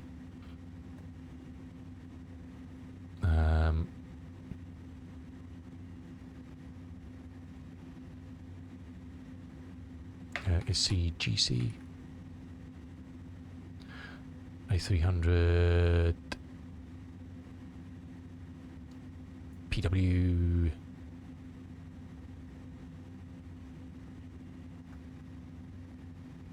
that analyze route, says that's valid. Block time 310, departing arrival. What runway?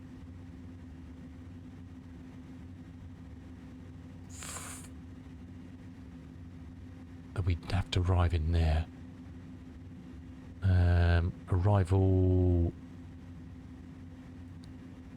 Cold weather correction. Oh, there's a VRR there. Okay, there's actually navigational aids there. Interesting.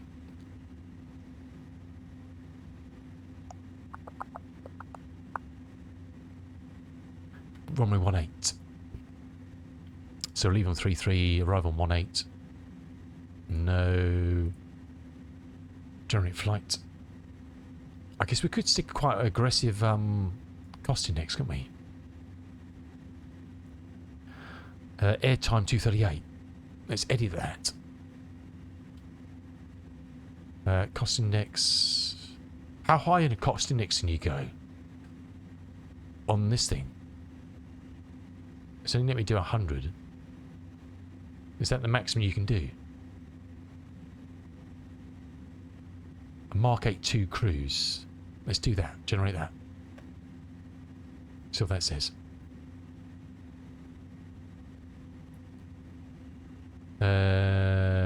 Airtime 233.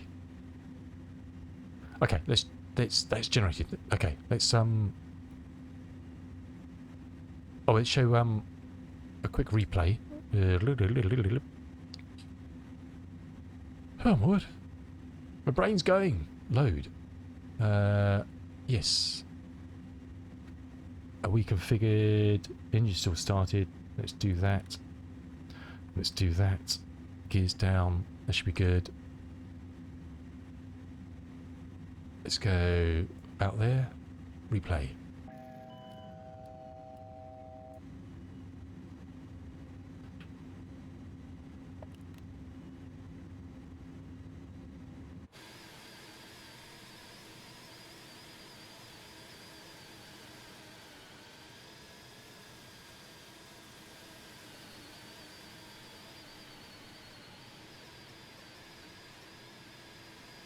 Just trying to find a nice angle again.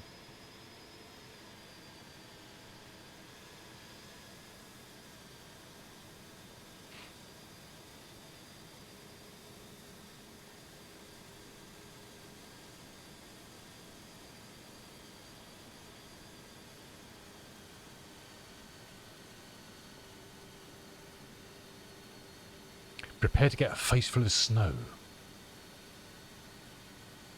We were slightly to the left for a change.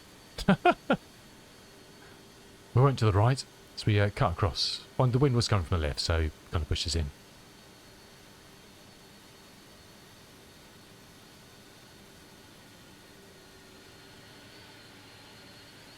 Very neat. Good luck to the poor sop that's got to clean that aircraft.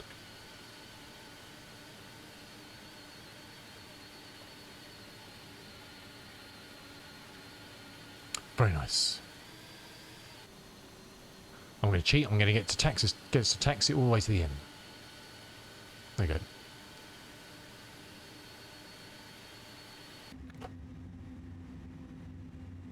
Very cool. Right, let's go over spin here quickly. Import was in brief. Yes.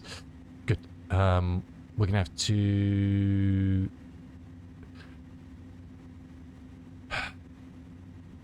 We're going to have to do this. We can't refuel it, can we? Let's do a cold and dark.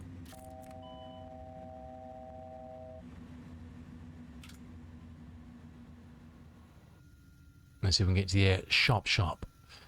Weight and balance. Load was in brief. Apply load. Cool.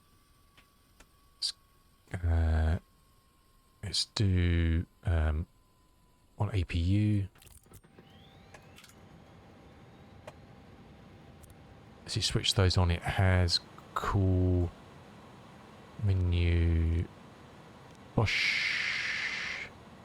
Align. I think we got it set on Rapido, I think.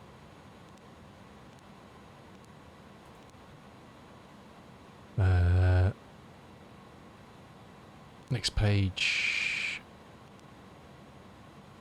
Bosch. Zero fuel weight.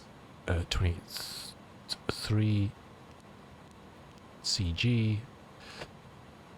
Bosch. Block fuel is 6, is that all? No, that's not right. I've done it in pounds, I've got that in kilos. Oh, for fuck's sake.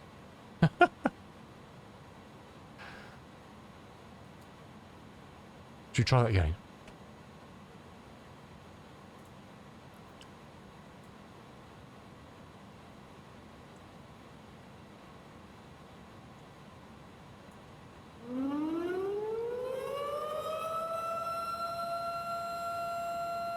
Mr. Oz Gorilla, how you doing, dude? Welcome in. Thank you so much for the raid. Nick, welcome in. Pringles, good to see you. Welcome in. So we're going to do this again now. 6.3. Oh, it's... Come on, damn it. We're trying to get out of here. 23, that's all good. Okay. We're trying to do an expedited departure from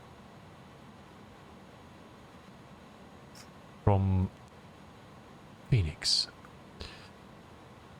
Let's go, fellas. Thank you so much for the raid. Frupo, welcome in. That's the wrong button.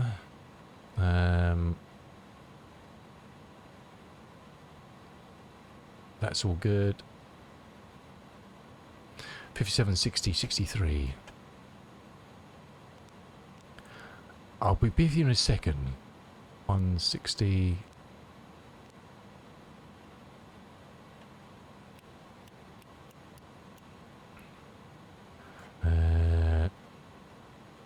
Thank you so much for the follow, Nick. Much appreciated, my dude. 163. Okay. That should be all good. Flight plan. Zelba, that looks good. We'll get in the air. And we'll worry about the other bit in a minute. APU started, that started.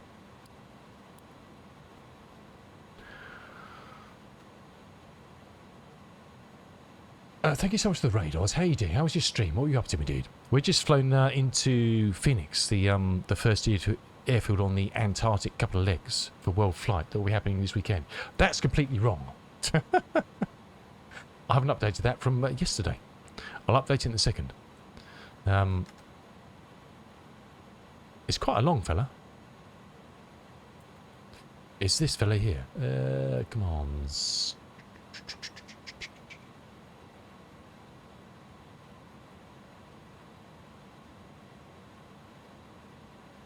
Have another go.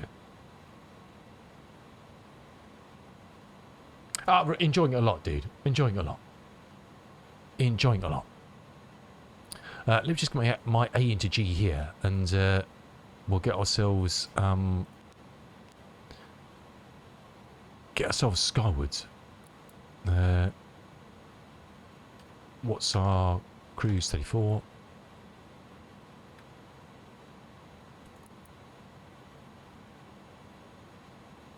I don't know if I'm going to have time to do this flight. That's the problem. We'll get it all spun up and then we'll have a look.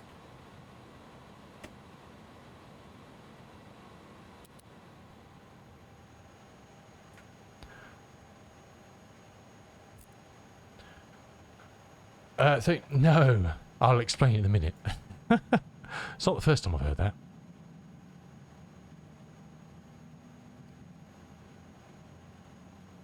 I'll do a shout out for you when you're Oz as well. I'm flying solo quite literally here.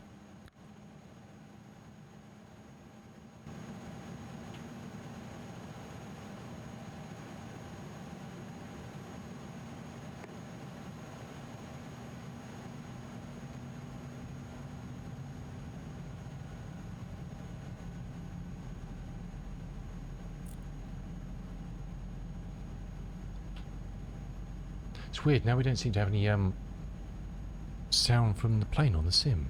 Very weird. So we're at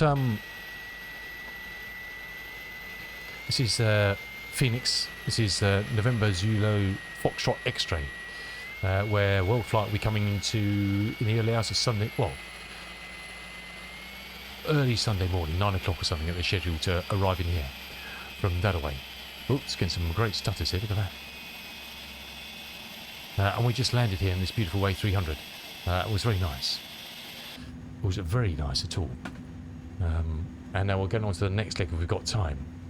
To Union Glacier, which is the second stop in the White World down here.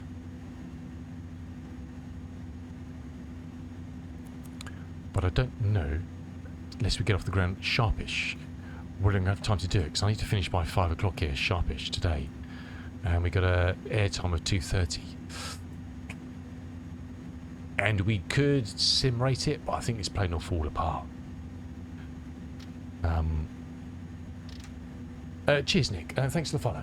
Appreciate that. Enjoy your sleep. Yes, snooze land in... do you know what? I don't know. I don't think I'm going to be able to make it. I think we might just end up doing some circuits here, actually. I should have started that flight earlier this morning, unfortunately, to fit this one in. I don't think we're going to make it, sadly. Sadly. And I don't trust this plane to sim rate it. I think it will just fall apart once we're in cruise. I think it could end very, very, very, very badly.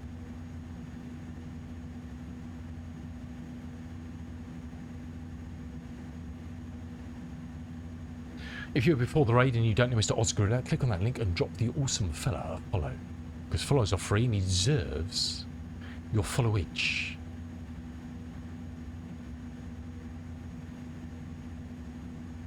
And Mr. Prinkles as well. Who else is here?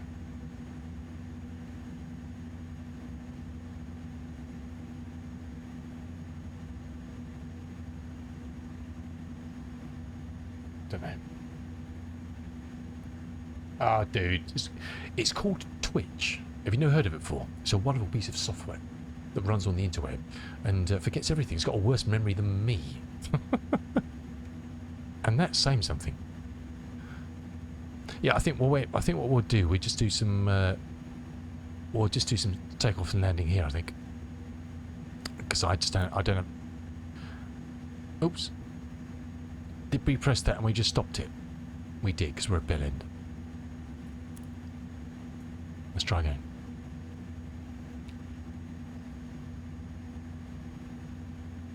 You can swear all you like. Twitch doesn't care.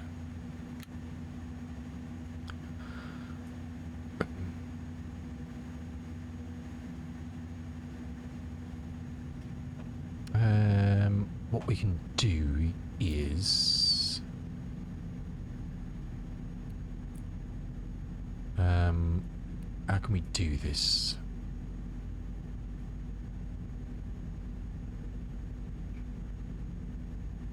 We'll just have to go visual, I think. It's a beautiful, clear day. I hope it's like this for people flying in Sunday morning on World Flight. It's going to be horrendous. I popped in here just to check it out Thursday night, and I couldn't see the runway, and I was sitting on the runway. It was like cloud down to here somewhere. It's just completely... and it's a visual approach, basically. To an extent, isn't it? So it's going to be fun. I don't know if any of you guys at Oz or Pringles, I know you're all VATSIM people, I don't know if you're going to be doing World Flight, but good luck to you. Good luck to you. It'll be light, but you might not see the runway. Okay, that's all good.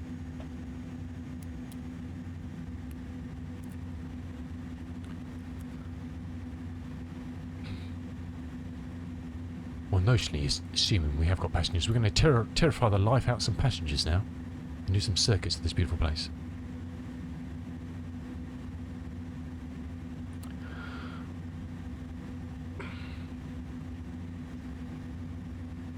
We're quite firmly loaded.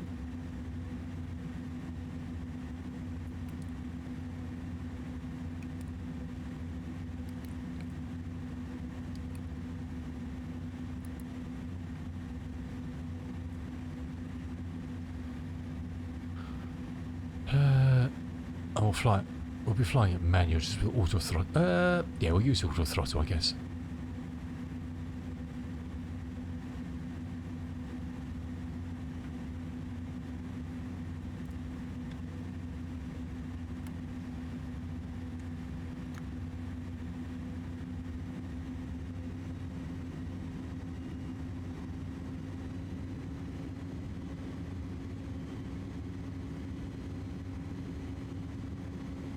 The sun had arisen, and now I think it's setting. As much as it will do.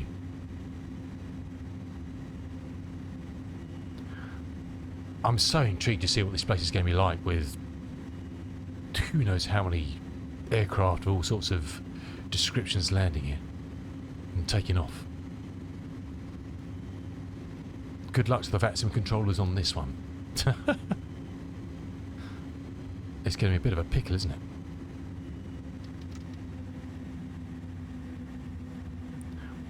Don't know where we're getting stutters now. It was perfectly smooth before, but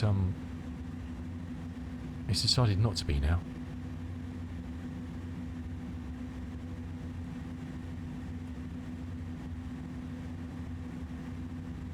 I love the shadows. Such cool. It looks like something like Batman or something. Lurching in. No, it's a lot. It's 11,000 feet of runway, so there's plenty of white stuff to land on. So even I managed it.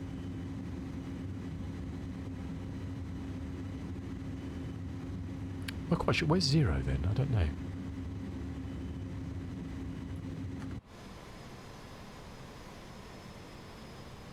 No.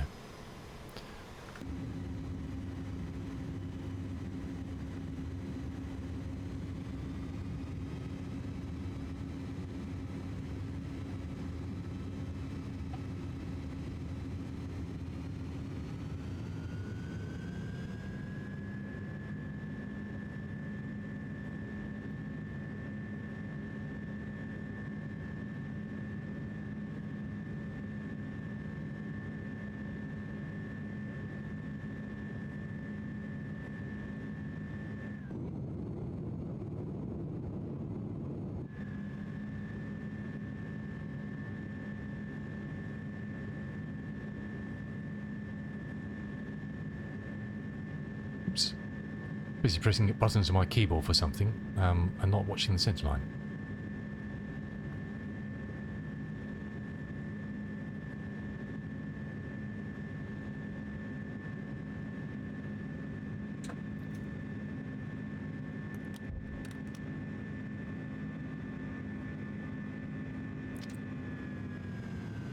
We'll go manual throttles, I think.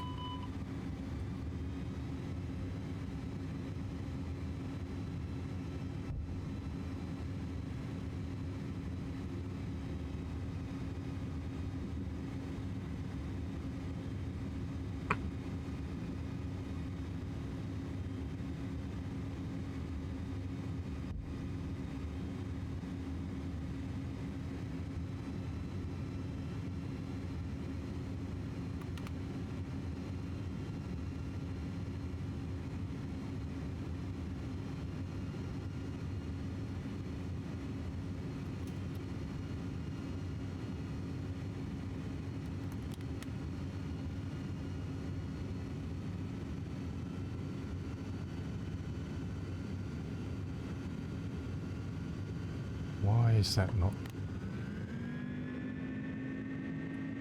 Well, that was weird. What was going on there?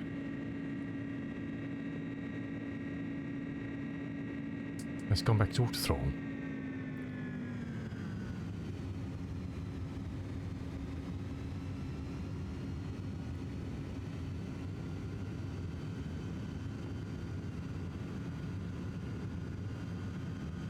Don't seem to have any power for some reason. Come on, old chap. Does it think the speed brake's out or something?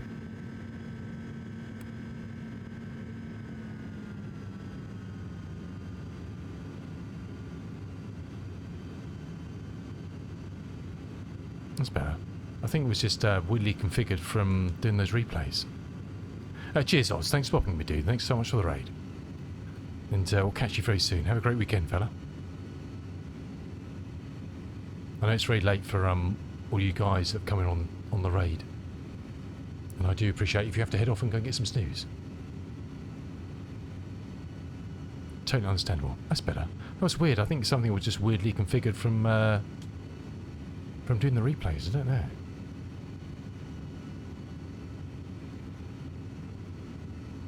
Or it's just been a bit naughty. One or the t'other.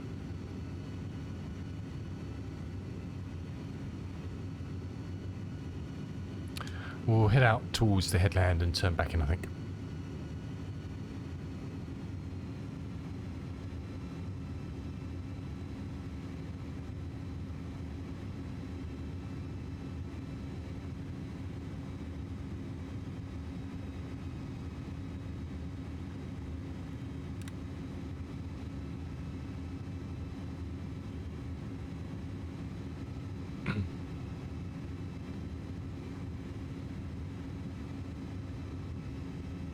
It's a beautiful nothingness, isn't it? We've got a strange waft of lift there. I don't know what these are down here.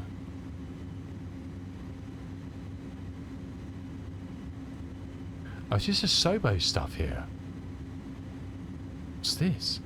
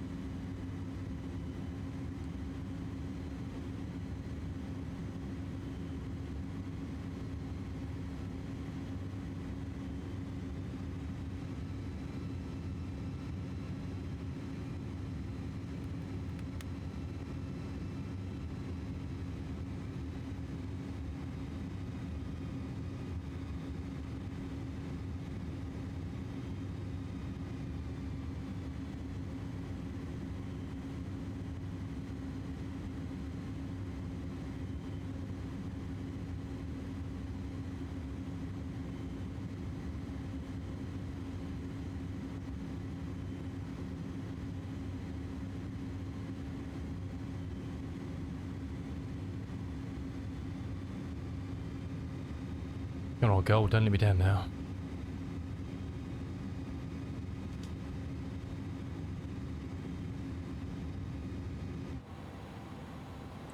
Nice breaker down there, look at that. I don't know what that mountain's called there.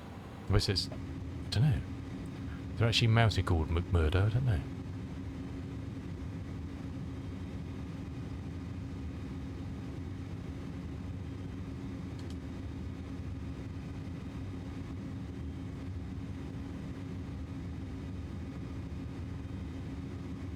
Just about make out the pappies there.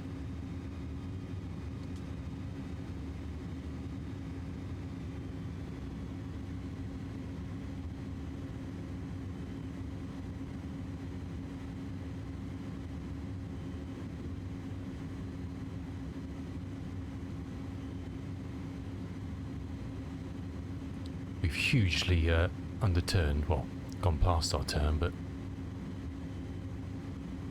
it's all good.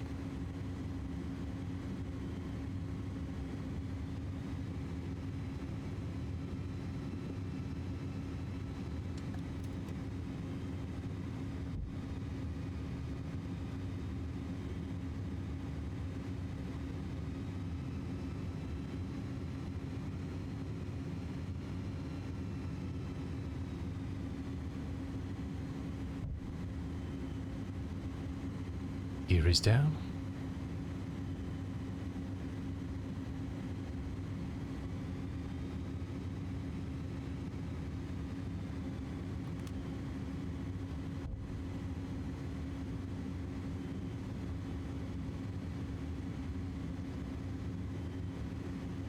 Very light winds at the moment, which is not. It's a bit from the left, but I don't think it's too strong. It's just a few knots.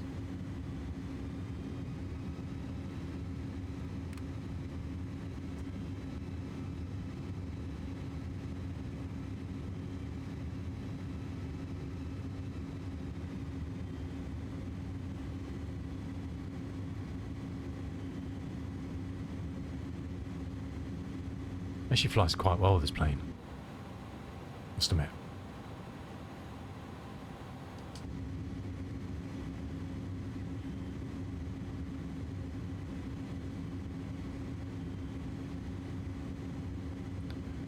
As is usual, we're off-centre to the right.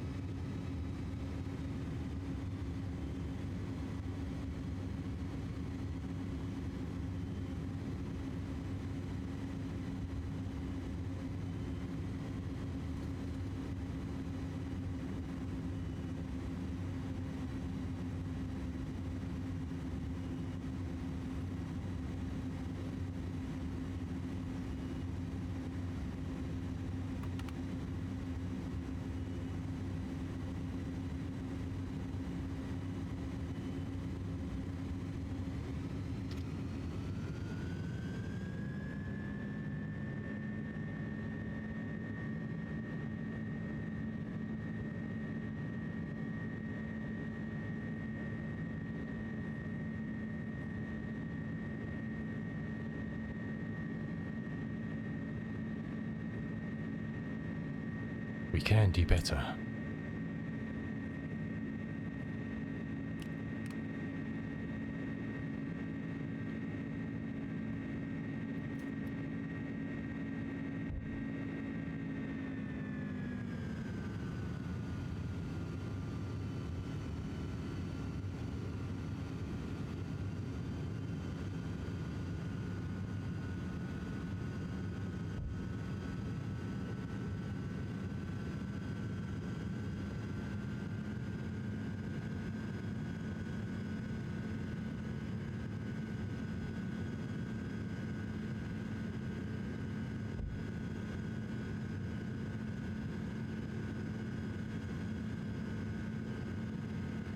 Guess what we could do, we'll land this one down, we can spawn at the other site and then take a look at that and check it out from the air.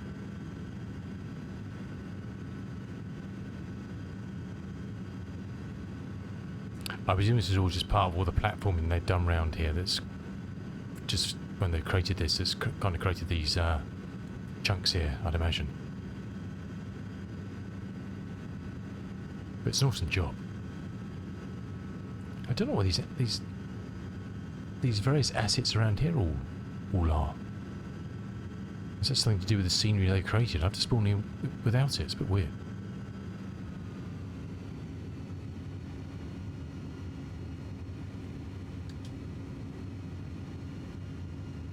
It's just a big GA.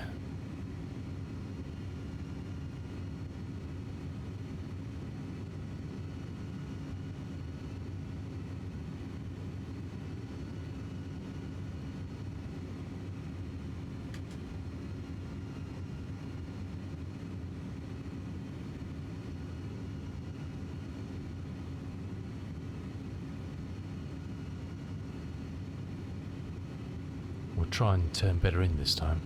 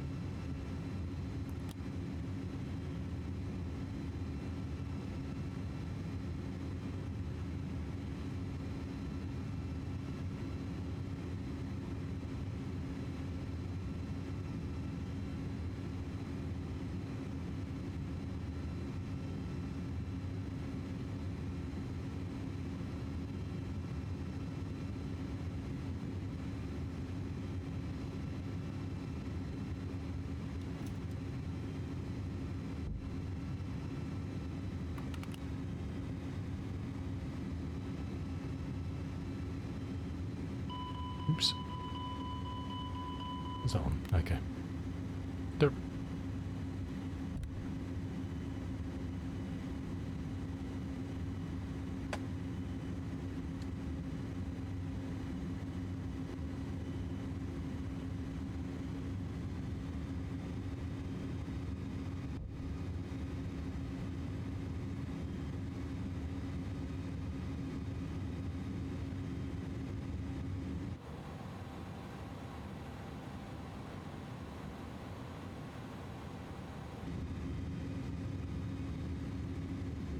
Well, she turned too quickly this time. How about that?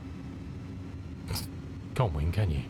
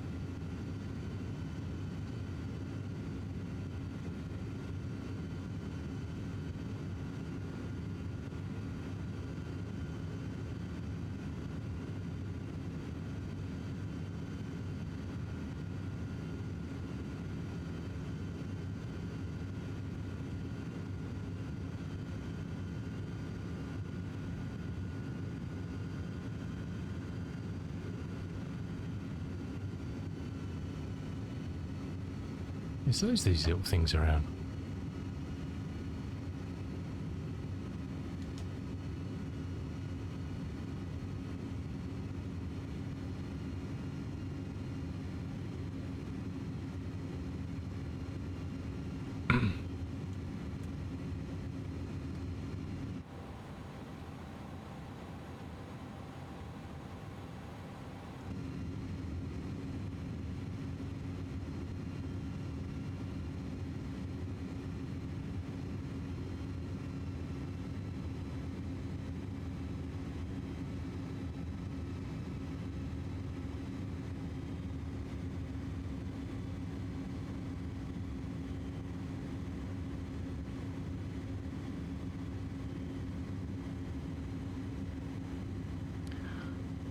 Incredible, huh? We turned too quickly, ended up the wrong side, and then not paying attention and looking at external views, we ended up the other side. Can't win.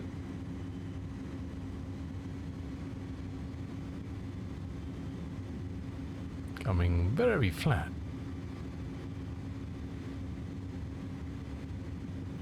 And drifting all over the place.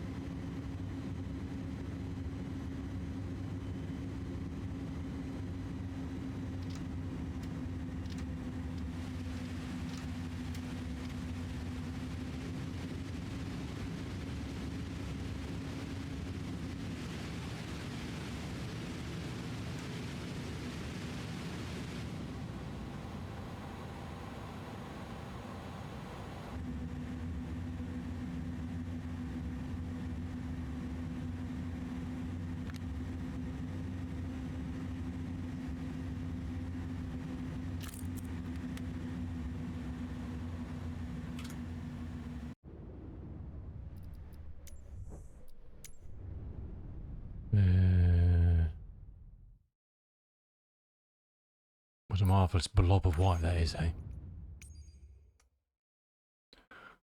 I'd love to go there sometime. We've toyed with the idea of the cruises from Argentina down, but ferociously expensive. A whole new level of expensive. I think they said 1.8 was what they're going to be using, wasn't it?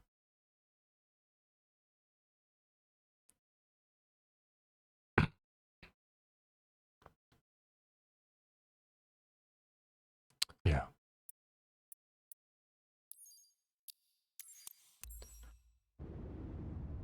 Let's go and see what this baby looks like. And I think there's actually... been into this one yet. There's actually quite a procedure coming into this one. Interesting. There's an RMP and VOR DME.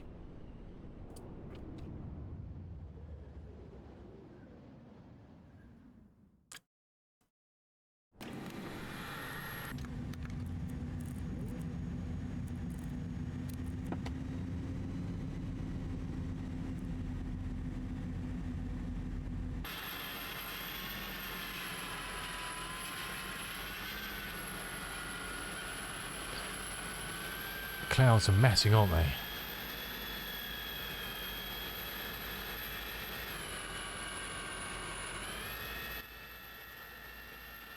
Oh, they've actually got a taxiway here. Yeah, I wonder why they didn't, I don't know. Stutter, stutter, stutter. It's a bit weird, there's nothing here to load.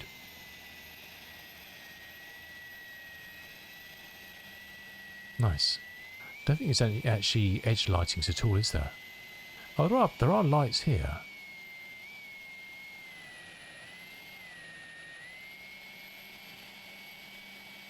Interesting.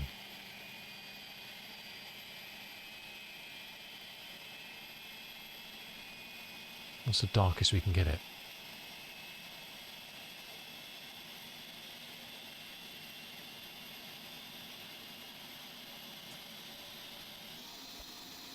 Oh, okay. Can you see the edge markers? So there's...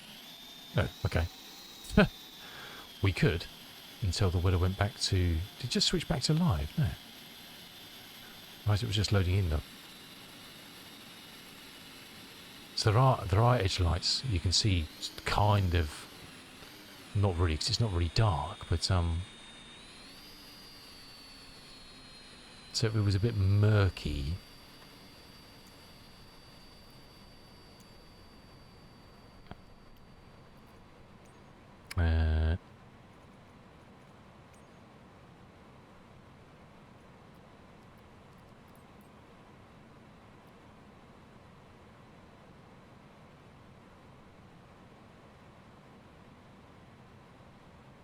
Okay, we can see them. Nice. What's what it looked like from the sky? Now where's this VOR then?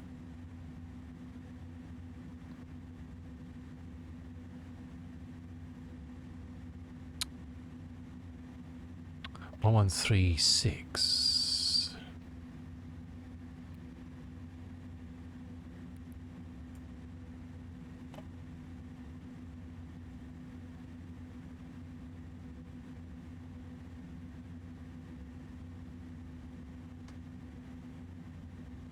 One 136.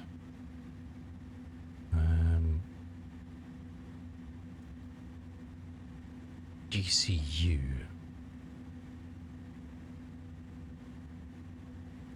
So what is that then?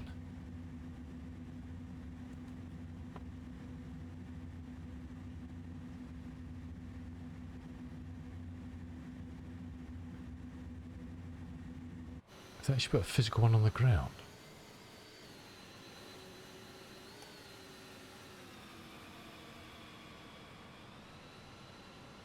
No.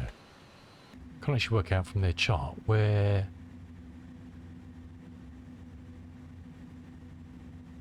it actually is. Oh, that's X-plane. Okay. There's not one in Flight Sim. Okay. Just scrolled up a bit and I saw the heading X-plane. Okie dokie. Well, that's not going to work then, is it?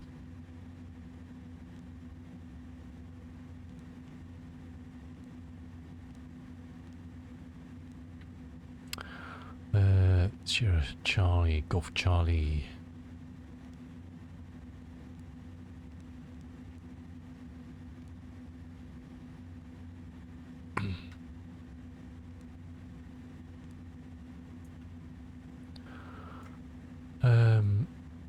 I was not worried about. We'll just judge it.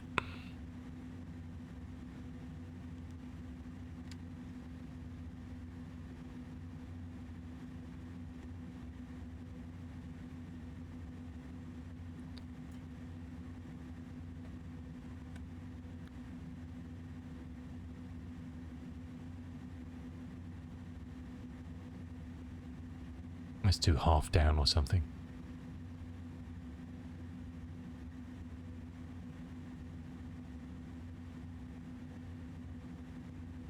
Should be good.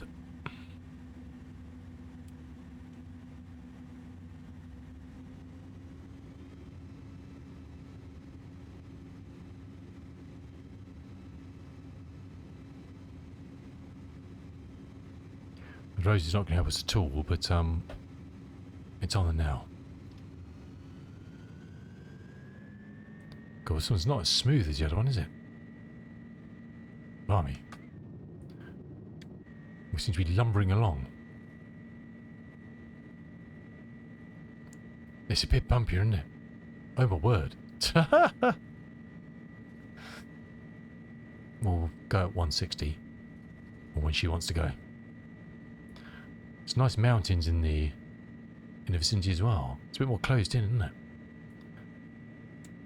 Well, it's definitely a lumpier scenario there. Oops, not paying attention to the speed or anything. Looking at the scenery.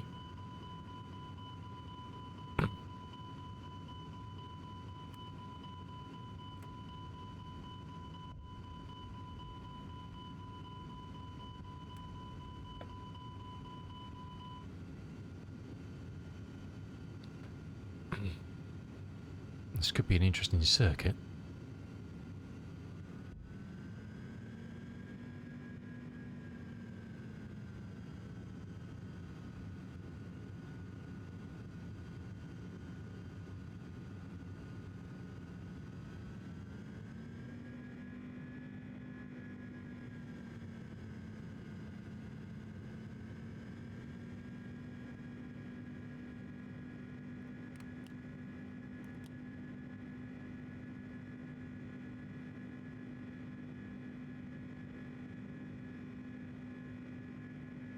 Jeepers.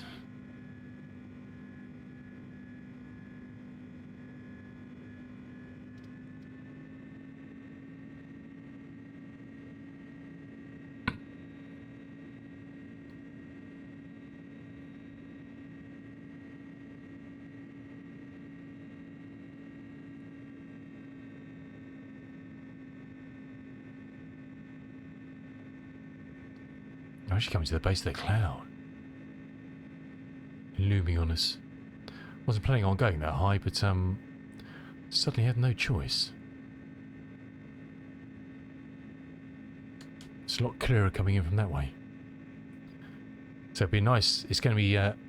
Need to work out where the departure is from this, because it's going to be quite a sight. Seeing people plough out of here.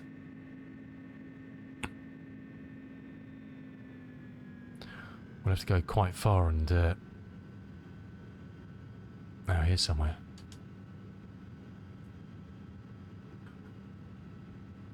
So what's the cloud at? It's about 6,000 or something, isn't it?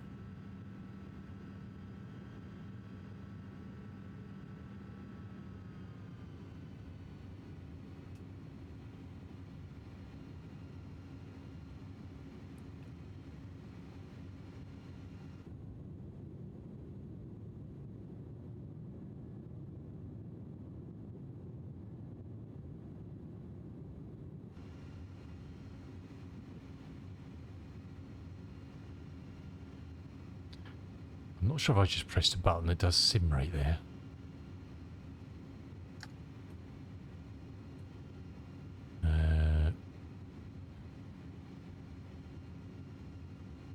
I did.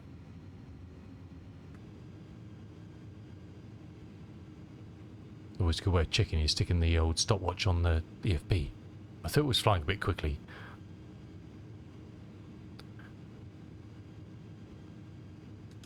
It's completely blown us off course, but never mind. We've got plenty of height.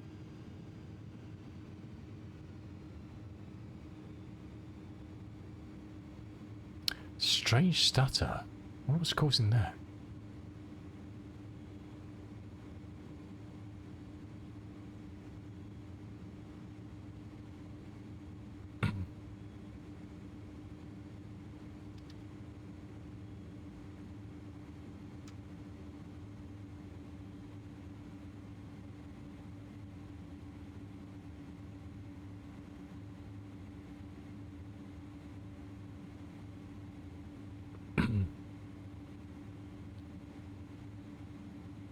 This needs to be over here, I think.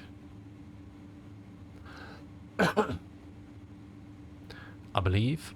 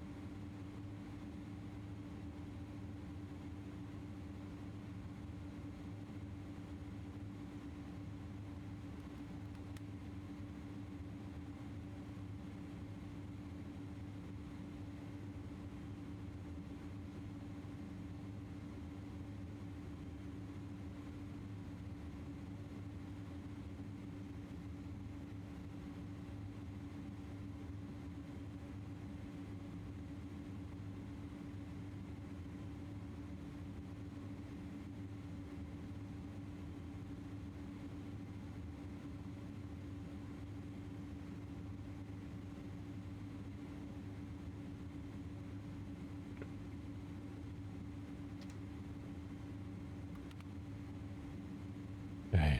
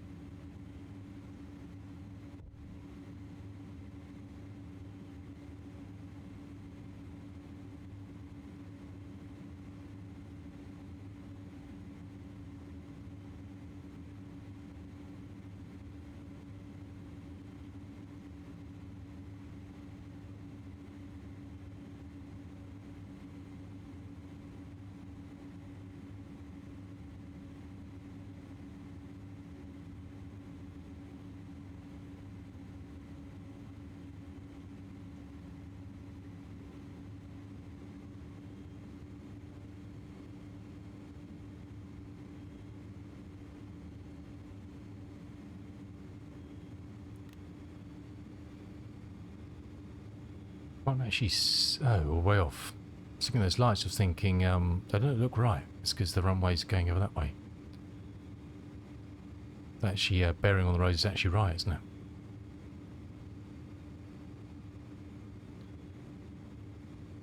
So I was looking at those pappies and I was thinking they don't look straight.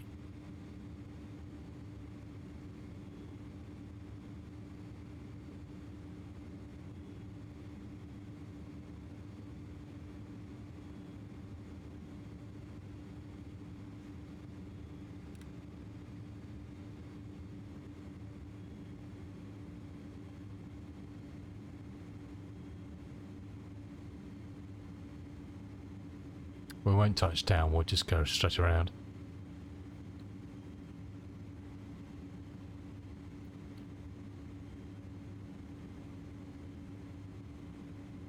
Our intention was to see the lights from the air, but we kind of pooched that by getting lost over those mountains and then those mountains. We'll go right this time, I think. There's a lot more space. It's nice they've got a taxiway here, though. That's rather cool. Just about see the lights now.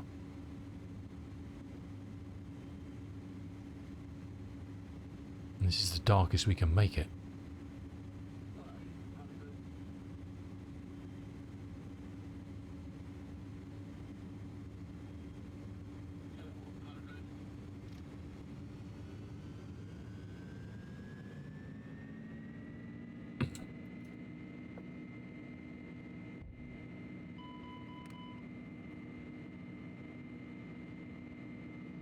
This looks pretty cool. It'd be nice if it was a bit dark, wouldn't it? It would look spankingly good.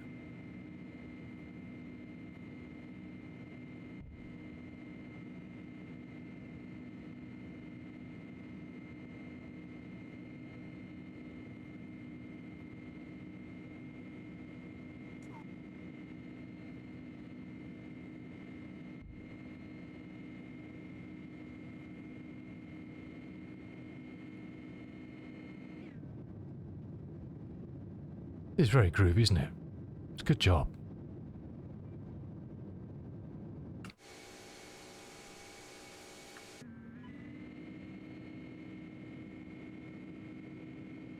Oops. Go outside and don't pay attention to the important details inside.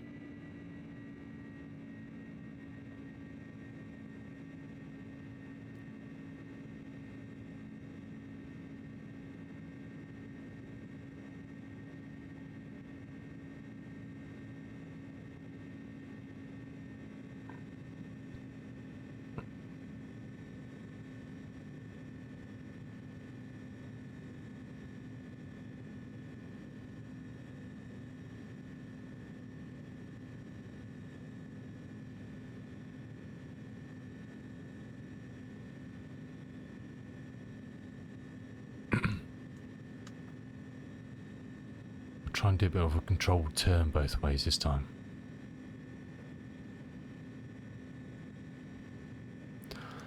Excuse me.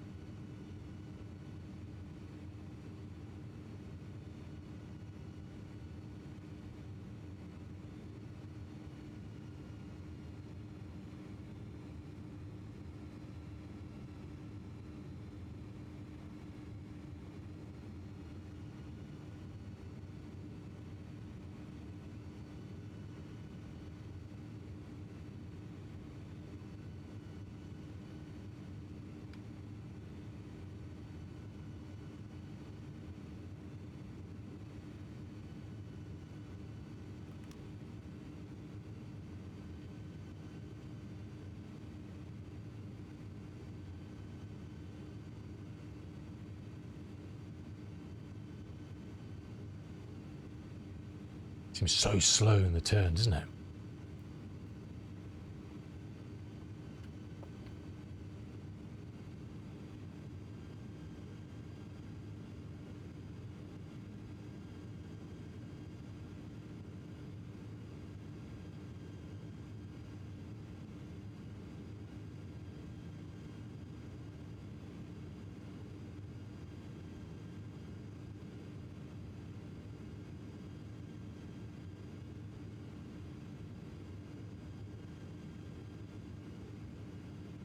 Trying to hold it about 200 knots. Then edging to 5,000.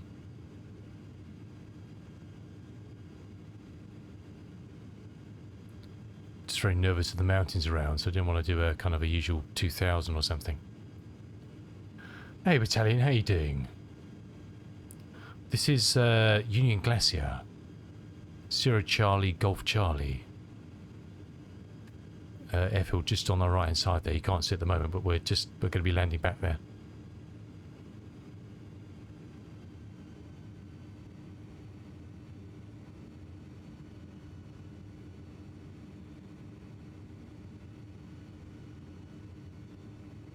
we'll commit to a cheeky look outside.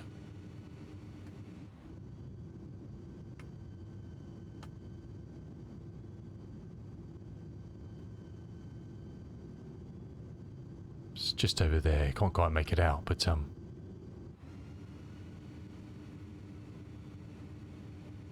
welcome, Vitaly. Welcome to the stream, too.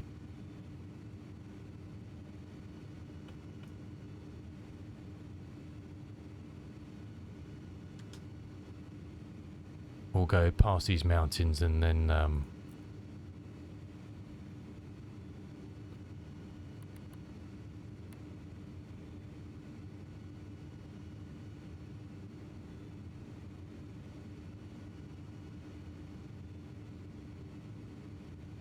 interesting.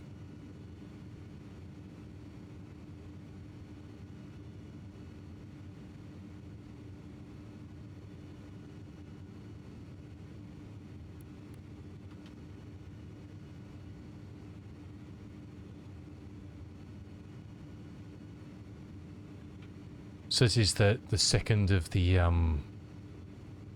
airfields that we'll fly to be visiting down in the Antarctic this weekend. On Sunday, I think they're due to arrive into Phoenix at 9 o'clock in the morning, GMT, something like that. And then whatever their turnaround time is, and then off here. And it's about a 3-hour flight to here, so I guess they'll be here early afternoon, just after lunch, I would imagine.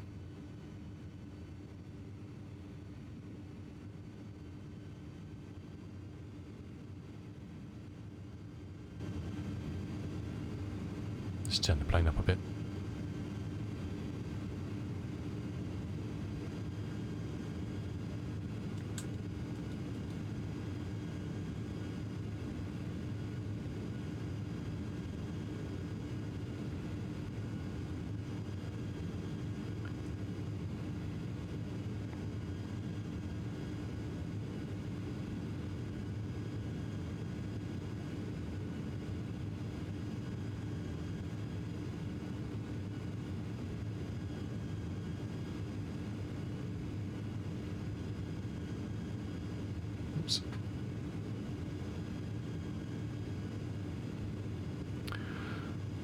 Okay.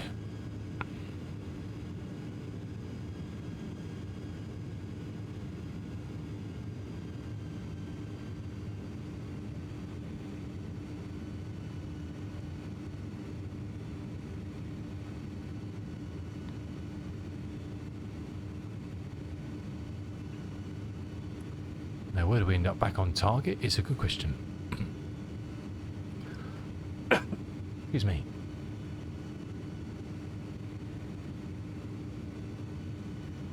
We're a bit slower speed-wise. We're trying to do the same rate of turn, but there'll be a tighter arc because we are slower. So we'll just fade off the turn a bit. Let's see if that helps.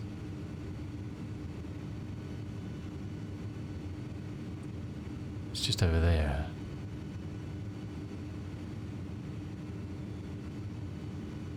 Okay, see the pappy?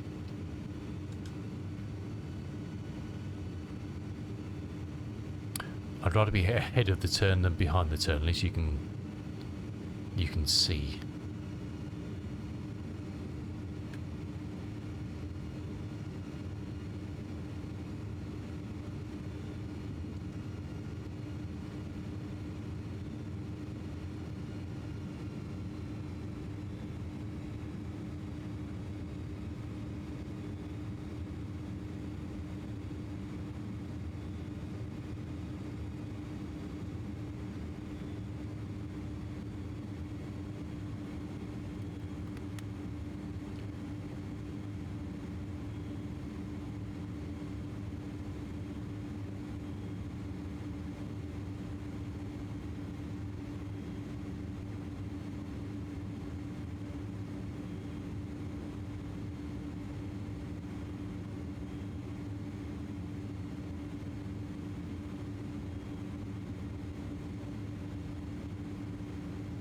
I think we're actually doing okay.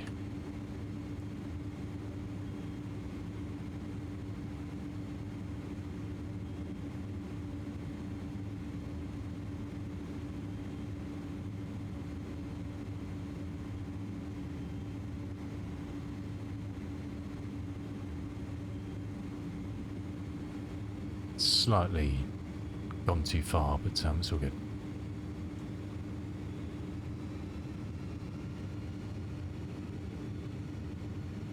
Can't remember how close we were to the mountain before.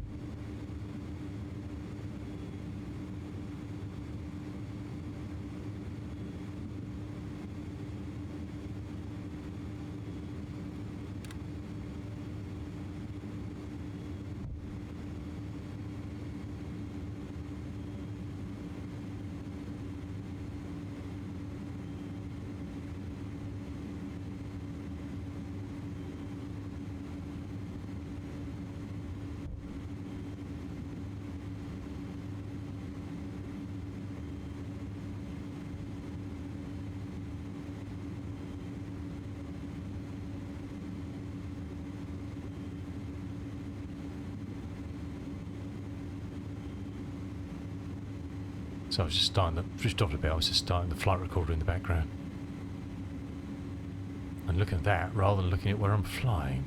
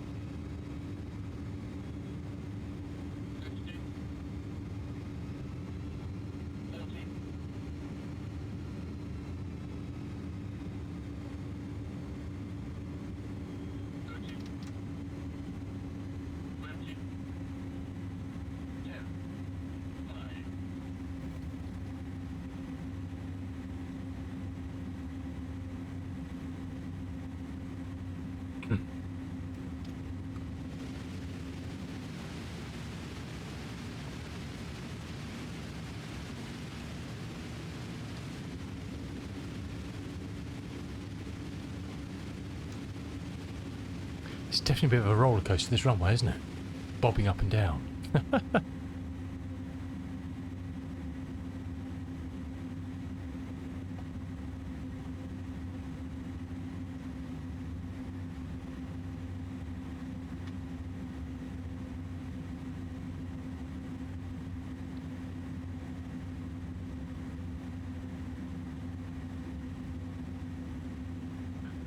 No problem with the brakes overheating, that's for sure.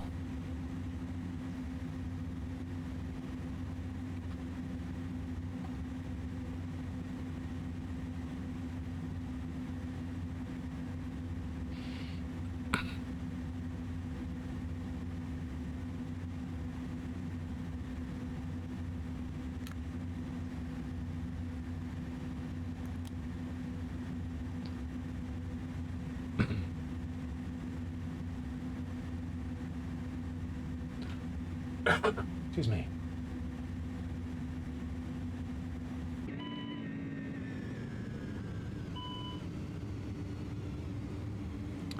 Let the plane sort itself out. Oh, we went on... I forgot we went on auto throttle, were we? So it wouldn't have remembered that. Let's stick at 130, see what happens.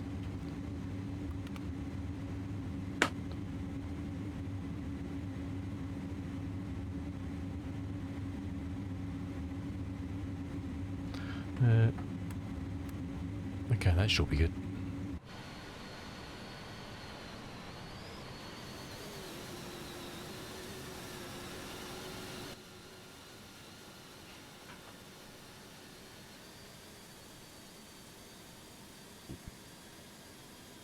Yeah, it's a nice little bit of a glint from the edge lights, isn't it? Obviously, definitely sharp in the dark, but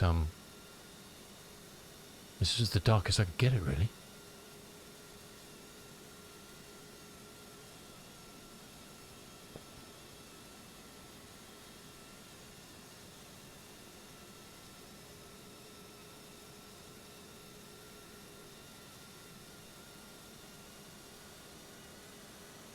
It's just so hard reading the texture in front of you with the white.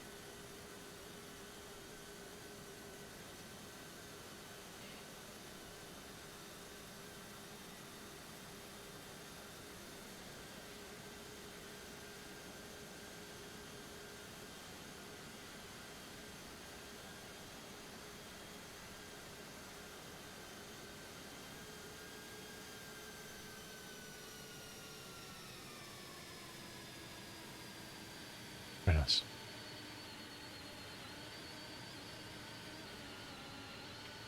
The engine's definitely a bit squirrely in external camera, aren't they?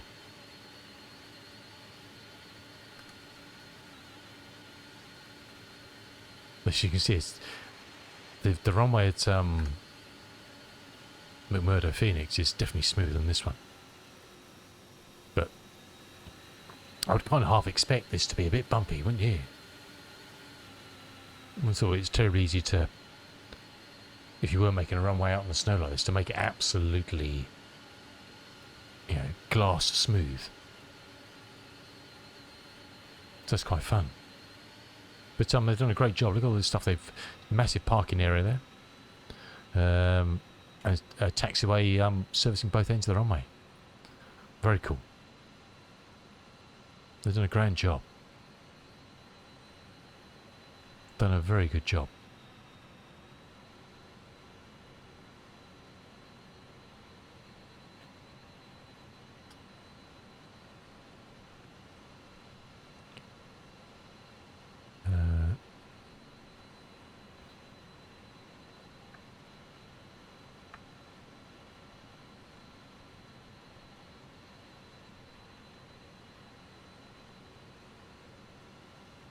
Very nice. Yep, kudos to the team who've done that.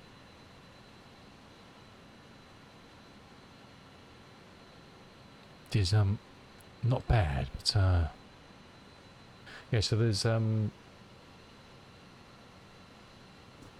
haven't really looked at the procedures for here. Obviously, give you the route.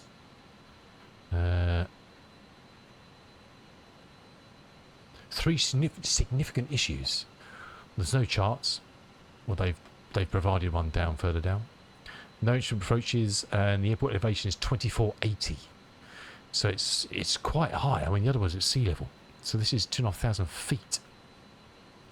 So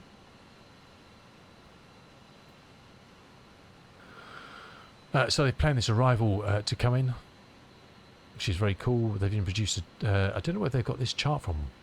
Or they've just produced it themselves, I guess. From other information. So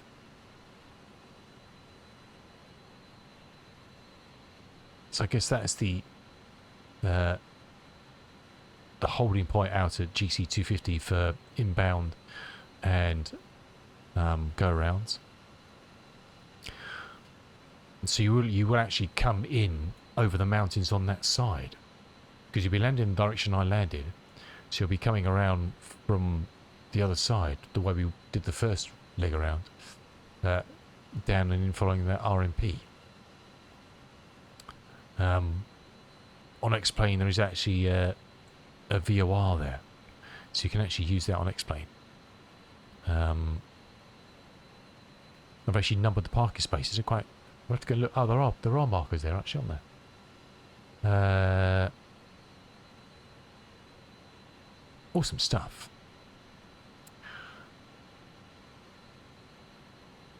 New constraints for all those points on the charts coming in. I presume they're going to. I wonder if they're going to bring people in on various points. I don't know. So you've got information that you can enter into your FMS. Don't forget this, which we obviously did on our arrival into Phoenix to make sure you're correct for cold weather. As I say, they simulated at -18 and they added 600 feet to their elevations. We added, yeah, about 550-ish, 600, so it's about the same. Ours was actually a bit, I think it was 16 it said the temperature was, but we went for kind of edge towards a deviation of 20 just to be on the safe side. Actually, that's nice. I've actually put a thing on temper correction there. Very good. Might download that. And then their kind of standard departure route they've provided there to get you out. Expect PDC, so you need to know how to do that. I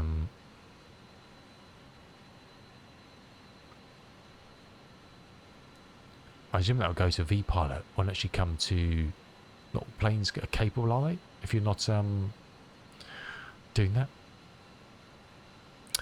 No pushback start. Clearance required. Abort ready to taxi. The runway is quite rough. High flaps, full power.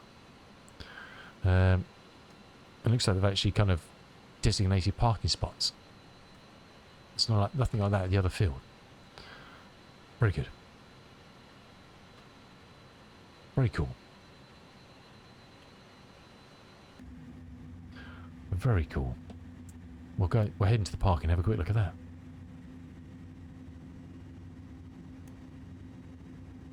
If we can untangle ourselves.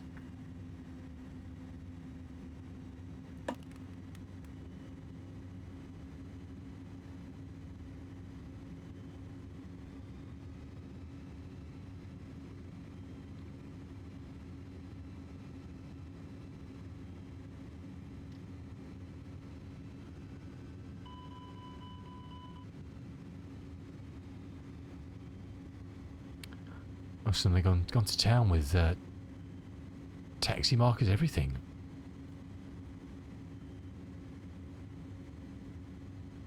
Very groovy.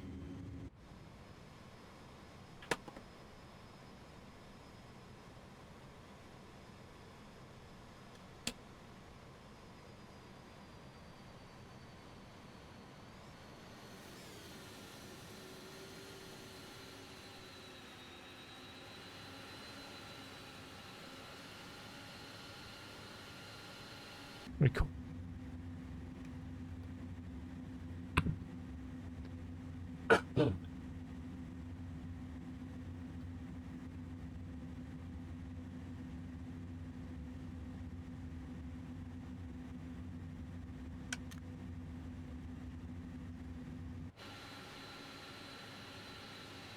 Very nice. It's a quiet parking area here. It's going to be interesting. It's obviously going to be absolutely rammed with people, but very nice. They put a little toilet shack for everybody and some boxes of goodies and some steps to get out your aircraft.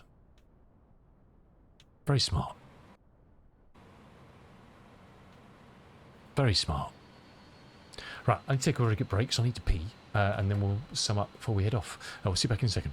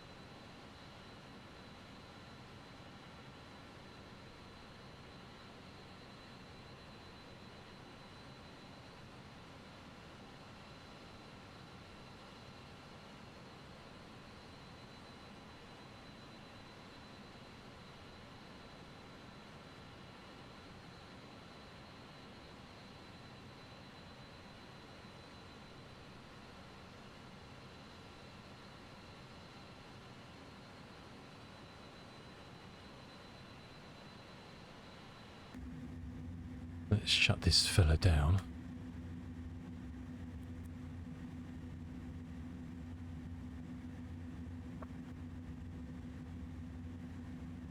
It's weird, when I first loaded in this morning to this thing just wouldn't work at all.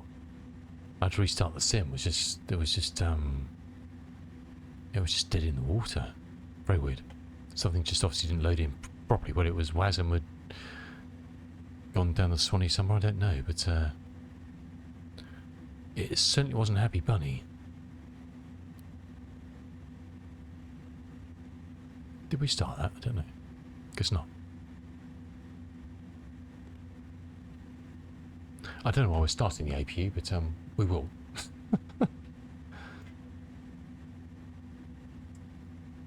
I haven't done too bad since I've been sitting on that for the last 6 hours, so.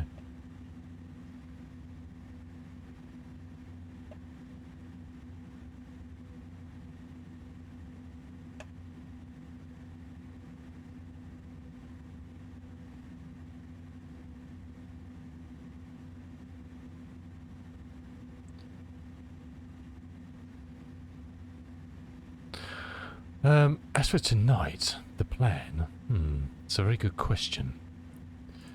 I haven't come up with a specific plan for anything. I was thinking of perhaps doing something other than flight sim. But I haven't had a chance to look at anything, unfortunately, yet.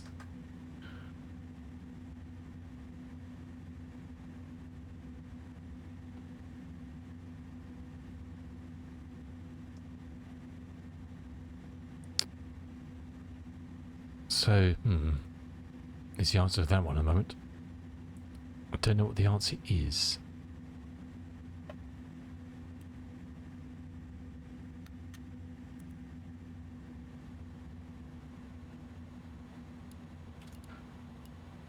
It chucked everything on, didn't it?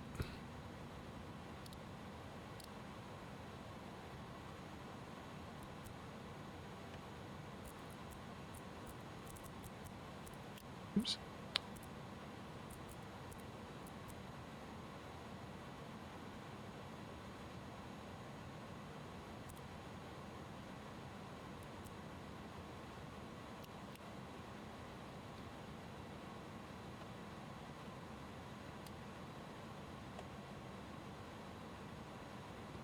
Oh my word.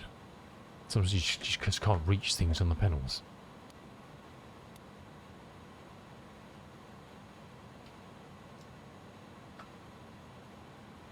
Just out of your grasp.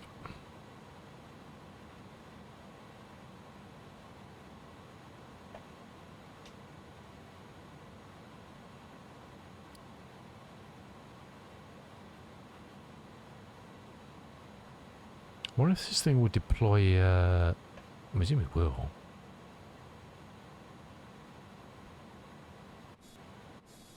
Yeah, should just dump a GPU down there, shouldn't it?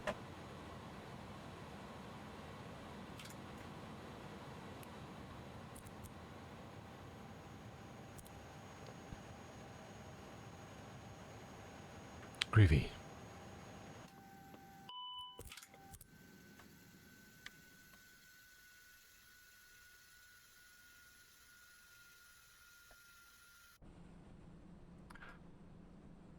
Yes, I was thinking of doing something completely different tonight, but so I haven't really had a chance to get my head around what at the moment.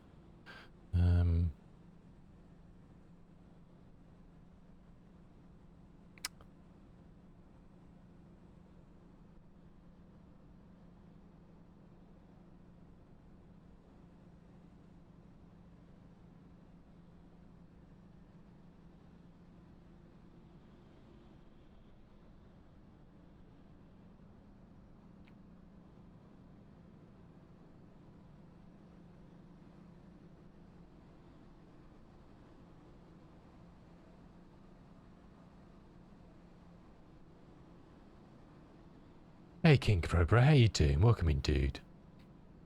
Good to see you, my fella. I was thinking about doing something VR-ish, but I haven't had a chance to do anything to check anything or do any setup or anything, so I'm not terribly sure that will happen. So I may just end up looking for a nice little flight to do here and there.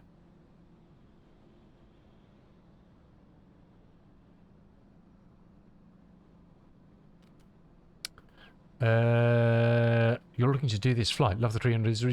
Just because of what I've been flying lately, King Cobra. What you the world flight stuff you're planning on doing? No, I mean it's a lovely bit of kit, and I've been flying recently. I've only had it for a few weeks. I've flown obviously the 310, the default in the game, and it's lovely to fly, and it's got decent range on it. You know, it's 4,000 nautical miles, so there's not much that it can't do unless you're doing really long haul. Have you never heard of the World Fight? If you type Expedition Point WF, you've got a link to their website, and from there you can download all the good stuff to do with the event.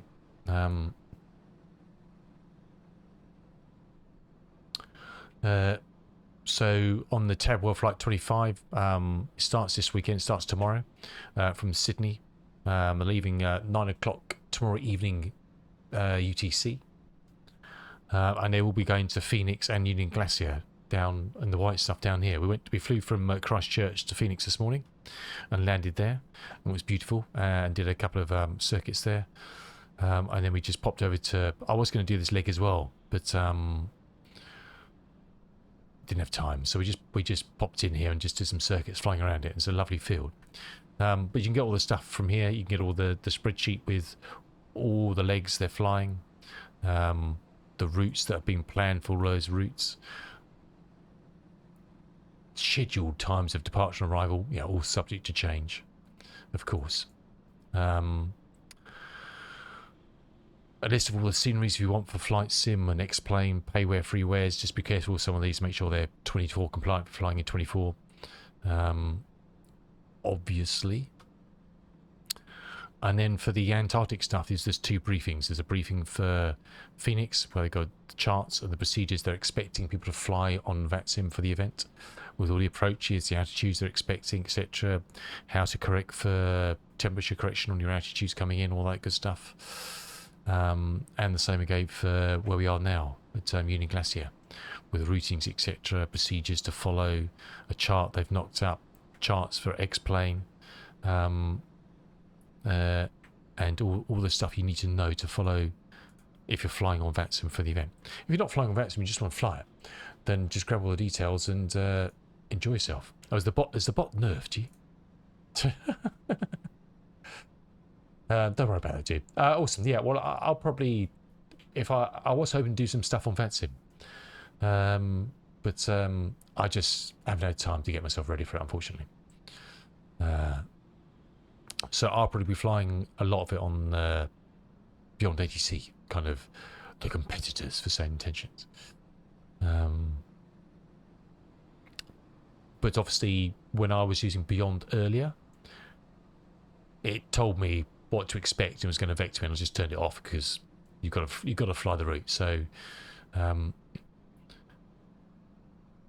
if you want to kind of do it to realism of the event, and they've got a prescribed procedure and route you must fly, then I guess I'm going to have to, and everybody else using AI, if you're doing the events now or later, or whatever, you're just flying the route. I'm going to fly the whole of the route at some point.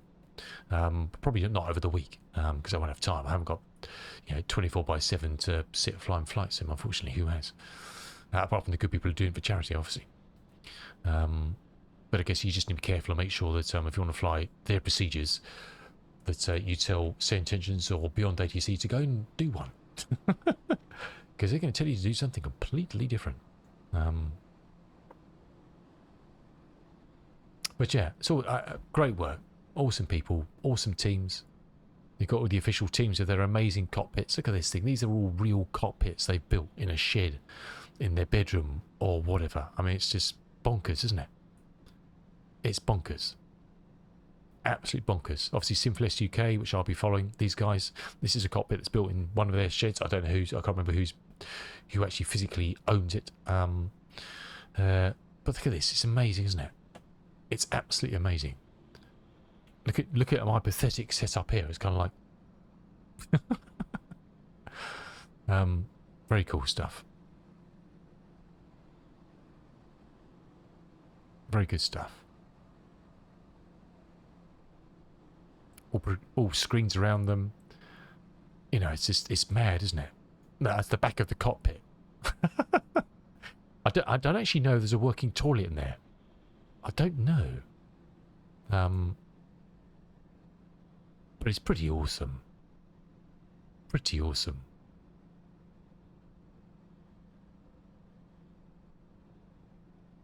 And I can't remember, it runs on something like 20 PCs or something for the simulation, all the bits and pieces. I don't know. It's an insane amount of computing power to keep this thing churning. And yeah, for the Lullaby Trust. They've raised over 346 grand since 2006, which is amazing. Absolutely amazing. Huge odds to them, all the teams doing it, all the people who are going to be providing VATSIM for the event. Here you are, there's the garage. This is the whole building of the thing. You know, putting it all together. Yeah, lots and lots of hard work. But you see what the end result is. You know, it's just it's mad, isn't it? It's mad. Also the other ones flying 737s and 738. There's another jumbo, an A332 cockpit, 320, another 74, 738, 738, 742, 738, 738. And obviously there'll be a plethora of just normal streamers, just with their own whatnots and whatever. So yeah, it's awesome stuff. And so it starts. This starts tomorrow. Yeah. So enjoy. If you're taking part, doing it officially, enjoy it. It's always awesome. And 2026. I will try. But yeah, so this is Union Glass. This is the scenery they've built for that. Taxiways, runway lights. We've got edge markers. There's Pappy. Pretty big apron. And what we can just quickly do this. We'll cheat.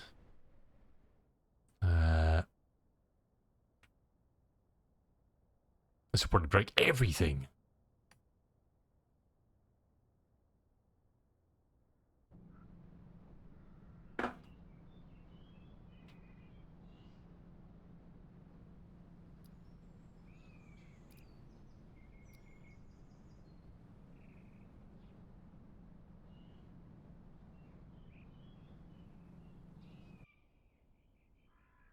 Now, this is the problem when I do this, because it's going to want to go to the external view where I was and not here. So this could completely break it. So bear with. Oh, no, it's done it. It's right. We got away with it. So this is Phoenix Field. They've built for this. It's a bit different. And it's on this kind of plateau they've built. Similar sort of thing, but there's no edge lights or anything here. And there's a much smaller parking area. But I guess there'll be parking all around. We'll get into awful stutters, don't know why. So yes, this is where we flew into this morning. Quite a load, clouds slowly rolling in. So, you know, who knows what would it be like on Sunday morning when they come in here. I hope it's clear like this. Otherwise, it's, no matter Simfest, it's going to be a shit fest, I think. Yeah. Because it's a visual approach. There's an RMP to kind of get you to just over there somewhere, and that's it, you know. But it's very cool. It's very cool.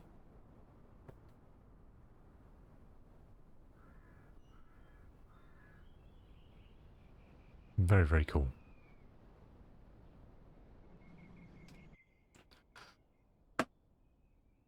We'll go and check the cold out. Brut. Oh, I didn't realise you get footprints in snow. I didn't know that. That's quite neat, isn't it? I didn't think about that. That's gonna be fun, isn't it? And I guess that's something that's never happened before. This will be the first year with 2024, won't it? When did 2024 drop last year? Was it October and November? I can't remember. But you'll be able to run around. Obviously, you won't see it if you're just on VATSIM and no multiplayer on, which you wouldn't have. You won't see it. But if you land here in 24, you'll be able to go and run around all the planes. They won't see you, but you can go and check all the competition out, which is quite funny, isn't it? I never thought about that. I didn't know you got footprints in the snow. How about that? We could draw some rude pictures. Huh. Oh, we're just about hanging on to the cliff.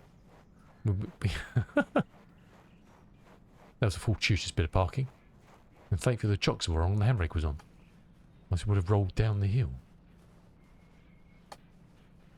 But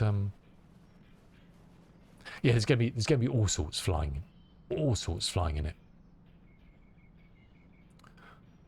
I guess they're probably the only thing you won't see flying on this event is a helicopter, I would imagine. Do people fly helicopters? I don't know. It's a bit of a jaunt, isn't it? Long distances, some of the shorter legs, but quite slow. But yeah, F-18s, I think some people fly F-18s from business jets, all sorts of larger props. I'm sure there'll be some DC-6s and stuff. And obviously the bigger jets all up to the Jumbos. So pretty awesome. Pretty awesome. And what a place to come to, huh? What a place to come to. It was looking spanking when I've got some photographs. It was looking really beautiful when we came in earlier. Oh, actually, we're not on live weather now, are we? Because I changed it to we'll let it load in.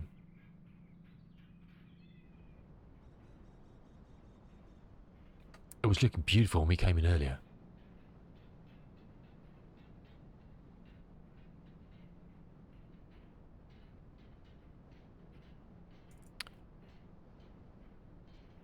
I didn't take many. I've got recording just to go back and have a look at them, but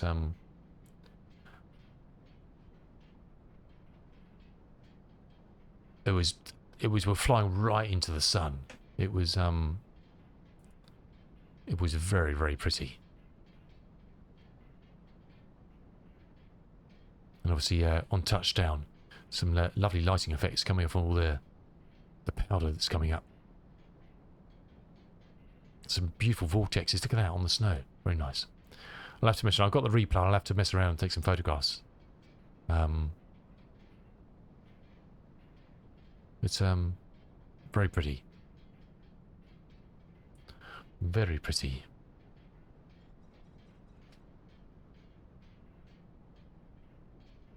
The only problem I found when I was messing around with this the other day, with the replay,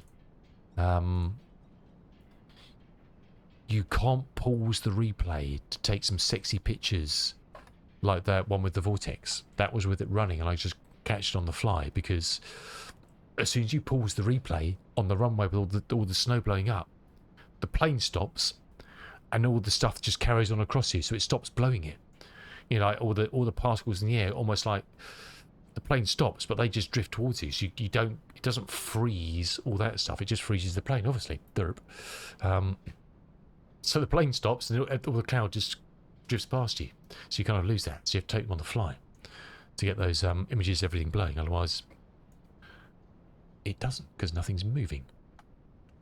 But stunning, eh? I think it's the tallest I've ever been.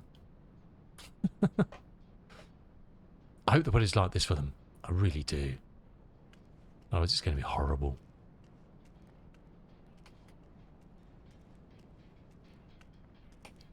It's going to be horrible.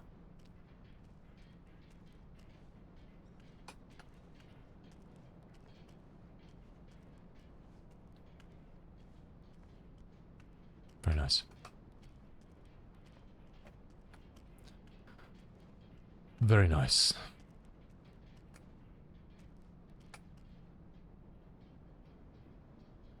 Right, yeah, I don't know what's going to happen tonight. So I was going to try and sort something out, but you know, I may do yet. I may do yet. But if not, we'll definitely fly something. I'll be on some 9:30 this evening GMT anyway. And there's a plan to be made. I just don't know what the heck it is at the moment.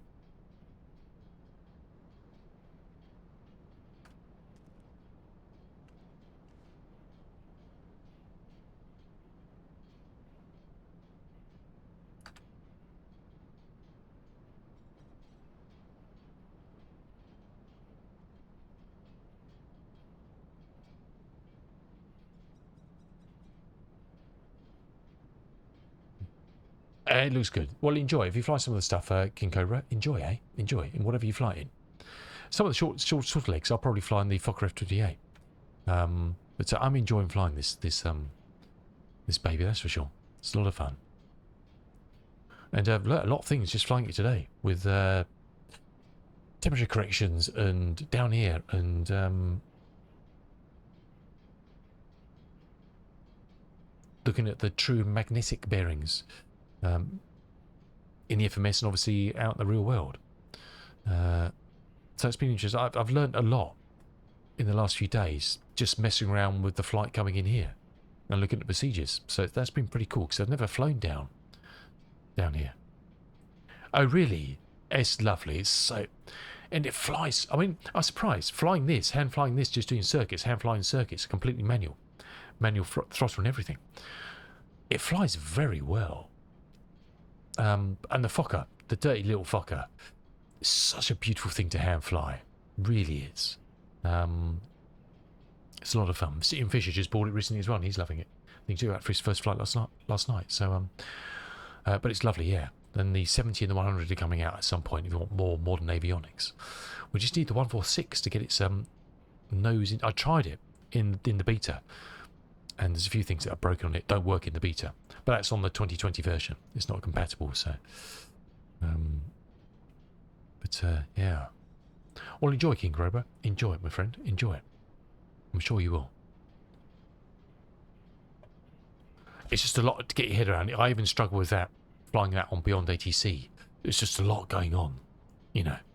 Especially on approach and when you're coming into final and Beyond ATC starts chirping and it's just like, give my brain a second. Give me a chance to catch up and I'll be there with you. Yeah. Well, awesome. Have a good one. If we don't see you, have a fantastic week. Or whatever you're still hanging around. Thank you so much to the wonderful Oz Gorilla for the raid earlier. I know all the Australian contingent probably had to head off to bed to get some snooze because it's the wrong side of midnight. It's Saturday. Happy Saturday to them, eh? And thanks for the follows. Appreciate it. Good to see you all here today. And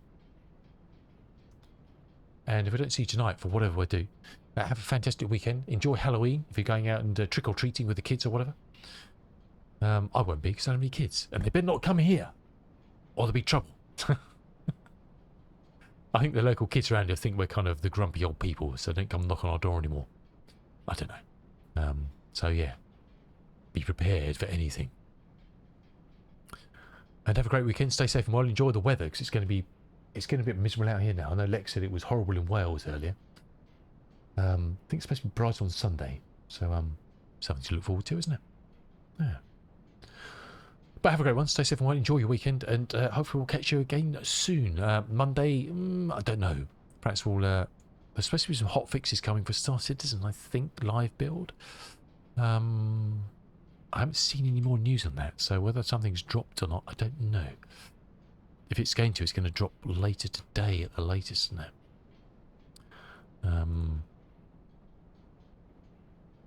But if we do Star Citizen on Monday, when we'll just do some good old jobs. We'll get back to some mining and salvage because those new missions were a bit meh. There's no updates. Is there a hotfix? There's no hotfix channel either. What's you going to do? And then you're back into Flight Sim later in the week. And we'll probably get some more well flight stuff. We'll see where they're up and where they're flying. And we'll do some of the legs on Beyond ATC. Depending where I get to in the route by then. I'm probably going to, if I get a chance on Saturday, I might start flying the first legs from Sydney to Auckland or whatever. Get that going, because I think that's a 5-hour flight or something, isn't it? Just trying to get ahead of the game.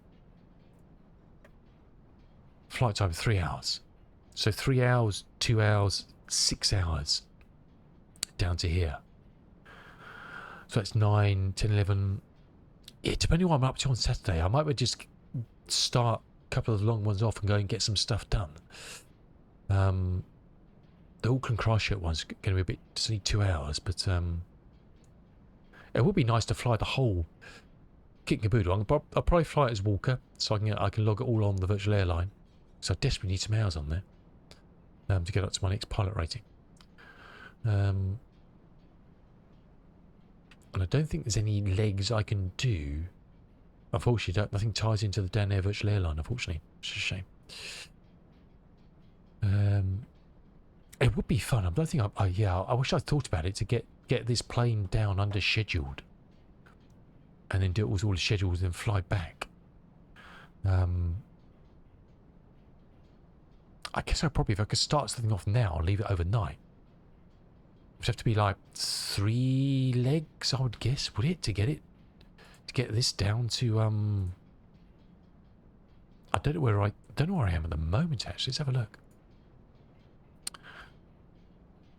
I can do it as a charter flight and just fly anywhere, but my scheduled plane is right, scheduled. I'm at, what the hell am I doing there? I'm at Charles de Gaulle. Why am I'm at Charles de Gaulle? I have no idea.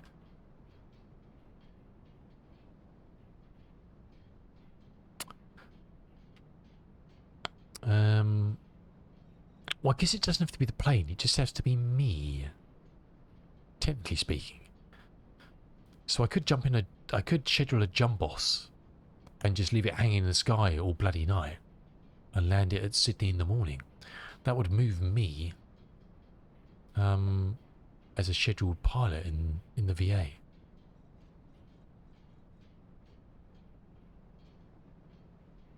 Interesting. I wonder. I can't fly to Sydney. I'd have to fly to Perth.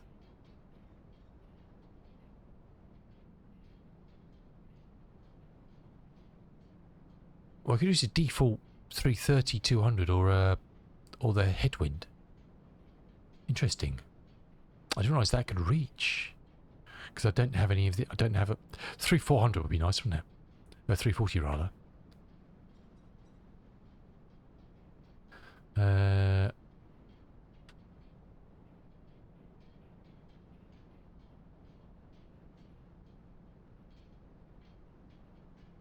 Where did your A300 go? This is not it. This is not yours, King Cobra. I didn't steal it. Promise. Promise. What's that saying? 16 hours flight time to Perth. Eek.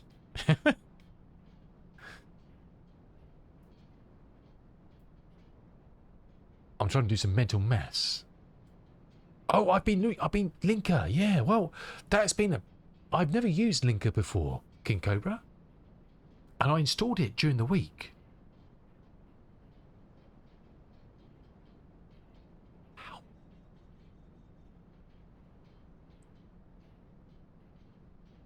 My mind's blown. it's very cool. I'm just starting it now. Because of one thing I think is awesome in it. The best thing in it. I mean, I haven't got much in here. I'm going to download more freewares. Whenever I've flown and I've downloaded freewares from Flight Sim TO for a flight for stream, I delete them afterwards because it's like I don't want them. I don't want to keep moving stuff in and out and whatever. This thing is the answer, or rather, that thing. But this is the best bit. It's the map.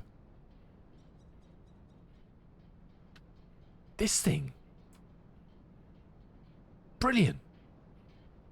Where's this been all my life?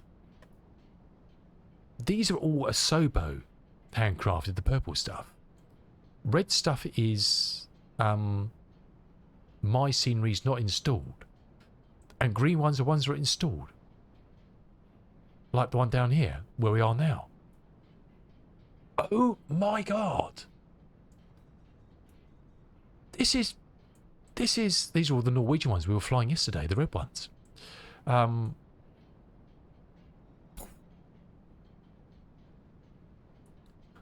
mean, in little nav map, I've added all the Asobo ones as add-ons so I can see them.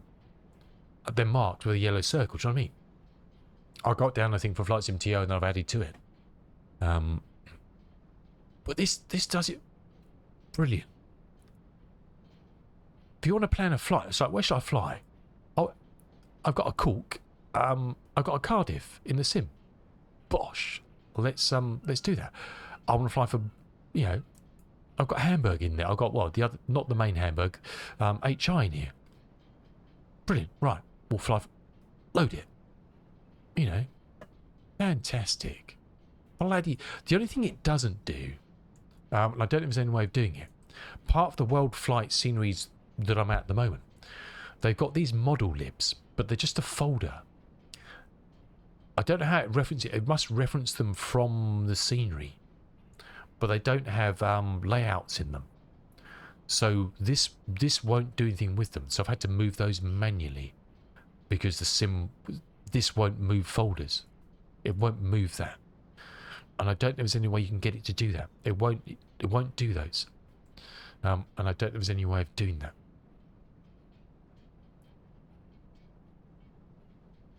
Yeah, the map is next level, dude. Brilliant stuff. So yeah, I'm going to download loads more sceneries I've used in the past, and just keep them in the standby folders. And Bob's your auntie, hey? What did we say? We said 16 hours. So if I started that now, what would that be? That would be... It's just Walker Air. Yes, brilliant. Love it, dude. Love it. Me and Mrs. In Phoenix joined this ages ago, and it's a brilliant virtual. I really love it. You can do scheduled flights, cargo flights, charter flights. Just schedule and cargo are kind of fixed locations, so wherever you fly to is where you've got to go through next. Let's do another snooze. And the thing that always blows my mind with this thing is this. It's a virtual airline. Look at all these liveries. They've done liveries for all these aircraft and helicopters. Flight Sim, 2020-24, X-Plane, P3D. It's madness.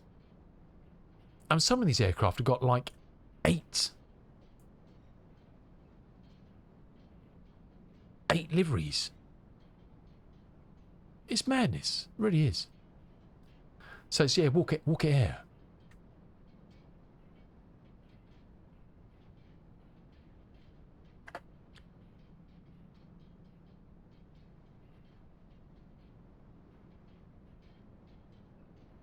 So it's a virtual airline. And there's no real restrictions. I used to be in the... What's the UK one? Fly UK? We were in that before. But they were a bit draconian on you had to fly every so often, which is fair enough. I can understand that. Otherwise, they disabled your account.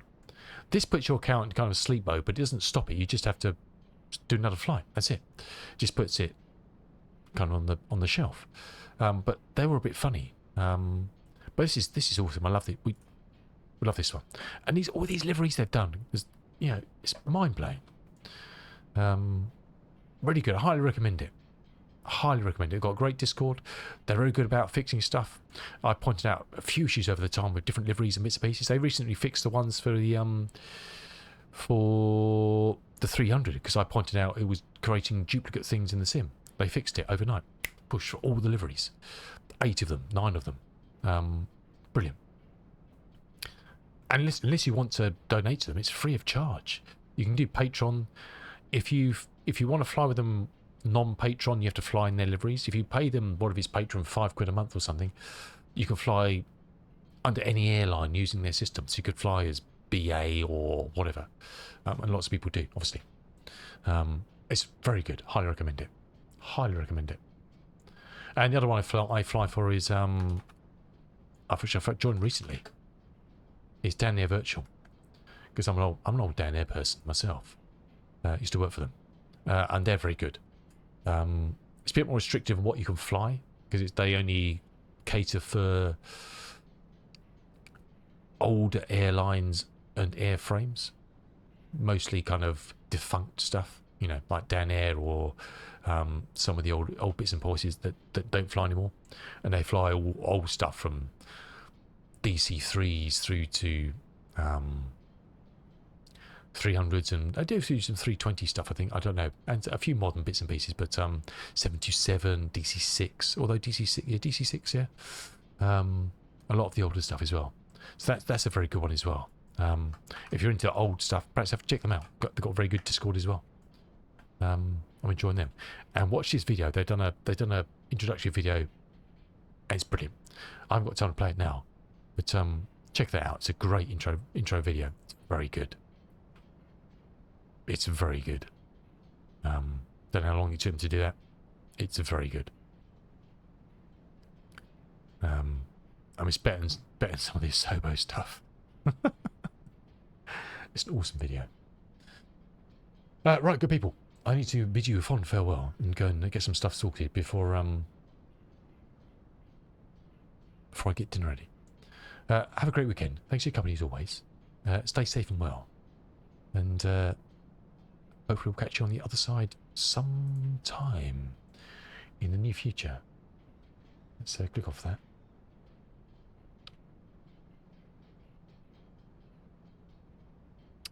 Oh, Gadget's on. Let's drop over to Gadget. We'll pump you over to Gadget. I know he's been away. Awesome fella. If you like his content, please do drop him a follow. He's an awesome fella, and he's developed a couple of great tools for flight sim, which I haven't used yet. I've downloaded, but I haven't got around to using them yet. Let's rate him. He's flying EasyJet Ops in a 320. Modern rubbish. Unbelievable. Where are we? Gadget. There he is. There he is. So if you like his content, which I'm sure you will, please drop through to follow. It's well worth your time. Well worth your time. Alrighty, enjoy the raid. I'll pop in there briefly to say hello before I say goodbye. And we'll catch you again very soon. Just waiting for that to ready to spool. Awesome. Take care. Have a great time. Have a great weekend. Great Friday evening. Enjoy your Halloween. And we'll see you very soon. Ciao, ciao. Until next time. See you soon. Oops. Press the button.